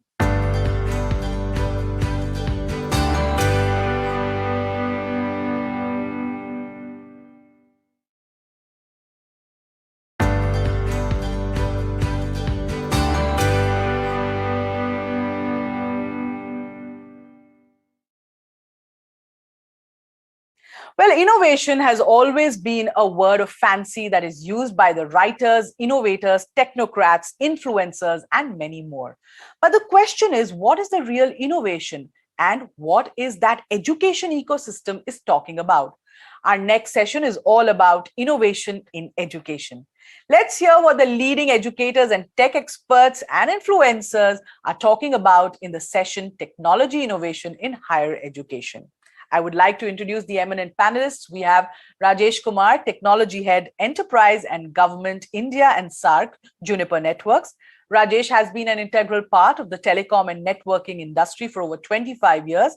His expertise in the industry has been crucial in enabling significant innovations in the networking domain. In his current role at Juniper, he drives technical solutions across the enterprise, defense, and government strategies, technology innovation, and partnerships enabling business solutions across various industry verticals. Our next panelist is Dr. J.V. Desai, Vice Chancellor, MVN University.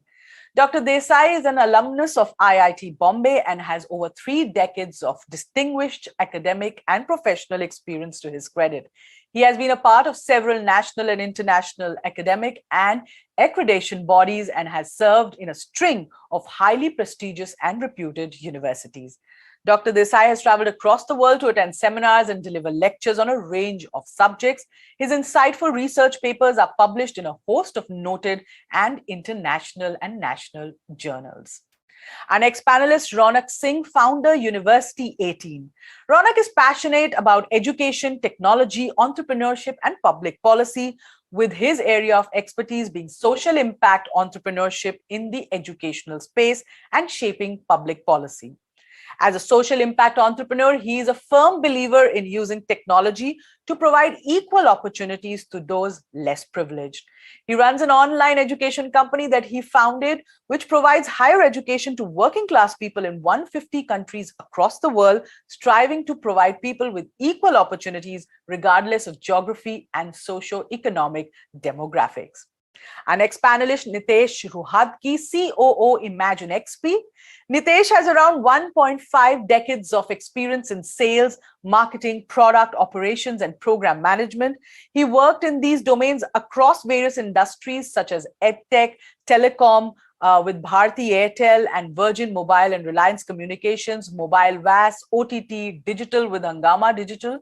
Presently, he is working with the EdTech organization Imagine XP with major focus on developing and growing their sales and marketing prowess. Involved in end-to-end organization machinery from product development to after sales, as he believes in enabling and managing the complete value chain. We also have with us Narayan Mahadev, founder Bridge Labs, a serial entrepreneur with around 3 decades of experience in US leadership roles. Narayan Mahadevan is the founder of Bridge Labs, an employability platform for high-tech skilling and 100% employment guaranteed. Bridge Labs has developed a unique ML AI-driven approach to custom skill as per job seekers' capability and employer mandates to achieve 100% job placement. Narayan oversees the overall operations and functions of the company. With the inception of Bridge Labs in 2016, Narayan's main aim has been to use his and the team's technological expertise to bridge the employability and skills gap in the emerging tech space. He envisions Bridge Labs to be synonymous with employability within the next 5 years. By 2025, he would like Bridge Labs to have impacted more than 1 million jobs in India. This panel discussion will be moderated by Gajendra Upadhyay, editor, voice and data. Gajendra has been in senior management roles in the telecom and IT industries between 1997 and 2012 and worked with companies like Idea Cellular, Vodafone and Reliance Infocom in the past. He has handled large projects in the mobile industry, which includes interconnection frameworks and implementation of mobile number portability in 2011. He was the India and SAARC business head for Affilias, a global top-level domain TLD platform and technology service provider, handling the back-end technology platform for .in country code and the .org domain. He is currently advising several startups on business strategy and industry partnerships in the IoT, AI, and healthcare tech space. Over to you, Gajendra.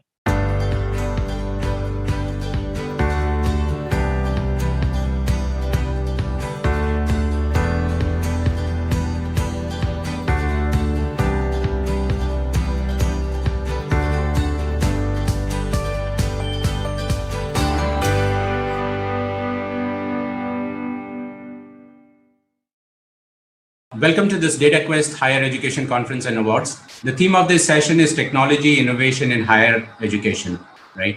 Today we have a stellar panel of people and from the education industry, some of the brightest minds. I welcome you all to this session.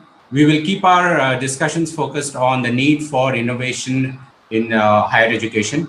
And I will let the panelists start with their thoughts on what is the crying need today for innovation in and use of technology in higher education. So I'd request Dr. J.V. Desai to start the session with his initial thoughts, and we'll go down the panel list and then move to the actual questions. Okay, hello everyone. Good afternoon. I am Dr. Desai, presently working as a Vice Chancellor of eminent University in Haryana. I'm working in this course in 6 years. And since my days from IIT Bombay, I am into machine learning only, and all my research is in artificial intelligence and machine learning. Today, I have an opportunity to talk to the people regarding the technology innovations in higher education.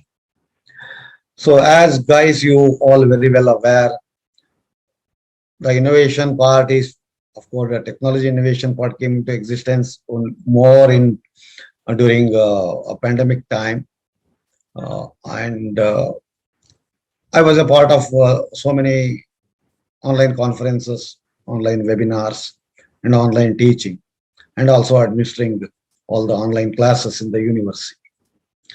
So during that time, we faced so many challenges. People talk of opportunities and the challenges.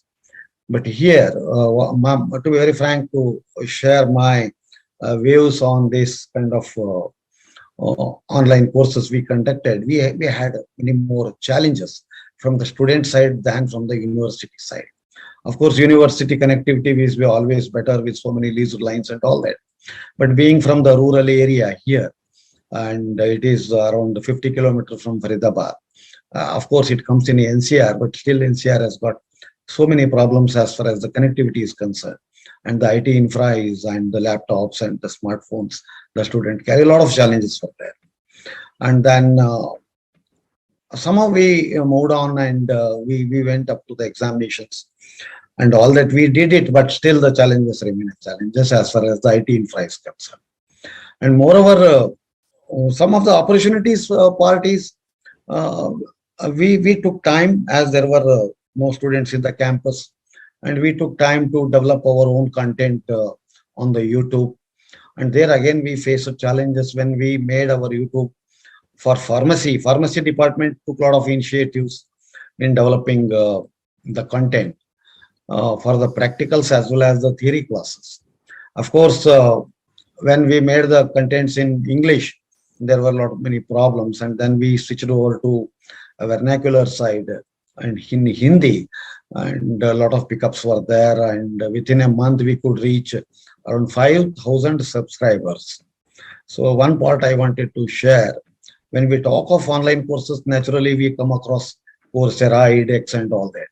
There are many courses to count up to 3,500, 4,000 courses are there.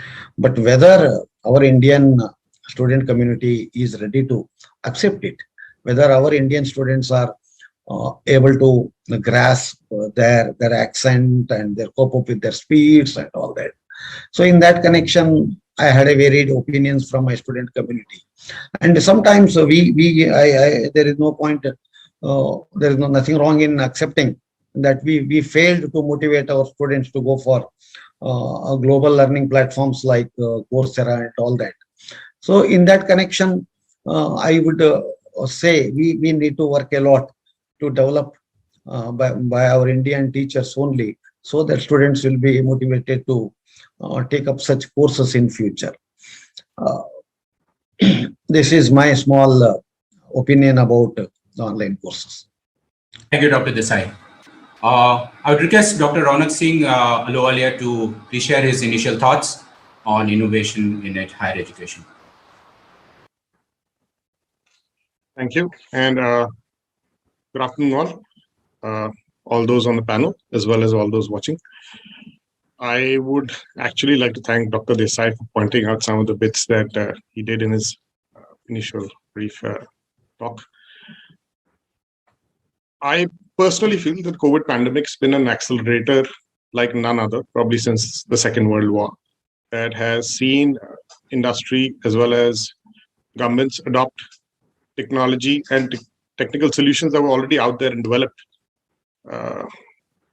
at a pace that has been unmatched so far. So I think the joke goes that if you asked around whether it was the CEO or the CIO who promoted your organization's technical adoption, or was it the third C, which is COVID? 99% of the people polled say COVID. So that apart, we have past couple of years seen institutions, universities, organizations such as our own workplaces as well, adopt the let's say the new normal, what that's been called, at a pace, of course, that's forced, but now it's here to stay. Those who live in the Delhi NCR region also are painfully aware of the other aspects under which it can be adopted, for instance, pollution and smog. But having said that, if you went back to our nation's history of having developed technology or adopted it, right from ISRO or ERNET, as the earlier networks were called, that we had access to as academic institutions, but the retail or the public did not, down to the development and the proliferation of telecom networks, and now to online programs via SWAYAM and other platforms, and the adoption of online courses and programs. The intent has been first to provide access, then second to connect, and third to empower.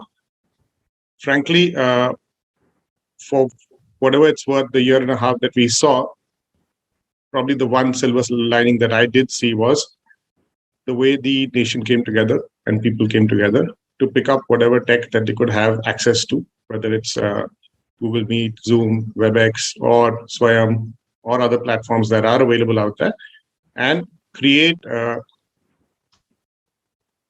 what I'd like to call are the seeds of what may one day become one nation, one campus, where teachers are delivering lectures or classes from one part of the country, and students are anywhere else and studying from their homes or their offices or wherever they can get access to a laptop and decent broadband from. I personally also feel that it's laid the groundwork for a few other things that the government, frankly, has already envisioned going back almost a decade now. For instance, the Meta University concept, which will allow us to tap into the resources that are available across this diverse nation of ours, get the professors online, and have students. So a student sitting in, let's say, Tirunelveli could be learning from a teacher teaching from Nehu in the northeast. So that concept, which was, again, documented, in fact, if you looked it up, almost a decade ago,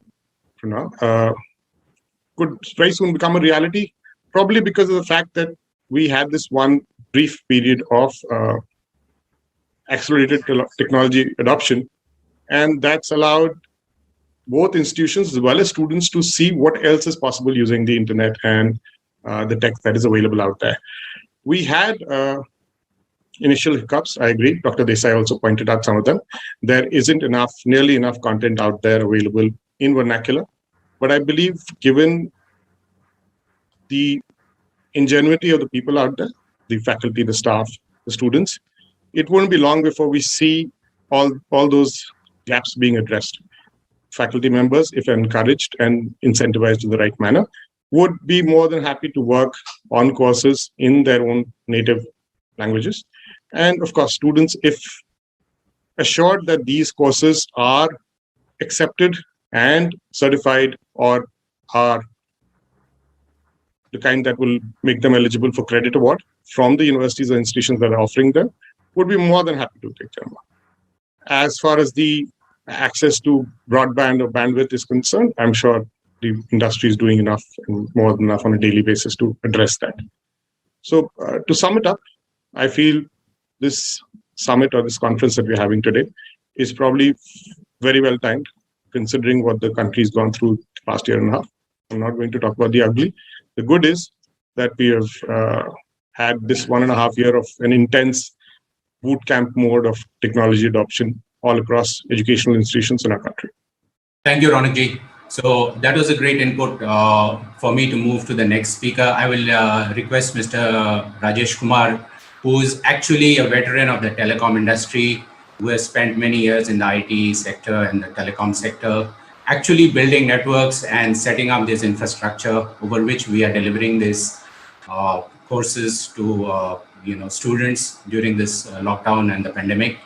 Dr. Rajesh Kumar, I would request you to kindly throw some light, because while your understanding of the education sector will be very high based on the technology and the transformational strategies that some of these educational institutions are adopting. It will be great to hear some thoughts from you on this. Thank you. Thank you so much. And good afternoon, everyone. What I heard from the extreme panelists is right?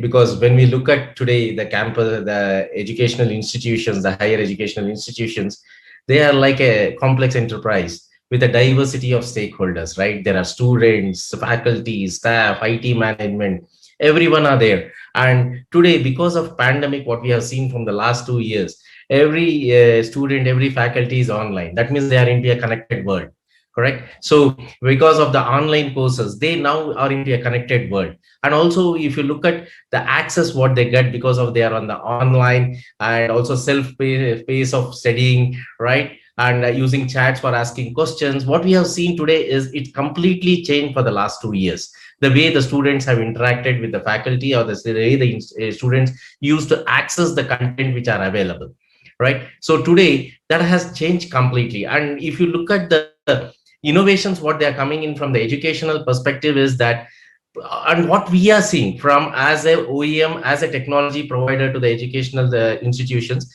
we are also seeing that the students coming back to the campus, right? One is, it was a pandemic, they had an online education, online courses, everything was online. And today they want to come back to the campus and they want to have the same experience in place, right? There may be some issues at the rural area, which there are a lot of projects which are coming up like BharatNet and all that, where they're trying to provide a lot of bandwidth to the users at the end, villages and panchayats to that level of rural area. But what I'm saying is when they're coming back, there is a lot of experience which needs to be taken care. As one of the panelists talked about access, connect and empower, what we say from our side is access, connect and experience. Now, everyone wants an experience, right? The user experience is very critical. And the second point, what we have seen is the seamless hybrid education, which is coming into play. That was very well articulated by one of the panelists saying that, why can't a teacher sitting somewhere in Tiruchirappalli taking a class and a Bangalore student able to view and get to that class and hear that session, right? So if we can build a knowledge network in India, where any university, any college can hook up onto that network, right? And then have this capability anywhere, everywhere kind of a concept for educational services.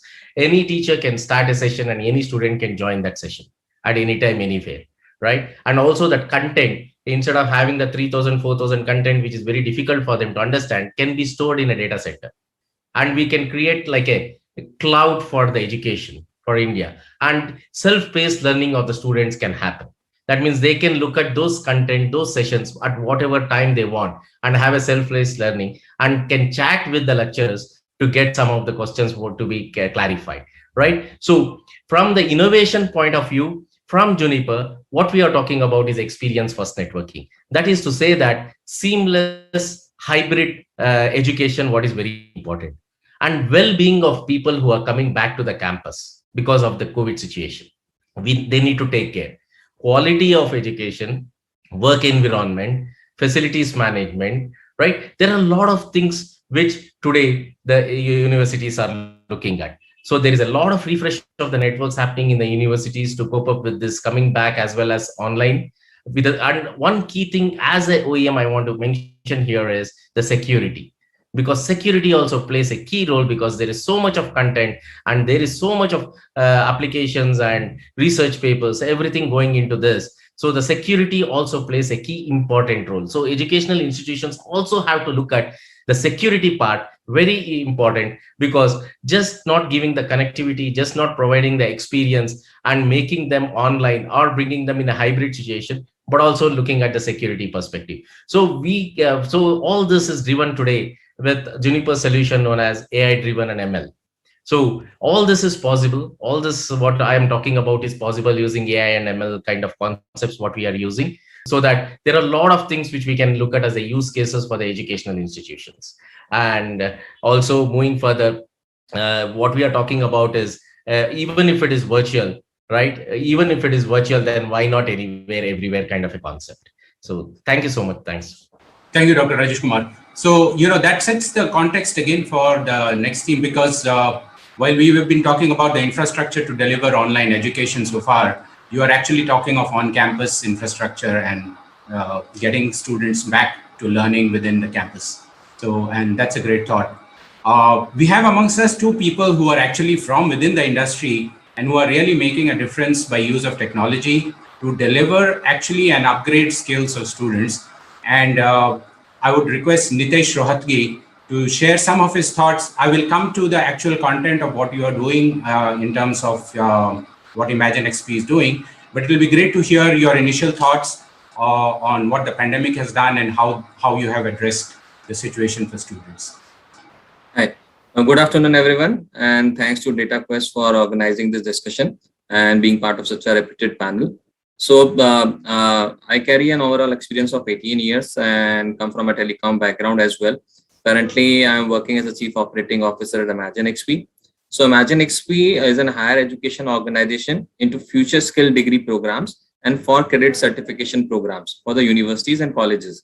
So we are currently associated with almost 30 plus universities, and we are delivering future skill programs like a Bachelor of Design in User Experience, like a Master of Design in User Experience, a Beta Computer Science in Robotic Process Automation. So what we held our primary vision is to bridge the employability gap. What is happening off late that industry is asking for apple and we are providing oranges, right? So we wanted to reduce down this mismatch, and that's why we are creating curriculums. We are creating such degree programs, and we are running all these programs in embedded degree format. We partnered with the university as a knowledge partner, and when we take on the entire execution of the program.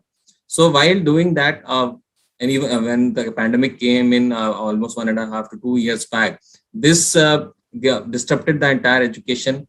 Learners, primarily students and parents, I'm also a parent, and we also went through that journey. Always in the mindset we had that it's always physical classroom learning, right?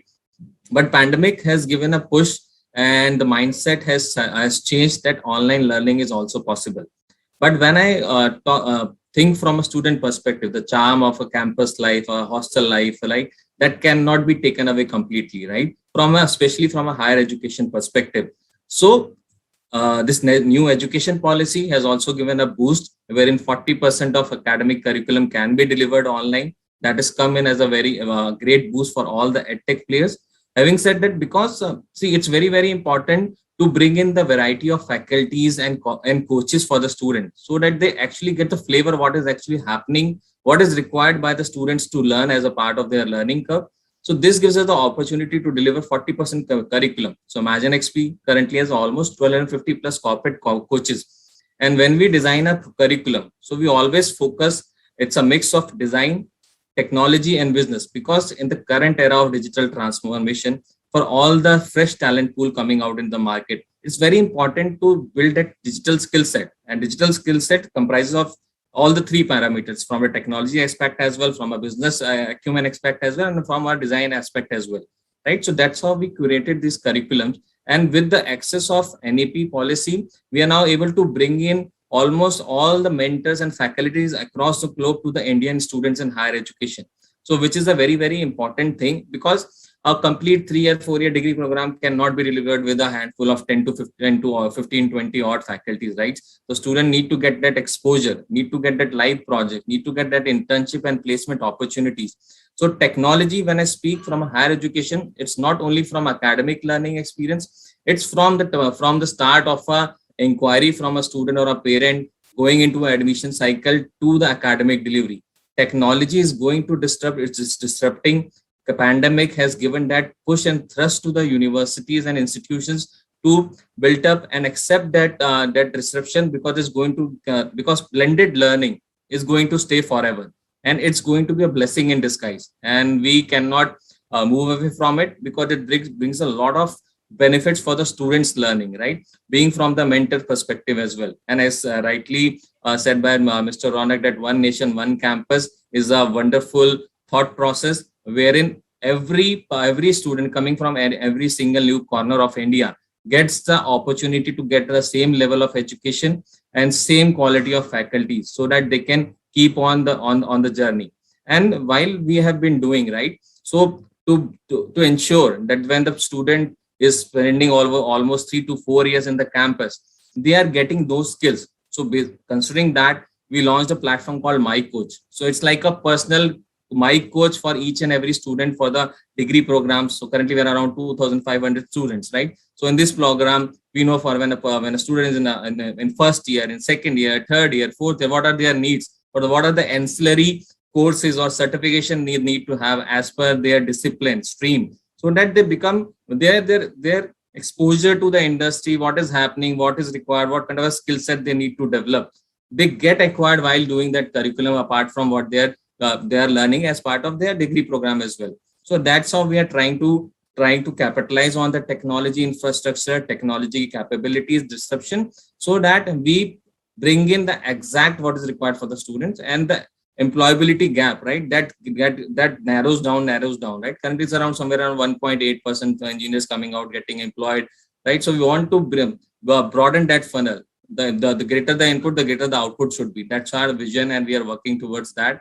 And the main part we are trying to do is that we are creating these curriculum with the industry partners, right? So if I'm creating a course in blockchain, I'm partnering with relevant people, we are organization working in blockchain, and creating that curriculum, implementing it, so that students are getting the hands-on experience, right? And to deliver the hands-on experience, we have integrated all the virtual labs, being in AI/ML, being in IoT, being in entire Miro platform for design students. So that's how we have developed that infrastructure, developed that capabilities on a platform, and it's equal and same for all the students across our universities. So yes, in terms of challenges that I foresee, the biggest challenge that we foresee is that in terms of awareness about what career opportunities students and parents needs to be aware about what is happening in the city. So a lot of exposure needs to be done. So recently, to do this, we did a school ambassador innovation program with Ministry of Education,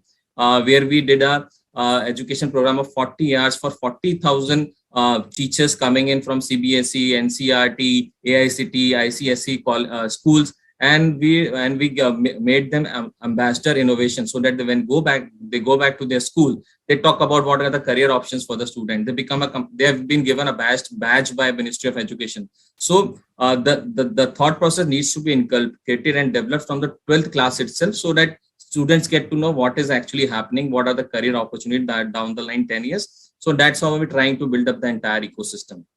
So this is from my side. Thank you. Thanks, Nitesh. Thanks for that input.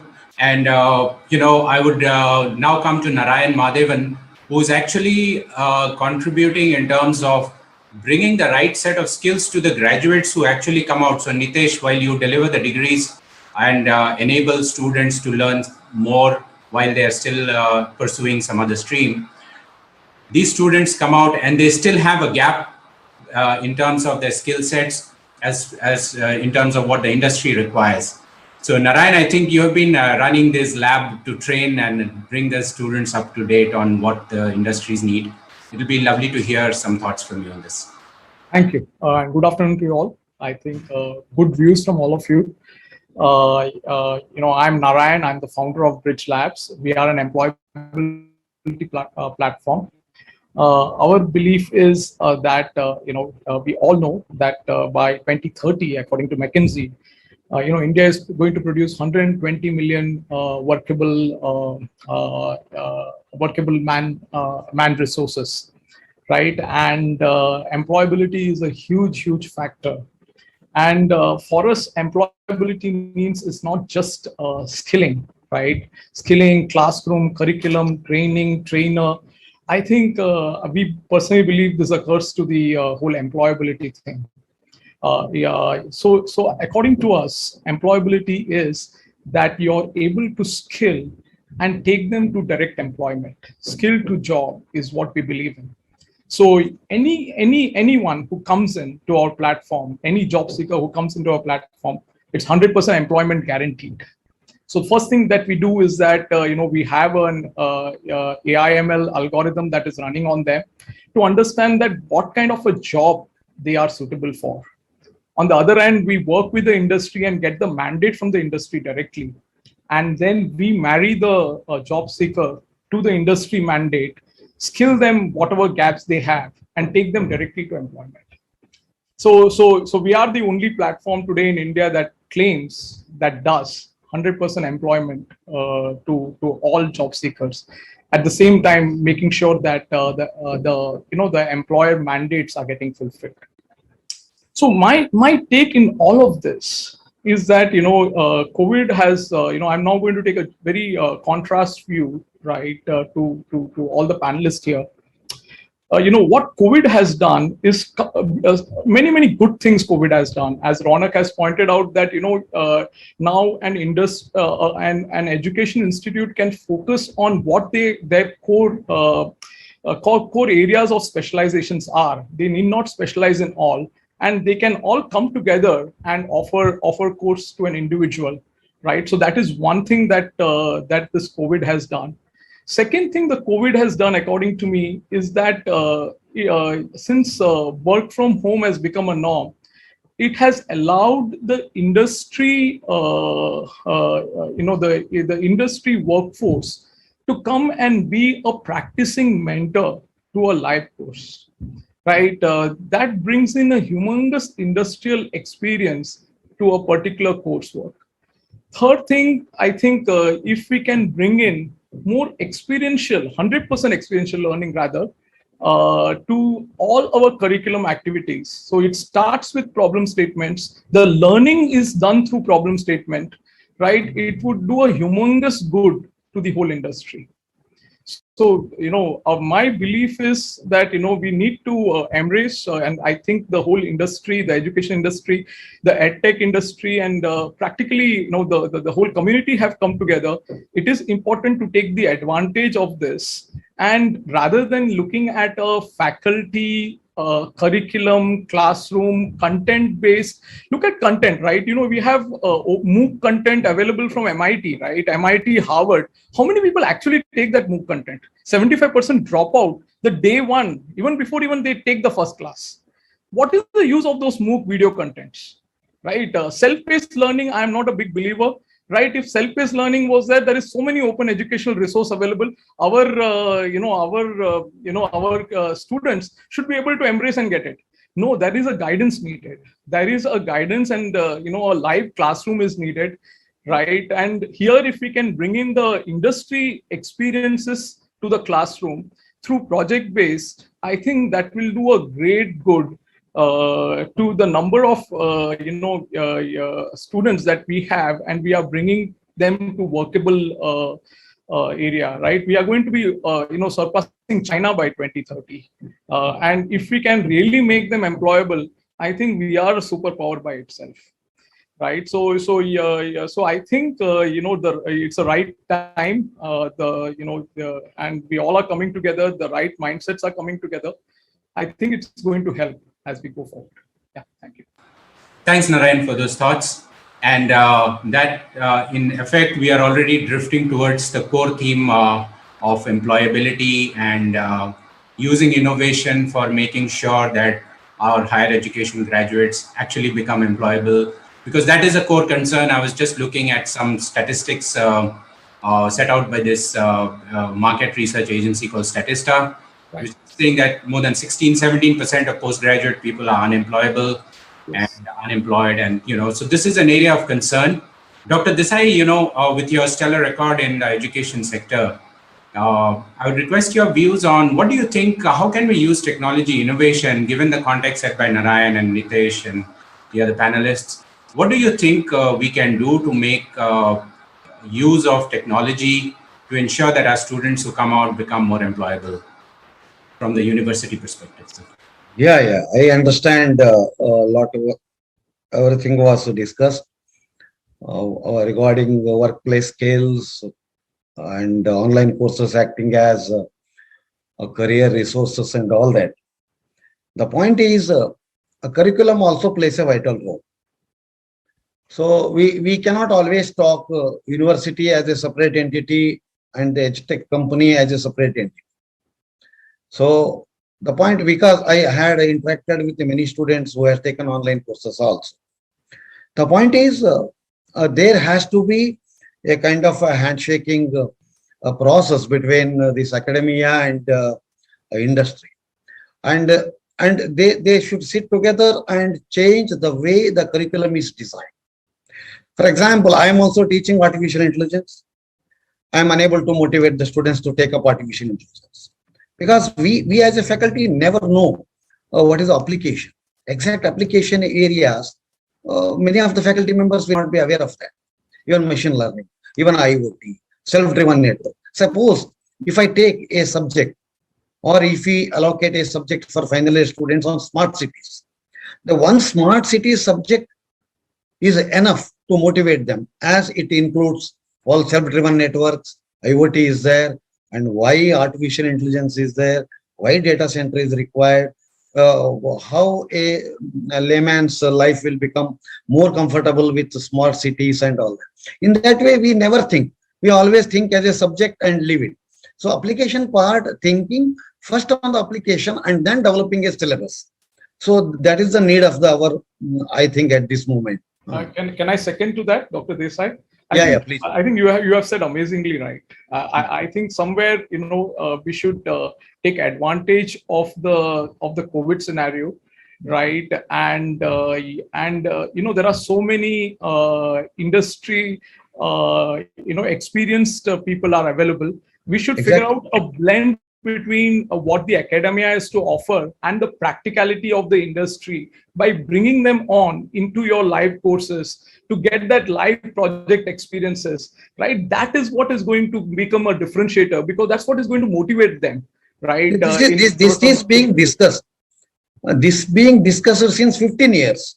Right. So they should come on a common platform and then both has to sit and design a curriculum. That is not happening. Again, EdTech companies are there on their side and university and who has to come first. Yes. That has always remained. I will like to add here. So as I spoke in the initial brief, so that's the way we are doing. We are bringing the industry partner. We are creating that, designing what is required. So if I talk about AI, ML or a blockchain, so what is actually the practical application? And to work on the practical application, what all a student in a higher education needs to learn. So we are creating that curriculum with that industry partner, then getting validated by the university partners and then finalizing the curriculum because that is the need of the hour. And having 1250 corporate coaches is the only intent. When they start interacting with the students from the first year, second year, the exposure to the industry is very, very much essential for them. They tend to learn a lot from them. They get a lot of live project opportunities, working on the hands-on application, then getting an internship opportunity. That's how we are curating the entire life cycle for a student. And that is very, very much required. Yeah. Nitesh, can I add one thing to the whole EdTech industry? They should have some skin in the game on the outcome. Right? Absolutely. What is the percentage outcome? Even let's take Coursera, right? Let's take any of them, right? What's the percentage of outcome that job they are finally getting into? So what is the use of saying job readiness or practical application when the outcome itself is not achieved?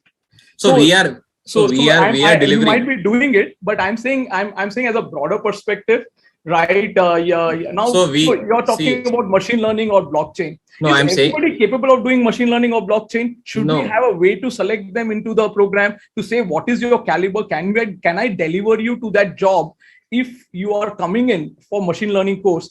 That kind of a work is not being done. If we are So allowing, that's why we are. So Narayanji, that's why we are the unique people who are doing these embedded degree programs, right? Wherein we go, put in our own faculties into the university campus. They work with the dean and the administration staff of the university. They work in hand, and from a first day of the degree program to the final placement is being taken care by Imagine XP along with the university partnership.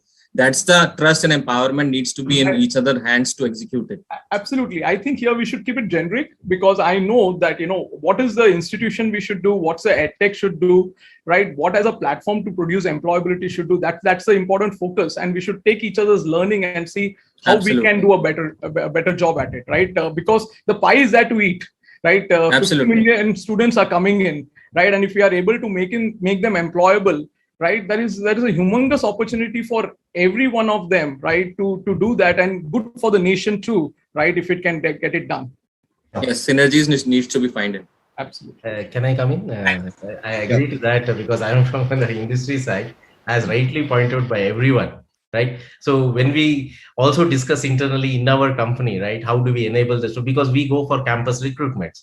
So what happens is, do we get the right students who are really good for us to build the innovations what we are looking for, right? So when we come up with something known as educational services. As rightly pointed out by Nitish, that what we do is we go to the colleges or the universities, we say that these are the things which we want to like to do, and we provide the virtual labs, we provide the trainer. I know that is not sufficient to bring it to an employment stage, but what we want to start is a small, so that they start learning about the basics of AI, they start learning about what is the world is looking for from the AI and ML, right? In terms of the apps they can integrate together using API technologies, right? And also having a lot of security, which is important in terms of how they can build that. So there are a lot of educational services what we bring in. We bring in the virtual labs, we bring in the trainers and industry speakers to talk to the college students and give the classes, and so enable them and make them become passionate and enthusiasm to bring in, to see what they can look at from what technology they want to drive. So these are some of the initiatives what every industry is taking, and we are also taking, and we have gone to certain colleges and done that already. And we are also working with our educational team for other rest of the institutions, how we can make them actually understand what the world needs, what are the innovations, what the industry is looking for, what they need to look at, and a little bit of practical experience, hands-on experiences, and hearing from the industry legends talking about this technology. So I just wanted to leave this so that add on to that, right? Our belief is that trainer, right, bringing in training the trainer itself is a curse, right? It has to be like, you look at law, right? There is apprenticeship. Right, char accountancy, there is articleship. Look at you look at any of those, right? In medicine, there is residency. If you cannot bring the practicing folks into the with the faculty into the course, you're not going to feel successful. Exactly. Infosys has done train the trainer. Bring the trainer in the sense to a lakh. Hear me out. Close to a lakh of them, along with NASSCOM in 2006 and 2007. Only 3% of them actually graduated, passed. After that, the Infosys did the train the trainer. So train the trainer is not the way to solve the problem, right? Absolutely. The trainer concept itself is not the way to solve the problem. How do we get the industry to the into the academics? Yes, is a way to solve the problem. I do not think the other way around. Yeah, I would request Ronak Singh ji to share some thoughts on this. Yeah, I've observed, I think, all the panelists speak, and I can see exactly what probably is one of the concerns, and I've noticed and experienced this myself past 15 odd years that I've been working with the universities that I do work with. The academic community has a very strong opinion about industry. And when it comes to, let's say, things like employability, I think they are right to some extent. The academic community know that so their job is not to make people ready for jobs. Their jobs are to nurture young minds, give them the learning that they require so that they themselves can then train themselves for whatever jobs are there in the future that they may want to do. Frankly, as somebody from the engineering background myself, I believe in that very, very strongly.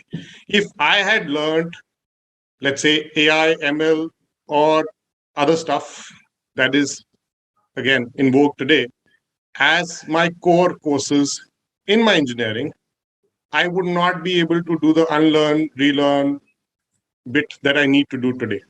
So frankly, when if you ask a professor or an administrator at a university, they would tell you the same thing, frankly, that their job is to prepare the young minds for the future. And yes, of course, industry has to up its game. Instead of coming in last minute, picking the best and brightest and saying that this is the lot that we take for campus, they should put some skin in the game, to borrow a phrase from one of the panelists, and probably, again, I think, and this would everybody would probably agree with, embed some of their own people into the system, and from year one onwards, perhaps. And I'm not necessarily saying that we'll make it a degree program that includes those people by mandate, because I also do understand that the students need to be trained to look beyond credits. Today, you put any course out there, as long as it leads to a degree, they'll pick it up, and then they'll later complain about not getting a job associated with that degree. So they have to look beyond the credits. So once a student enrolls in a university, a healthy practice would be to have a steady stream of people coming in from the industry, teaching on campus or live virtually, and the students doing and going through those classes. Whether they get credits for them or not is, of course, up to somebody else. And so that once it's year 4, they are more or less ready for those jobs that they will now get interviewed for. You can't do that last minute thing where, and I know plenty of universities and institutions that do that. 6 months before the campus interviews, they send their kids off to some sort of training program where they are taught some of these courses, and they expect that those kids will themselves now get picked up on campus by some of the companies that interview them. So some of them Ronak, may make it, yes. So Ronakji, I would like to add here. So what our thought is that when we are designing those credits, right, start from beginning from the first year curriculum, those credits should be shaped in such a way the students, when spend their 3 to 4 years of program, they are getting job ready, they are getting skill within the as part of that credit system. Because I am saying on the facts which we have proven, 80% of the students who are getting internships are getting pre-placement offers, right? So that is the power of the academics, power of the curriculum and the pedagogy, right? If the credits are put into the right system, right way, based on what is required in the industry, the success and the ROI will come for the students and their parents. No, I appreciate that, but I was speaking on a broader, bigger picture level, where you could talk about other courses and other subjects, the sciences, pure sciences. You could talk about courses like biochemistry. You not just IT and computing. You could talk about mechanical engineering, for that matter. And frankly, a lot of these subject areas are ignored by the edtech industry. We all know that. There are some of them which are totally not doable. We can't do a lot of these labs online. And hence, at least the software-based edtech firms or the online edtech firms shy away from doing them. Practical, understandable. But industry as a whole, the employers, they have to recognize that this stream of future employees or associates that they will hire are critical to their business plans. And if they're going to be a little bit far-sighted, they should get their act together now and involve themselves in the initiative that is to train these people early on, not at the last moment, not after hiring them and taking them off to a campus program where they will put them aside for a 6-month period and train them all over again for themselves, and then complain that these kids were unemployable when we got them, but we did what we did. That, frankly, is, let's say, it's the ungentlemanly thing to do. It's not a politically correct word, but for the lack of a better one. So it's time that the industry got its act together, got involved, I think, and more so now because the academic community is now ready for it. Frankly, they've gone through that year and a half of having done these lectures online, having struggled with some bits of access, like Sir rightly pointed out, Professor Desai, Dr. Desai rightly pointed out.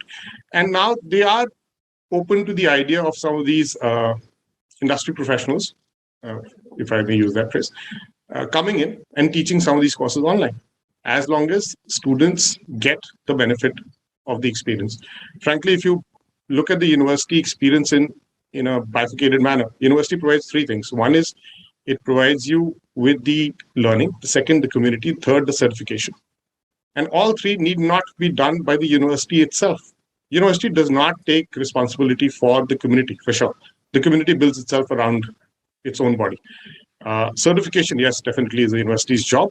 The learning, probably, if I recall my days correctly, half of it happened, maybe a little less than half happened inside the classroom. Most of it happened outside the classroom. So academic community is ready, as far as I can see from my conversations with them the past few months.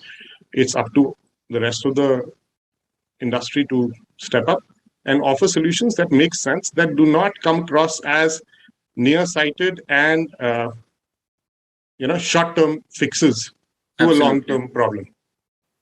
Completely in agreement with Ronak. I think at the same time, I've been in the industry, not with the university at all. Right, there is always a feeling that there is a lot of bureaucracy among the academia. If you get in there, the speed at which you want to change things, you want to execute things, really do not happen. Right, so we need to figure out a way where the bottlenecks are removed. In effect, that ecosystem is getting created, that pool is getting created, which is beneficial to all. Right. I agree, but I think, so I agree with that bit of yours where the red tape is kind of a culture shock, especially if you're coming in from the corporate world. But that's what it is, and you have to learn to deal with it. And let's not paint all of them with the same brush. Professor Desai would vouch for it as well. There are my point is because of this NEP 2020 and all that, a lot of autonomy is there right now. And we are also in the competition. Every university is in a competition with other university nearby. So therefore, employability, everybody wants actually. Because definitely we accept we are on the receiving side. Earlier also I had this problem, but right now, with one example, digital marketing, our faculty cannot teach. For the final year students, I arranged a digital marketing subject by a nearby from Gurgaon is nearby to my place, and one person was coming. All the 120 were regularly attending the course. Okay. So these experiments we are doing. We are doing with the data analytics also. Next semester, I want to do an experiment. Nearly 50% of the subjects, we want an industry person to come and teach. Okay. Very, very practical way of thinking. And we have told all our faculty members. It is not that you have been sidelined and all that. It is a question of survival. Yeah, I also agree to it, because in our conversation also we experienced that the academicians from the university has become far more flexible in terms of thought process. They have started listening, okay, what changes needs to be brought in, and they abide by it. And there are some cases where there's a lot of rigidness and friction comes out. But I think 80% of the cases we have found that the things are moving in the right direction for the welfare of the students. The point is now in this NEP 2020, a lot of flexibility is there in the courses. For example, a 3-year course is there. The student can leave the first year. There is an exit point in every year. Every year. So after first year, if he is not satisfied, he can leave the first year and he can get a certificate. At the end of the second year, if he is not satisfied, he can go out. He get a diploma. And at the third year, you will get a graduate. So my point is to hold them back to the university campus. I think, Dr. Desai, what I hear is amazingly good. I think that's what the industry wants to hear, right? Otherwise, where is my revenue then? If everybody is a student leaving the campus just by taking a certificate from my university, after second year he is getting a diploma and going away. So where will be my revenue then? So these universities are now understanding to the core depth, and they expect industry to come for their help. And we are always ready. Now the survival has a different question. Earlier also we had a question on survival. Those the NEP is becoming, autonomy is a word, of course, but now it has put us in a very big challenge to run a university. So employability, if the boy is getting a job, then he will stay up to 3 years. Otherwise, why he has to stay with me? Right. Because every option is available to him. Absolutely. So, Dr. Thanks. I'm sorry to interrupt. I think we are running in the last couple of minutes of this session. So, I think we have arrived at a very interesting point of discussion where we're talking of what Ronaldji said, enabling and ensuring that the students are ready to be able to, absorb, learn, unlearn, relearn. But at the same time, we have this problem of the skill sets which people like Imagine XP or Narayan are addressing parallelly, because the students need to be updated on the latest technologies and go out into the job market with the relevant set of skills. My last question to all the panelists will be, we'll move around, would be to request Dr. and starting with Dr. Desai is, so given this context and the new education policy, what would be a set of recommendations we could kind of make to the government to incorporate as a policy, which can be then replicated across all the universities to take it forward? Yeah, I understood. When the government make any policies, obviously their reference will be all the premier institutions. But India is a country where there are more than 500 private universities, and most of the students will be studying in the private university. So whatever the content they develop online, etc., is again by IIT professors. And again, it will be catering to the needs of a cream. So here altogether, as far as the content is concerned, we have a challenge. The second part is that IT infra. So with the available funds with the private universities, we cannot ensure the IT infrastructure with a wider bandwidth and all that. So these kind of discussions we will be always taking up with the UGC many times, but financial support by the government of India to most of the private universities is the need of the hour. Of course, the whatever technology innovation is happening at the research level.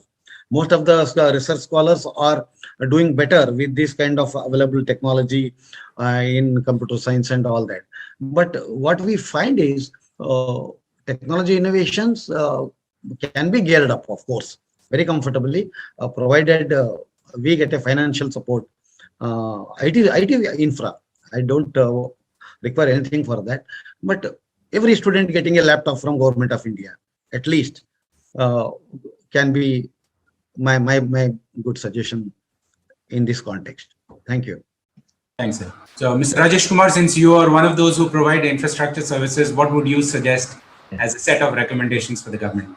Yeah. So as everyone talked about, so what I talked about also is that we go to the colleges, institutions, right? Provide the services educational, we train them, and we also provide a lot of infrastructure so that students can have a hands-on experience. Like this, I said, was talking about smart cities, or it may be IoT integration, or it can be any application integration, all those kinds of things.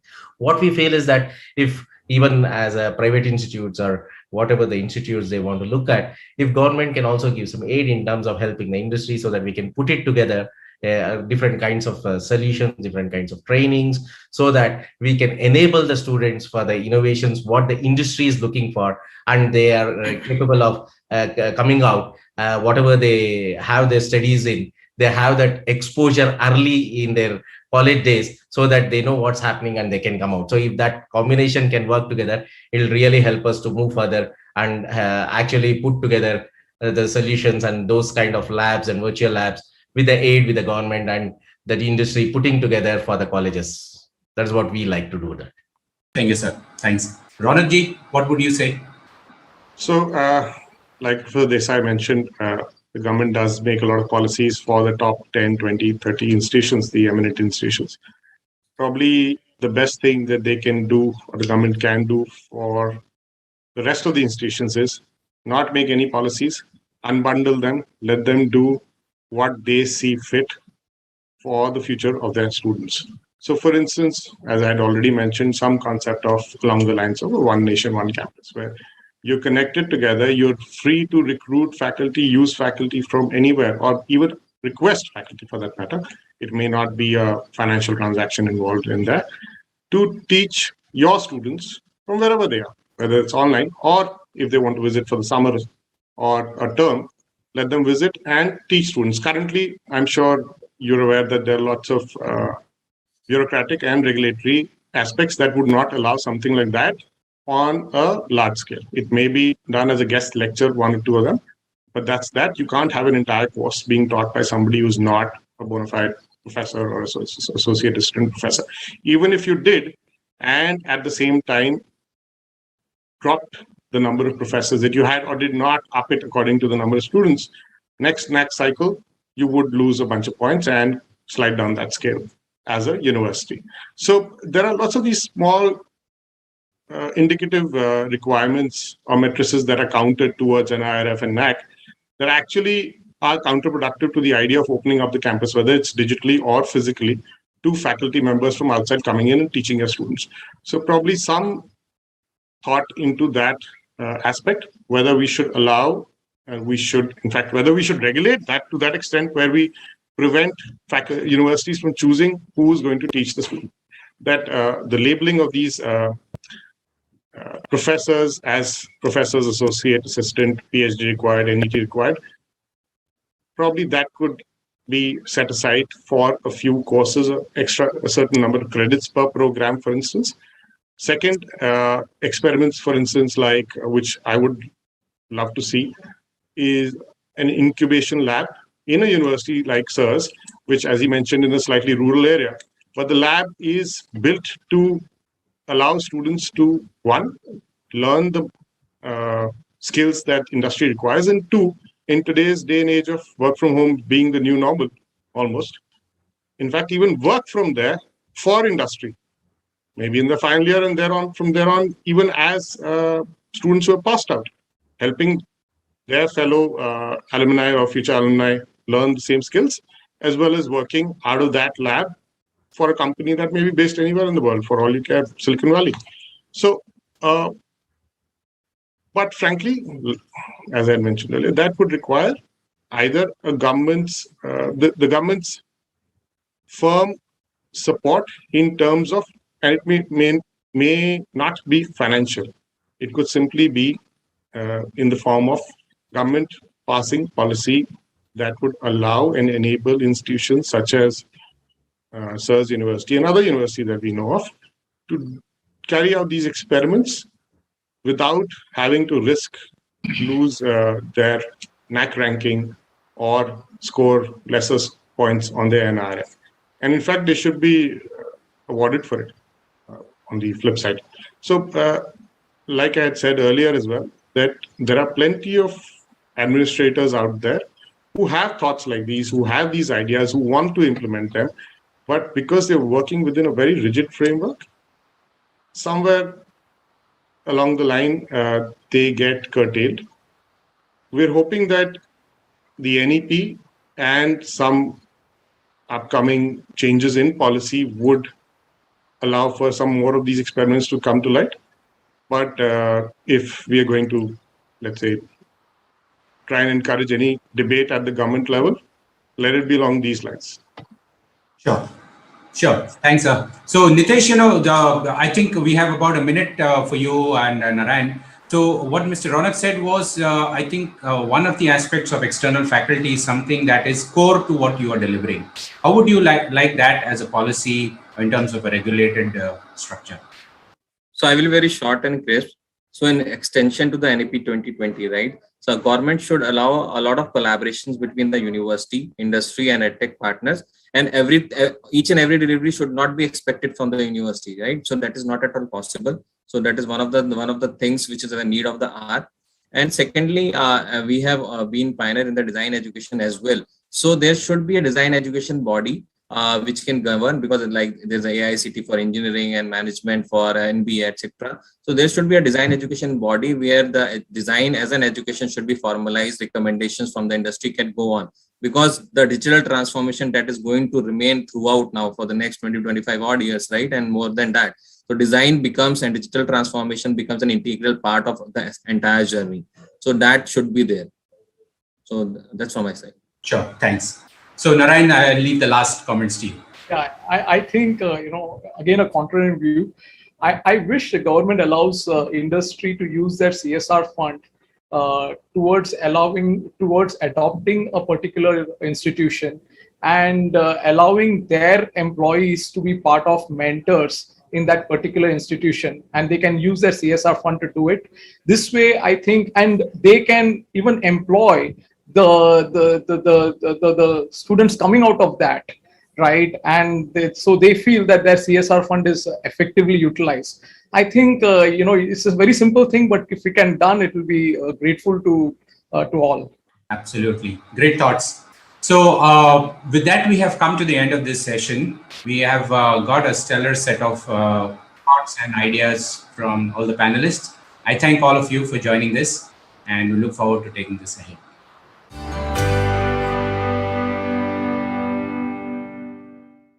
Thank you, speakers, for such an interesting and enriching discussion.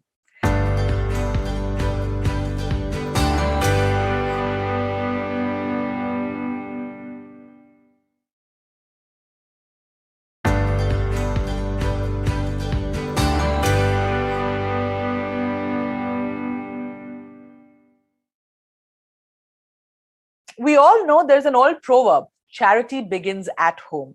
This actually holds true in the education sector, but in a different way. If we don't start innovation in teaching, in learning and development, and start curiosity among the students from the college time itself, then how can we expect them to be leading innovators in the future? Ladies and gentlemen, in this session, Edu-novate, Innovation in Education for Education Sector Transformation, we have eminent speakers who will talk about what and how are the changes that can be infused in the modern curriculum, focused on talent building and many more. I would like to introduce our panelists. We have Kirti Seth, CEO, ITITES Sector Skill Council, NASSCOM, a business leader with over 30 years of rich experience in entrepreneurship, management, and driving change. Kirti is currently with NASSCOM as CEO for the ITITES Sector Skills Council. Prior to this, she was heading the prestigious Future Skills Prime Project, a digital skilling initiative that is in partnership between the Government of India and NASSCOM. In her last avatar in the corporate world, she was the CEO of the joint venture between Genpact and NIIT called NIIT Uniqua, a training organization focused on the IT/ITES sector. Our next panelist, Dr. Vinny Johri, Director Education Advocacy and Skills Lead at Microsoft India. She is responsible for evangelizing education initiatives at Microsoft. She leads and manages strategic engagements in higher education and K-12, and also works on policy issues related to education. She works on several strategic engagements with state governments and key institutions, driving impact around institution excellence, faculty development, and student readiness for future. The work spans around programmatically managing professional development, curriculum development, certifications, and explorations around gamification of education. Her contributions have won her recognition across several years at Microsoft, such as the Greg Butler Award in the Worldwide Team for the year 2014-15, Award for Compliance and Business Contribution in the year 2015-16, the Greenest Subsidiary for Evangelism recognition for 2016-17, Brand Evangelist Award from Public Sector for 2016-17, Making a Difference Award for AI Digital Labs in 2019. Our next panelist, Sundara Rajan, founder and director, Thomas Assessments India and Market Search India, serial entrepreneur with multiple successful and growing companies in market research, equity research, business consulting, leadership development, software services, and behavioral assessment tools. An active investor in new ideas, products, and services across the globe. Mentor to startups. Each of these ventures has created value in their own sphere by guiding a number of American and European companies to understand Indian consumers, evaluate the attractiveness of Indian market for their products and services, and help them enter the Indian market successfully, and continue to assist these companies in enhancing their brand and market share. Our next panelist is Sahil Agarwal, co-founder and CEO, Rishihood University. Sahil Agarwal is a social entrepreneur and educationist. He is the co-founder of Rishihood University and Rashtram School of Public Leadership. He is a trustee and board member at Gateway Education, Sonipat. Sahil has a BTech degree in mechanical engineering from IIT Delhi. During his graduation days, he led and volunteered for several activities like policy discussions, social service, spirituality, voter awareness, and was also active with music and drama societies. He studied MA Diplomacy at Jindal Global Universities. His master's thesis revolved around performance management in urban local governance in India. He has also been a visiting scholar for urban governance at Indiana University, Bloomington in the United States of America. He has co-authored a book on public policy, co-designed a card game on politics, and keeps writing for print and digital publications. The session is moderated by Prabhu Ram, Head Industry Intelligence Group at Cyber Media Research. As Head Industry Intelligence Group at CMR, Prabhu Ram advises industry participants on the dynamic technology market in India and other Asian geographies through proprietary and custom technology research, cutting across technology domains. Prabhu oversees an analyst team that tracks smartphones, data cards, tablets, storage, display, wearables, and smart homes. Prabhu regularly undertakes both supply and demand side research projects for the technology industry, providing insights and advice from technology to market, competitive intelligence, and go-to-market perspectives. He has over 16 years of broad-ranging executive experience at consulting and research companies across Western Europe and India on technology prospecting, technology management, and technology transfer. Over to you, Prabhu.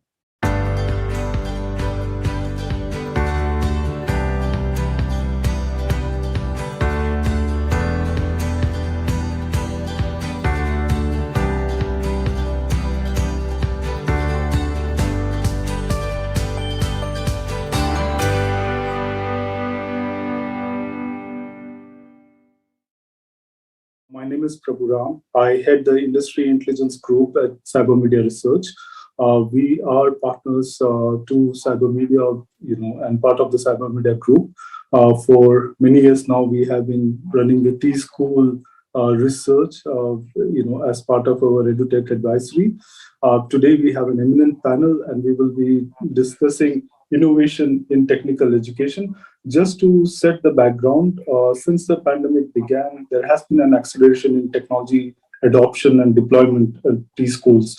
And our research over the last many years has shown that the tailwinds are very strong as far as blended and virtual education goes. The infrastructure upgradation is ongoing, and there is a transformation at place. And what does that have in terms of implications? While the technology is getting upgraded, how does that innovation come about in all aspects, from skilling to actual imparting of technical education? And how do you make an industry-ready skill force as such? To discuss all of that, we have Dr. Vinnie Jory. She is Director, Education, Advocacy, and Skills Lead at Microsoft. Very warm welcome to you, ma'am. We have Kirti Seth. She is CEO, ITES Sector Skill Council at NASSCOM. Warm welcome to you as well, Kirti. We have Sundar Rajan. He is founder and director at Thomas Assessments India and Market Search. A very warm welcome to you, Sundar. And we have Mr. Sahil Agarwal. He's the co-founder and CEO at Rishi Hood University. So very warm welcome to all of you. And just to kickstart, Vinnie, if we can have you to talk about what I mentioned, the tailwinds that are there for technical education and that role that technology is playing. Microsoft has been at the forefront of that. So if you could have your opening remarks, and then we could proceed. Yeah. Good afternoon to all of you, and to share my point of view, there is an unprecedented opportunity for higher education for change, and there are several trends that can be witnessed. Institutes have begun to embrace hybrid learning and adapting to the new landscape on account of the pandemic. There is also a stronger realization amongst the institutes to be aligned with industry aspirations and requirements. The new education policy 2020 has also opened new doors of opportunities for the institutes and students to be more flexible with the entry and exit criteria, and also get credit for courses that are offered beyond their universities or institutes. There is also a very strong need felt for upskilling the faculty and also embracing industry relevant curriculum in the courses that are offered at undergraduate and postgraduate programs, especially in the realm of cloud, virtual reality, data analytics, artificial intelligence. And we have seen more willingness for universities and institutes to partner with industry and explore the different possibilities. However, we have also witnessed that there is a struggle in institutions to understand how to leverage technology meaningfully beyond just conducting the online classes, and leverage technology for better governance, to provide more secure experiences, and leverage the flexibility to offer credits for industry credentialing as well. Research is another area that institutes are trying to tinker with and see how they can have access to more resources and infrastructure. So overall, a great opportunity for partnerships. I'll just stop here. Sure. And Kirti, that's a very great opening for you as well to come in, with all of your experience in entrepreneurship or management, and now you are having that ringside view at NASSCOM. How do you look at revolutionizing engineering education as such, and how can we get students future ready as such, from a skills point of view? So I think Vinny really called it out in terms of what all is going on. There's a lot, ton of stuff going on, but yet we see that the biggest concern today for industry leaders is the shortage of talent. Jobs are growing at 20% a year, and from what I'm hearing, salaries are growing even faster, but yet there aren't enough people to fill those vacancies. So it's quite clear that something much more needs to be done in technical education. And there's a lot going on, and what Vinny's listed out actually was part of the stuff that I was going to say, but no prizes for that, because I think all of us are pretty much saying the same thing because we're seeing it. So it's no surprise that I would say exactly what she's saying. But I would say that we have over 1,000 universities in India. We have about more than 50,000 colleges. So what we are talking about of in the colleges and institutions and in universities leveraging all these changes, that still is not the majority. And if we are going to look at transformation, it has to be at a majority level. It can't be the chosen few who do it. So clearly something needs to be done. And I know we are talking about technical education. And I know that I'm sure all of you will agree with me that typically the feedback that has always come about this lack of industry alignment has been practical knowledge is not there, or learnability is not there, or lack of communication skills. And actually the worst of the lot, which is not really connected to technical in any way, is that what they're supposed to know, they don't know enough of. So the fundamental knowledge is only not there of what you were supposed to study. So I think those are generic issues in education, which covers technical education too. But I do want to pick up, one of the things which I don't know whether it's getting enough visibility, it's communication. I know we're talking about STEM education, and STEM people typically, they don't think of communication as an important skill. It's even called a soft skill. And sometimes I think it's just tolerated that, okay, I also have to do this finishing school type of course. But, this was all fine till this digital tsunami has hit us, because now the situation has changed completely, because much of what we as humans are supposed to do now, the machines will do if they're not doing it already. And we have to learn to work with machines rather than as machines, meaning like even, low code, no code means even coding doesn't have to be done by you anymore. So when we talk about technical skills, we need to actually think about how we will work with machines, and that's where communication becomes really, really important. Because if you can't express an opinion, if you can't persuade or you can't influence or explain, your brilliance will remain hidden. The solution that you want to present will not be understood, and that less less talented guy who you always thought was really very middling in his abilities, but he runs away because he runs away with the prize because his presentation was more snazzy.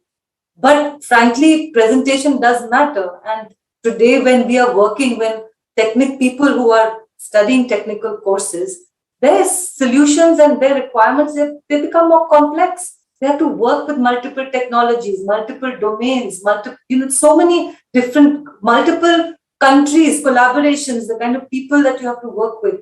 So if you can't do that, then all that you know doesn't work.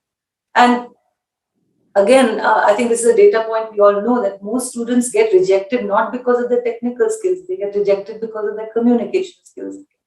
So communication in the context of technical education is so important, but that's where I think we really need to catch up, and that's where the world actually leaves us behind, because we all talk about our education system vis-a-vis the Americans, and average American doesn't know as much as the average Indian does. But you know what? When the average American talks, he just is able to present his point of view in so much, better way. Why not us? Why not us? So I think that would be my, feedback or advice to the technical education, people thinking about technical education, that we need to make these skills of collaboration, of communication, of learnability, really up there. Yeah. So again, that brings us to Mr. Rajan. You have all the tools and involved in the assessment as such. How do you see all of this? When the industry is looking for talent, what's that needs to be done? What's your perspective as such? Yeah, I resonate with Kirti when it comes to some of the numbers that look at the gross level extremely large, but when you try to select a person, you find that it actually shrinks to about 1/6 of what the numbers that was shown. The real issue, as I see, is in two parts. There is I think the pandemic has accelerated the gap much more, because the curriculum that the technical education system in India, except for the top 20, the rest, I think they are probably a couple of, maybe it has become 5 years behind what the industry is seeking. Mm-hmm. So that's the first gap that you have.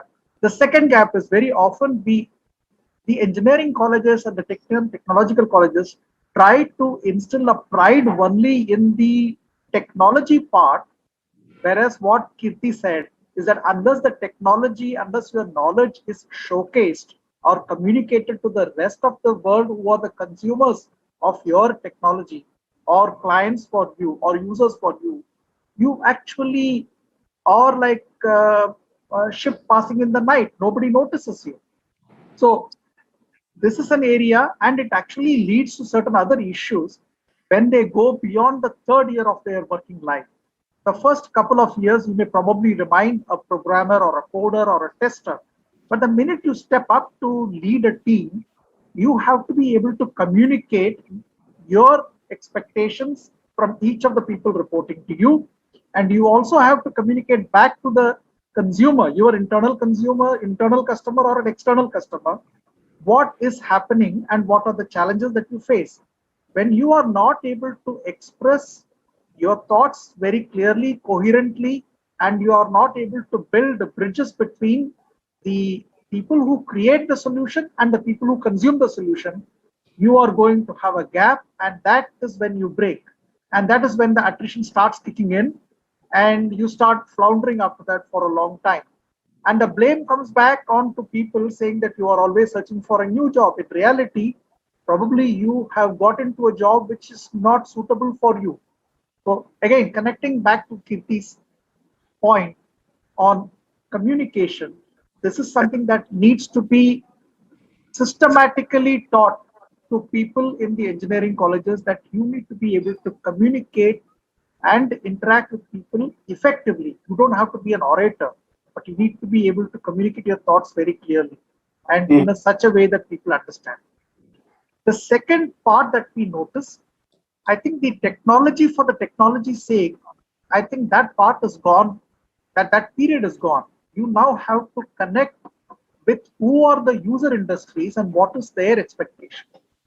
If you are able to apply the knowledge into various areas that India has as challenges, be it agriculture, be it logistics, be it education, somehow we see that very often the pride of the technological institutions tends to be only on the silo of technology.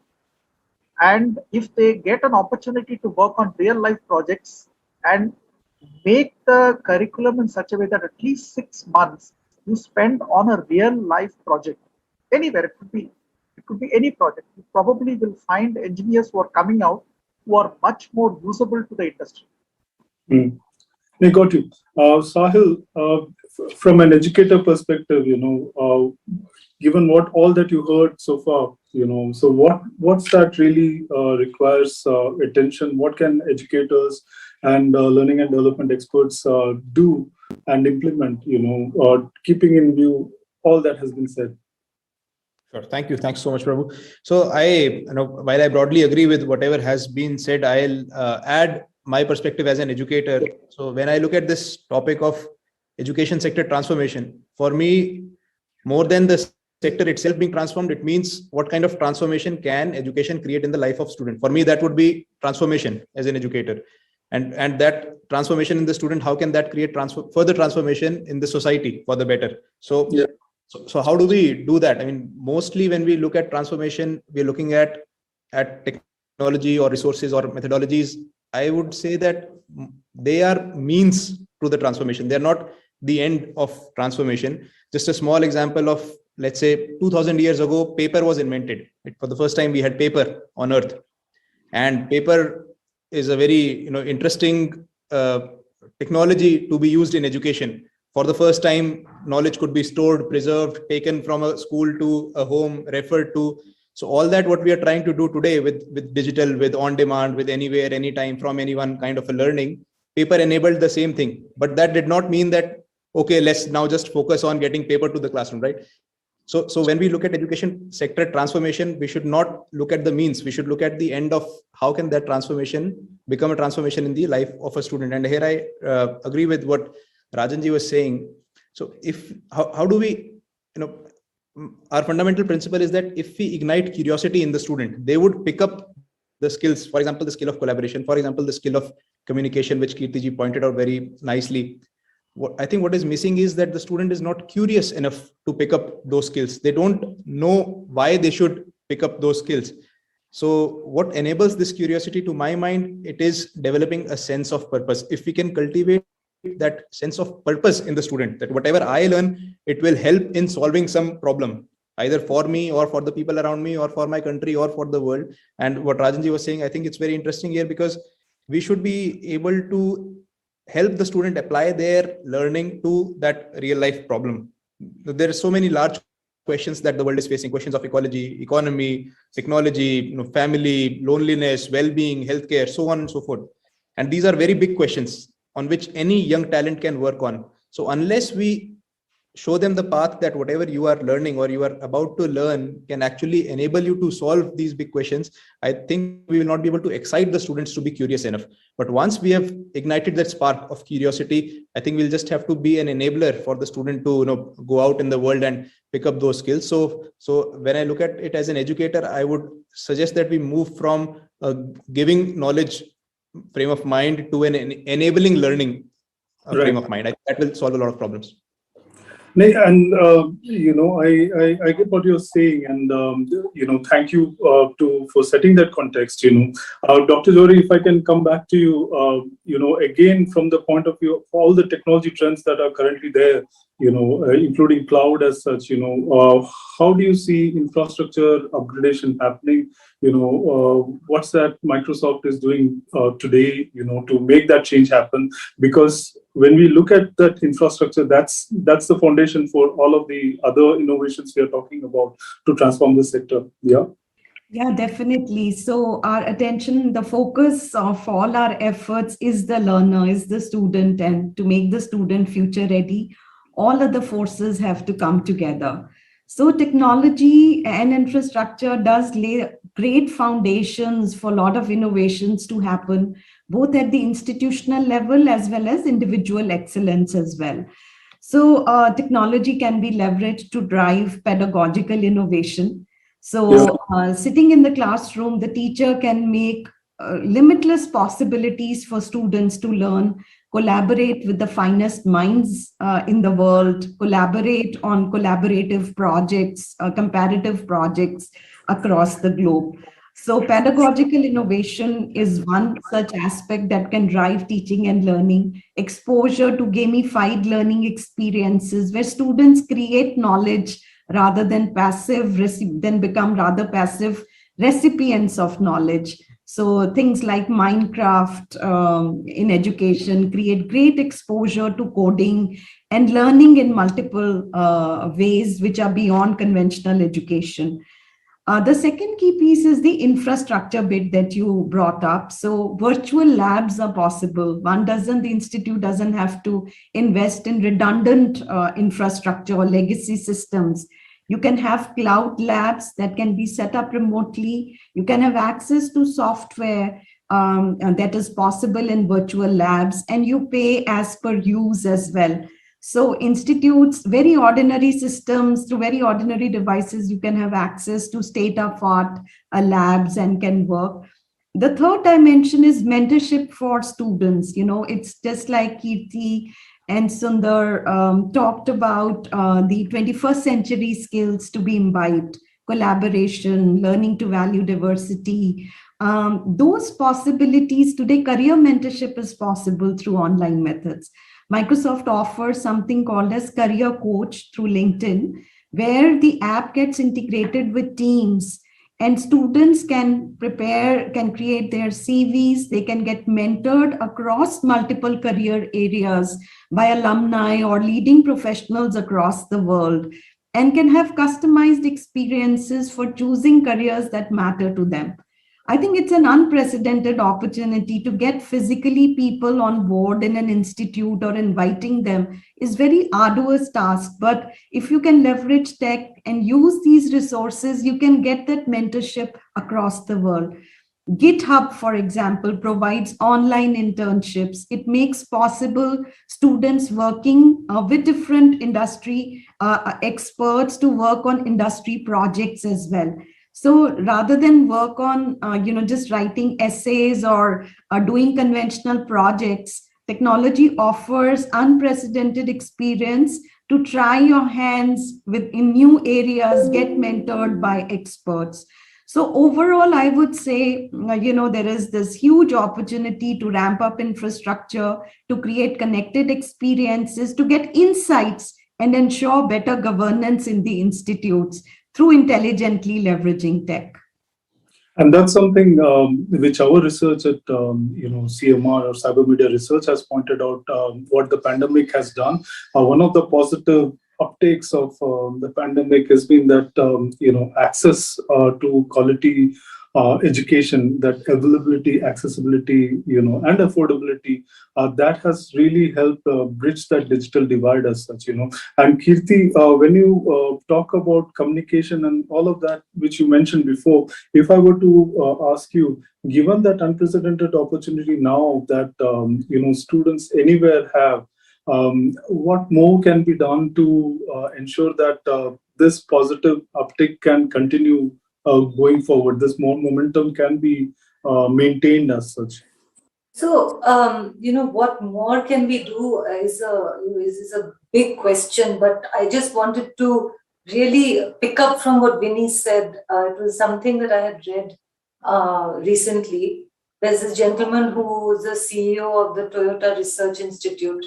The name was Jill Pratt. And so he said that, the current state of automation in the world is a Cambrian explosion. He made this statement for robotics, but I think the idea stretches to everything technical, and which is what you're saying, Prabhu, and what Vinny is saying, that today, infrastructure is available and virtual labs are available.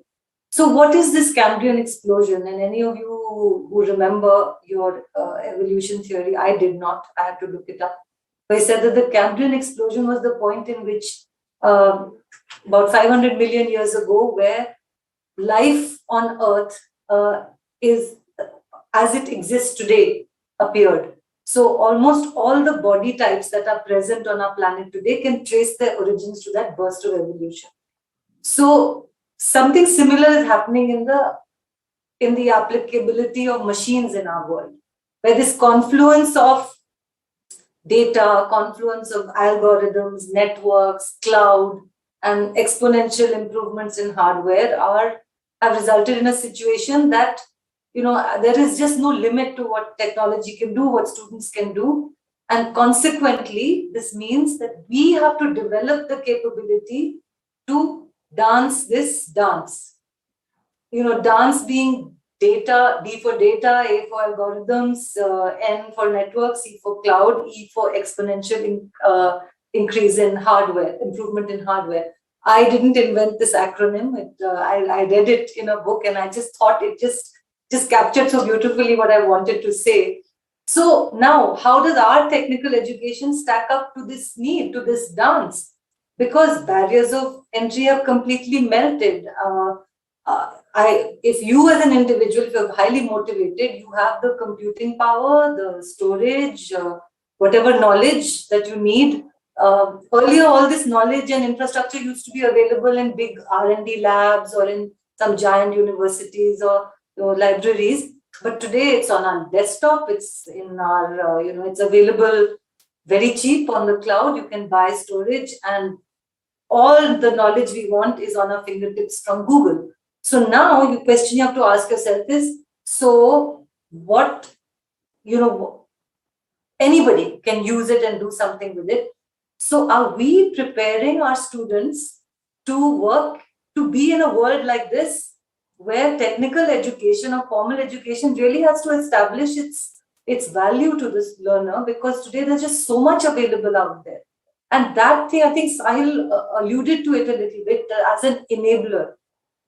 Have we realized as educators, as faculty, as skills providers, that the world is completely transformed? This old age thing of giving curriculum to someone, read this book and read this PDF and mug this code up. Nobody wants to do that anymore. Why should they? Because the world is available on my computer. I can do all the things that any kid who's writing these super apps. I mean, we have unicorns coming every week in India today. Where are they coming from? They're coming from this. And they are not any geniuses over. They didn't do any great degrees from any great. Well, okay, no, I stand corrected. Most of them are from IITs, so I guess they did learn something. But that tells us something, right? That the IITs are producing people like this. But what about the rest? So that's what we need to do. We need to really think completely different of how the world is out there. Our students are digital natives, but our institutions, are they leveraging the technology that is available, that we referred to? It's available to anyone. But what are they doing about it? So if you ask me, what do we have to do? This is what we have to do. We have to live the digital life, learn the digital life, because the future is digital. And if we don't use it, then it's just a very tragically lost opportunity.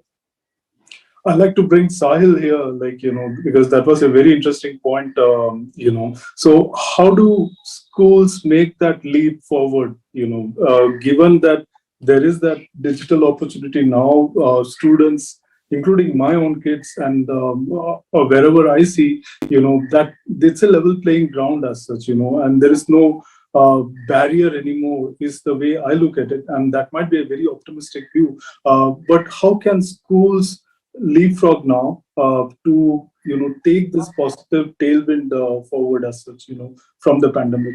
Sahil? Thank you. I think a serious reflection and review is required in our own minds at what is our role, because our role has changed now. Education system, for so many decades played the role of providing information. Now we don't need to do that, and when we do that, the students are getting better, more updated, dynamic information from somewhere else. So I think unless we have a major mindset shift that now we are not information providers, we're just there to mentor the students. So I think that's the change. That's the difference, that the quality of education is visible to us when Kirtiji says IIT versus other institutions. I think that's where the learning experience comes into the picture, where a lot of institutions are delivering a certain curriculum. We have now moved to an age where students can design their curriculum, and they can decide what they want to study, from whom they want to study, when they want to study, how they want to apply it, what kind of jobs they want to get. This entire thing, which earlier was in the hands of an institution or of a faculty, that control is gone. So we'll have to very honestly accept it and then repurpose ourselves. Only then we will be able to add any significant value to the life of a student. The way we look at it at our university, and the way personally I look at it, is that our role fundamentally should have been and is to cultivate this sense of purpose in the student. The student has the means, but unless the student knows where and how to utilize those means to reach somewhere, the infrastructure is useless, or maybe just so confusing, so perplexing for any student. So what we need to do is we need to just have them relaxed and have them slow down and say that this is the possible path forward, and we are here to guide you, to mentor you, to facilitate you, and this is the entire place where information is available for you to learn and to grow in your life. I think that kind of repurpose of institutions is very important. Mr. Rajan, in the context of all of this, how do you look at assessments? Do you see a shift happening there as well? I will first connect with what Mr. Sahil said. One of the things that educators can do, education institutions can do, is to understand each student has his or her own aspirations, and they also have their own way of doing things. Very often we notice at the institution level, there is a pressure to ensure that as many people get placed as possible, and hence whatever offers that come, people do pick it up because that also brings certain value to the institution. If you can connect, like the way Mr. Sahil mentioned, that the job of the educator is to kindle the curiosity and enhance the capability of the person. After that, allow them to find what is it that they want to do and provide them the direction. In that, in fact, many of the assessments that we do actually focus on what kind of behaviors these people have, and because certain behaviors naturally lend you towards certain kind of roles in an organization or as an entrepreneur. That's the work that we have been doing with many of the institutions where we help students to understand what is the path that could actually help them to maximize their knowledge and skill sets. Because behaviorally, somebody is suited to be a coder, behaviorally, somebody is suited to be a project head, and behaviorally, somebody is suited to become an entrepreneur. It is not to say that you cannot switch these roles, but it is like, a fish will take the water faster, but a human being will have to learn to swim in order to be a good swimmer, as good a swimmer as a fish. So this is something that we have been doing, and many of the educational institutions have also realized that there is no point in trying to use a cookie-cutter approach for sending people to one particular role. Hence, they have been focusing on how can each individual student get the best out of himself or herself. Vinny, if you can have your thoughts in terms of all of these, just-in-time educations and all, which help these kind of pathways possible for students, to kindle the curiosity and learn machine learning or cloud and all of that on the go. Can we talk about that? Yeah, definitely. I think there's a huge opportunity out there to build up competencies in the new areas like cloud, artificial intelligence, analytics, DevOps, in all these new emerging areas and technologies. Microsoft has come out with MS Learn, a place where educators and students can have sessions on demand. There are more than 3,000 courses that are available. And anybody, no matter whether one is a teacher, whether one is a developer, scientist, no matter which background one comes from, if you have choose areas of interest and put in your what is the level of competence that you currently have, there are customized pathways for learning that gets generated. And you can do these courses at your own pace, earn badges that you can amplify on the social media as well. And if you want to take certification, then there is secure certification possible. Likewise, LinkedIn offers more than 16,000 courses. And these courses are lined with multiple career paths or career roles that are being posted by employers.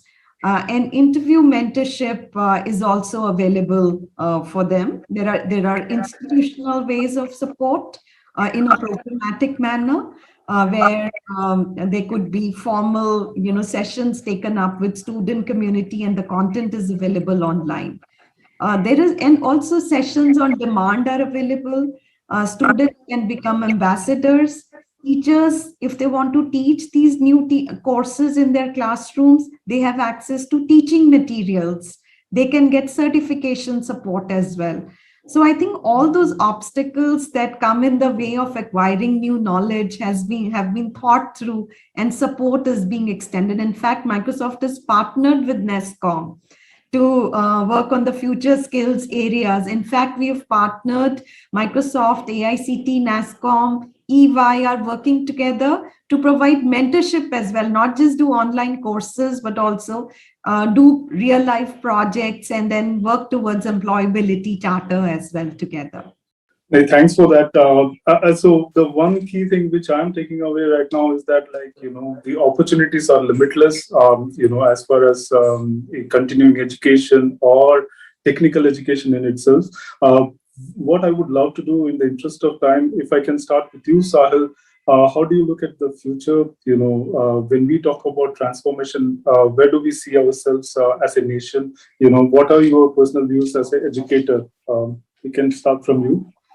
No, I think we are at a very amazing situation. Corona, the digital transformation, because of that, the introspection on education system because of that, and simultaneously the coming of the new national education policy, it has created a very interesting confluence for India as a nation. I think the opportunity is right there in front of us. I don't think the generations before us had this opportunity. So what we can make the maximum use of is to create this transformative experience in the life of students.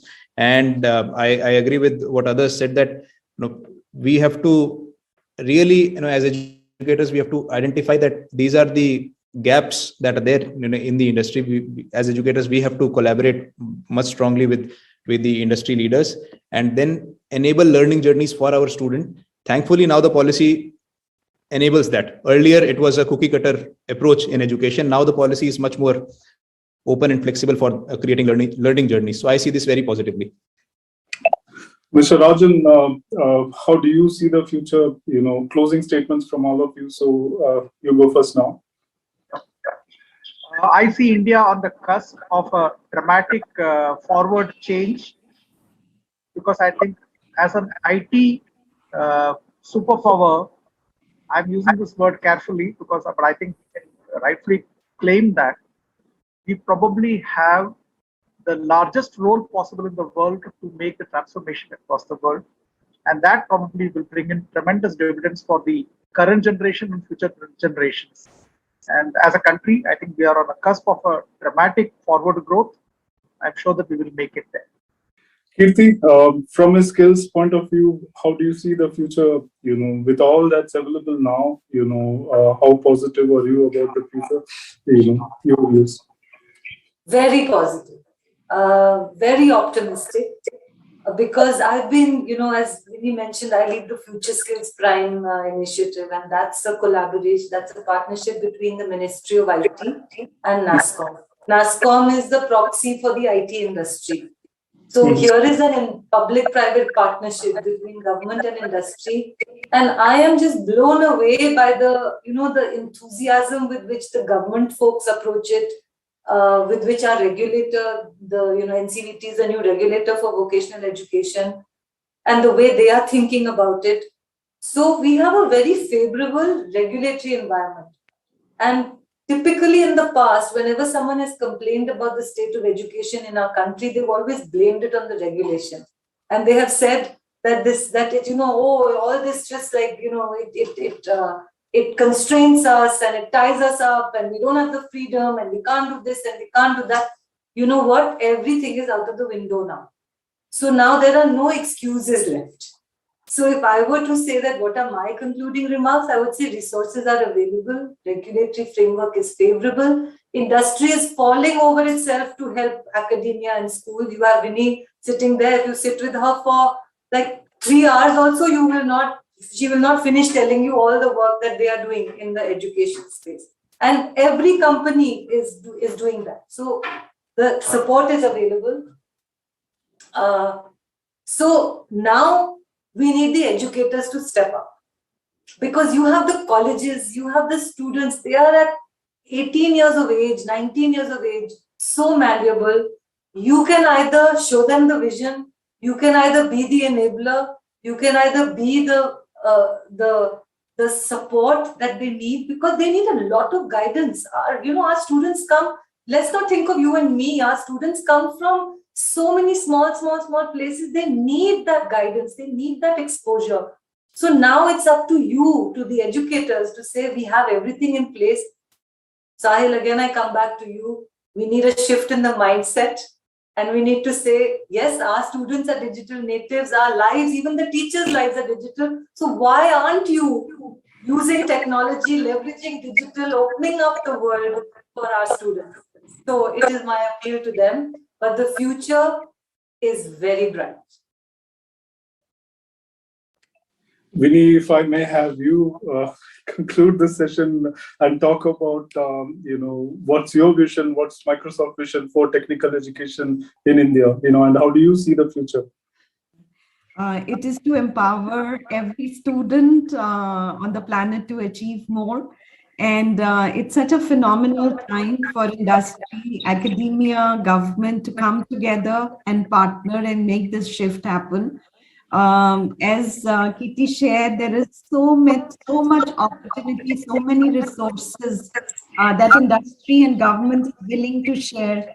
I think it's just the academic community needs to come forward and then partner and make things happen for this young generation, the students and leaders of tomorrow, and invest in faculty as well.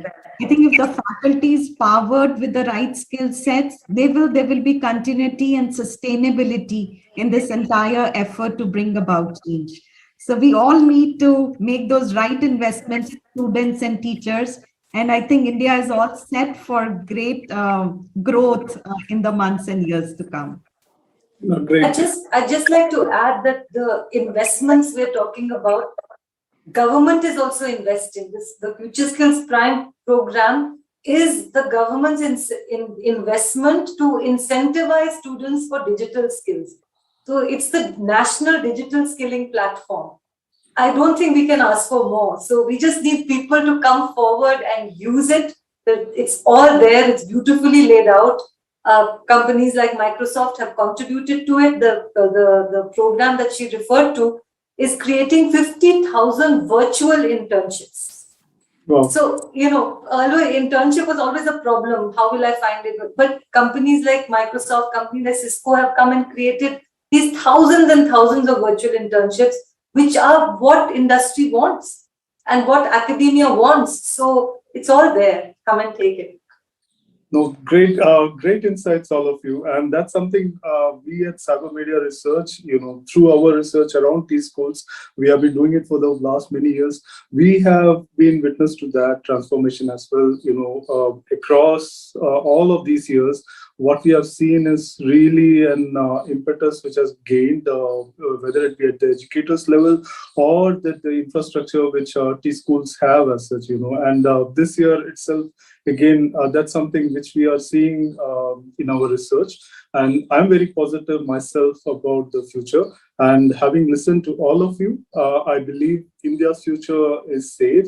The next generation, there is no barriers as such, for having access to quality technical education as such, whether it be someone in a tier 1 city or someone from an aspirational India, the access to education is the same for everyone everywhere. And that's what, innovation in education should be all about. So thank you so much, Dr. Jori, Kirti, Sundarajan, and Sahil Agarwal. You have been really great with your insights and your time. Really appreciate you joining us today at this session. Thank you so much.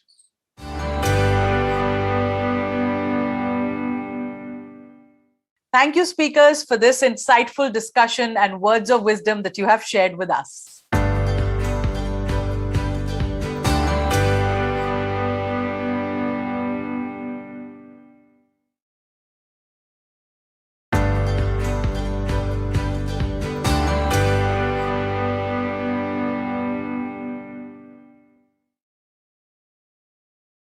Recently, Dataquest has published its 16th edition of annual TSchool survey and ranking, along with a new survey of ranking of colleges on Digital Index and Employability Index.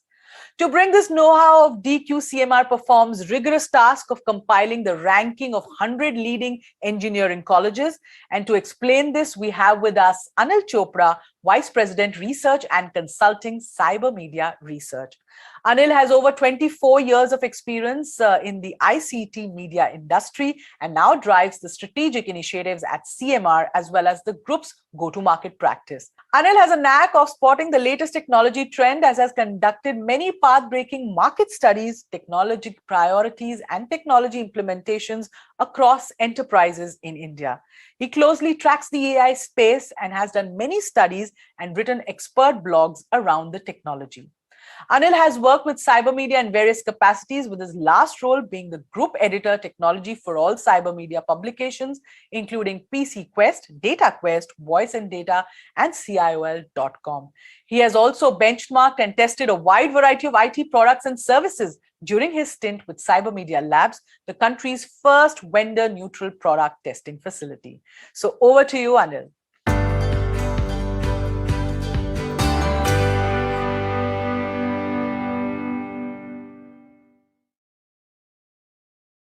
Hello, I hope you enjoyed all the sessions today and found them useful. It is now time to recognize and honor the top rankers for the DQ-CMR TSchool survey. But before we do that, I'll spend about 10 minutes to explain the survey methodology used this time and how this time's TSchool survey is different from the ones done in the previous years. So let me just start off by sharing my screen. TSchool survey is one of the oldest surveys that is being done to identify top ranking T-schools in the country. And, till now, the survey was basically an annual affair, meaning it was conducted only once a year. This year, however, it was decided to run it as a program with multiple surveys because there are several other aspects of T-schools that have, become critical today. One of them is the digital infrastructure or the ability to impart online education. It's something that was, I guess, forced upon us, due to the pandemic. Second is employability, or the ability of the institute to gear up its students for the market so that they become more employable. So in addition to the main T-school survey rankings that are done every year, this time we conducted two more surveys, one to really calculate the digital index and the second to calculate the employability index of each T-school. The findings from each of these surveys have been published in 3 different editions of Dataquest, and I would urge you to try to get hold of a copy because the insights are quite interesting. 350 T-schools participated in this activity. out of which we ranked the top 100. And as a part of the employability survey, we also reached out to 400 recruitment managers in enterprises to really understand what they look for in students while recruiting from various institutes. CMR framed structured questionnaires for each survey and reached out to all the institutes and HR managers. Data was collected both online as well as through face-to-face surveys.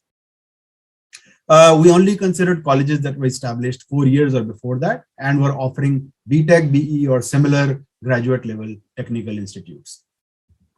A little more about each of these surveys that we did. Now, the digital index survey was conceptualized, keeping in mind the increase in digitization amongst engineering colleges for imparting technical education. Actually, if you look at it, the pandemic accelerated the pace of digitization efforts of all industries. And for the education segment, there was no other option but to move along this path. So online classes have therefore, become very, very common, as we all know. Enabling this is not an easy task. And every institute really had to take this journey. And our survey really aimed to understand how different T-schools really did it. We had participation from across tiers of engineering colleges in this survey, including prestigious IIITs, NITs, and even other tier 3 private and government institutes.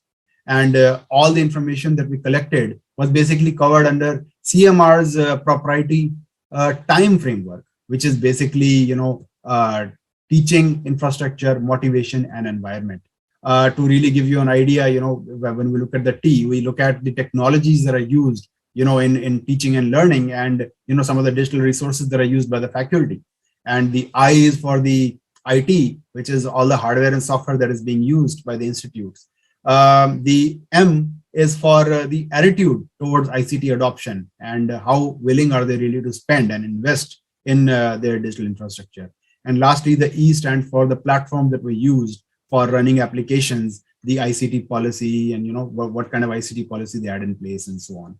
So the weightages for each one are given in front of you, which were basically used to arrive at the rankings and all.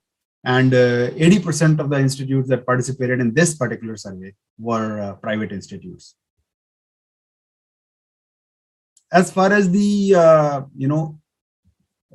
the employability index is concerned, as we all know, that employability has kind of become a key aspect in determining the success and reputation of an institute, right?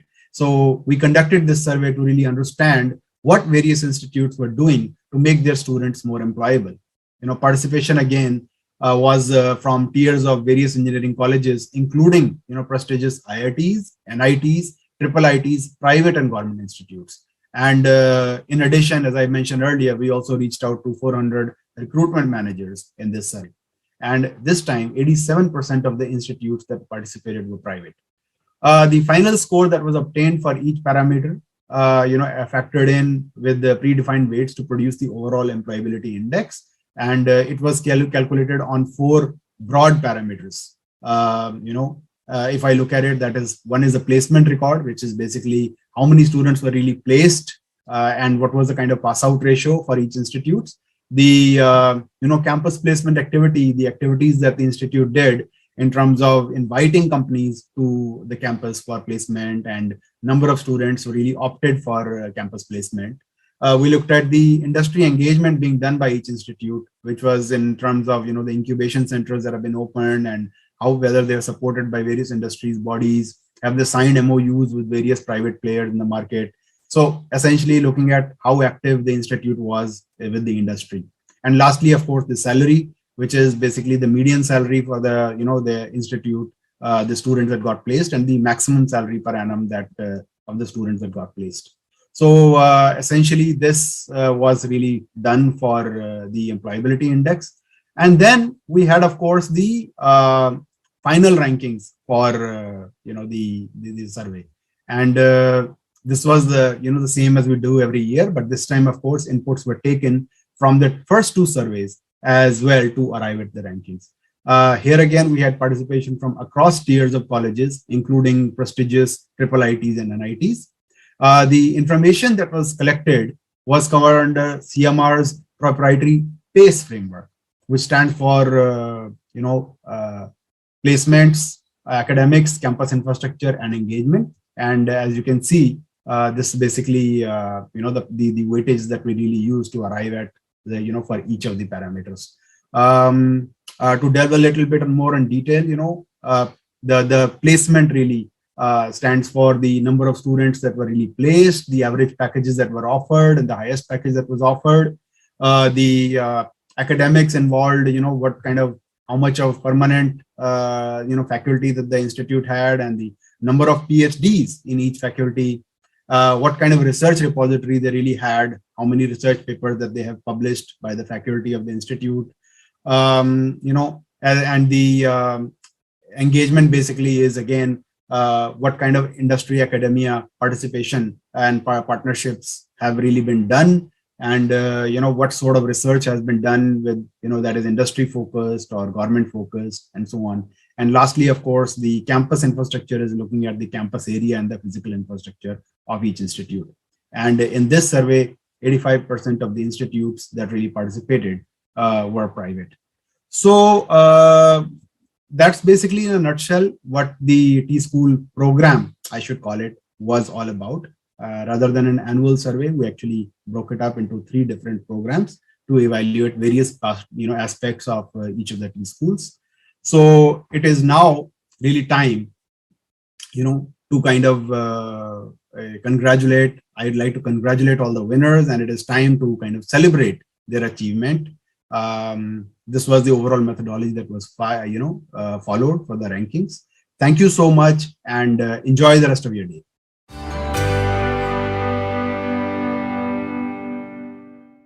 Thank you, Anil, for explaining about the survey and the ranking process by Dataquest.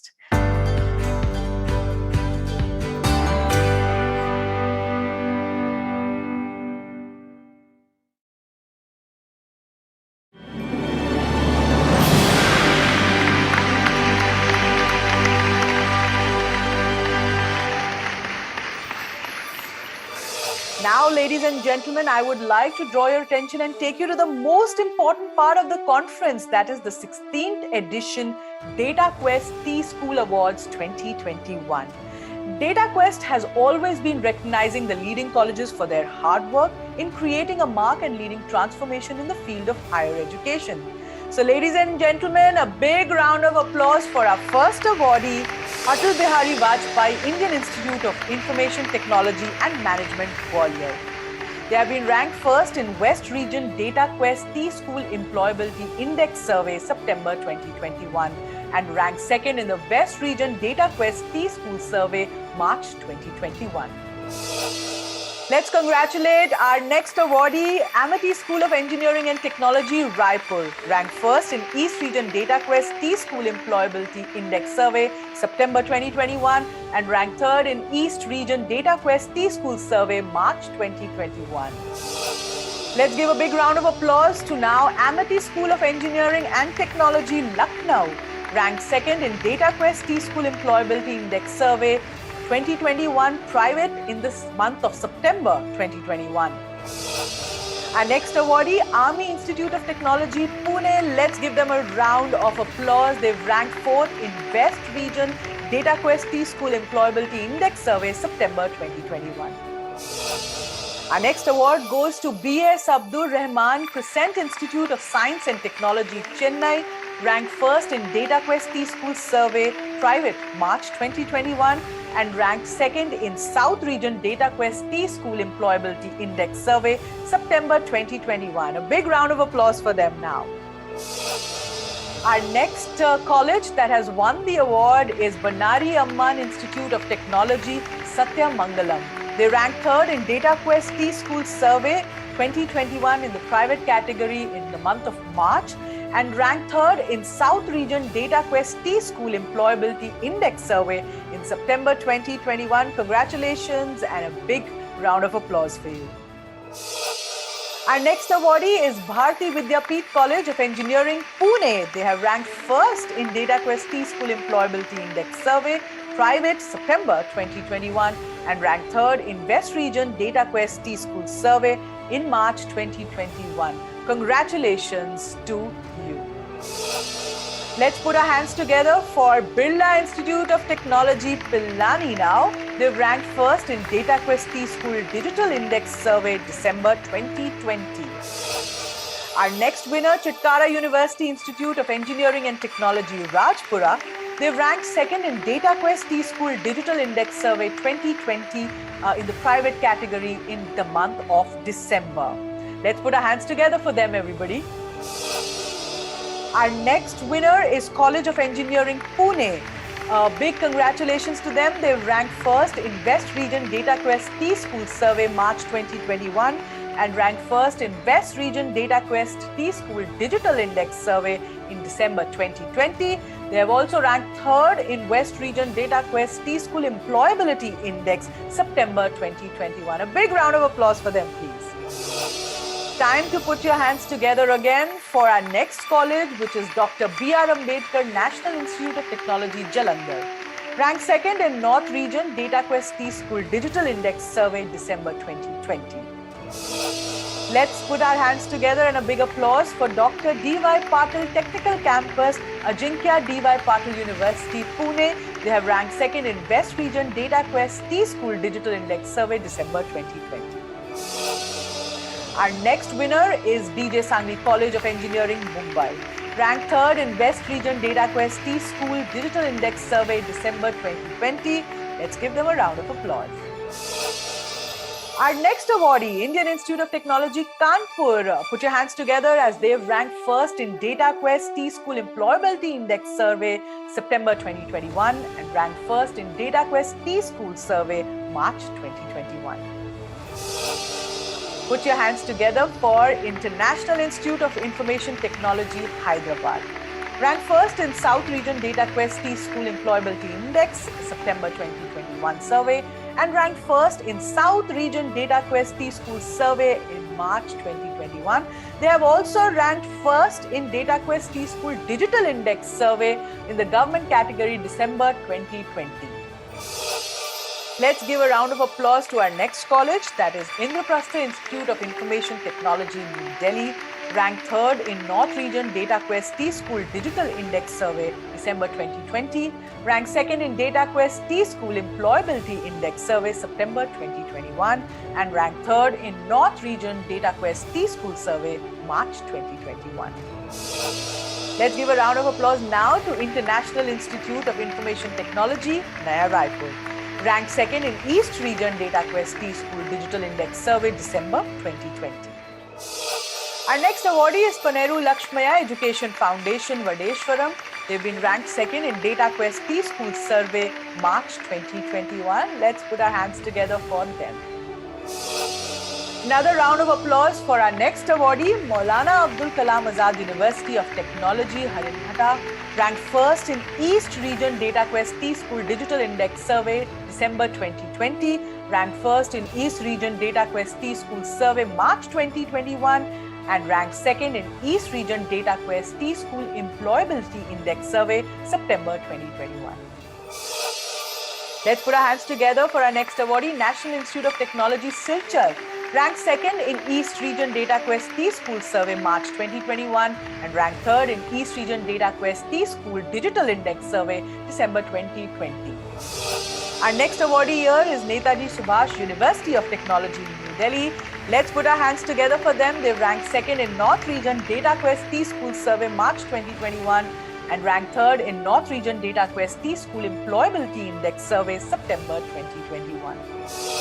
Our next awardee is RMK Engineering College, Chennai, ranked second in South Region Dataquest TSchool Digital Index Survey, December 2020. Congratulations to you.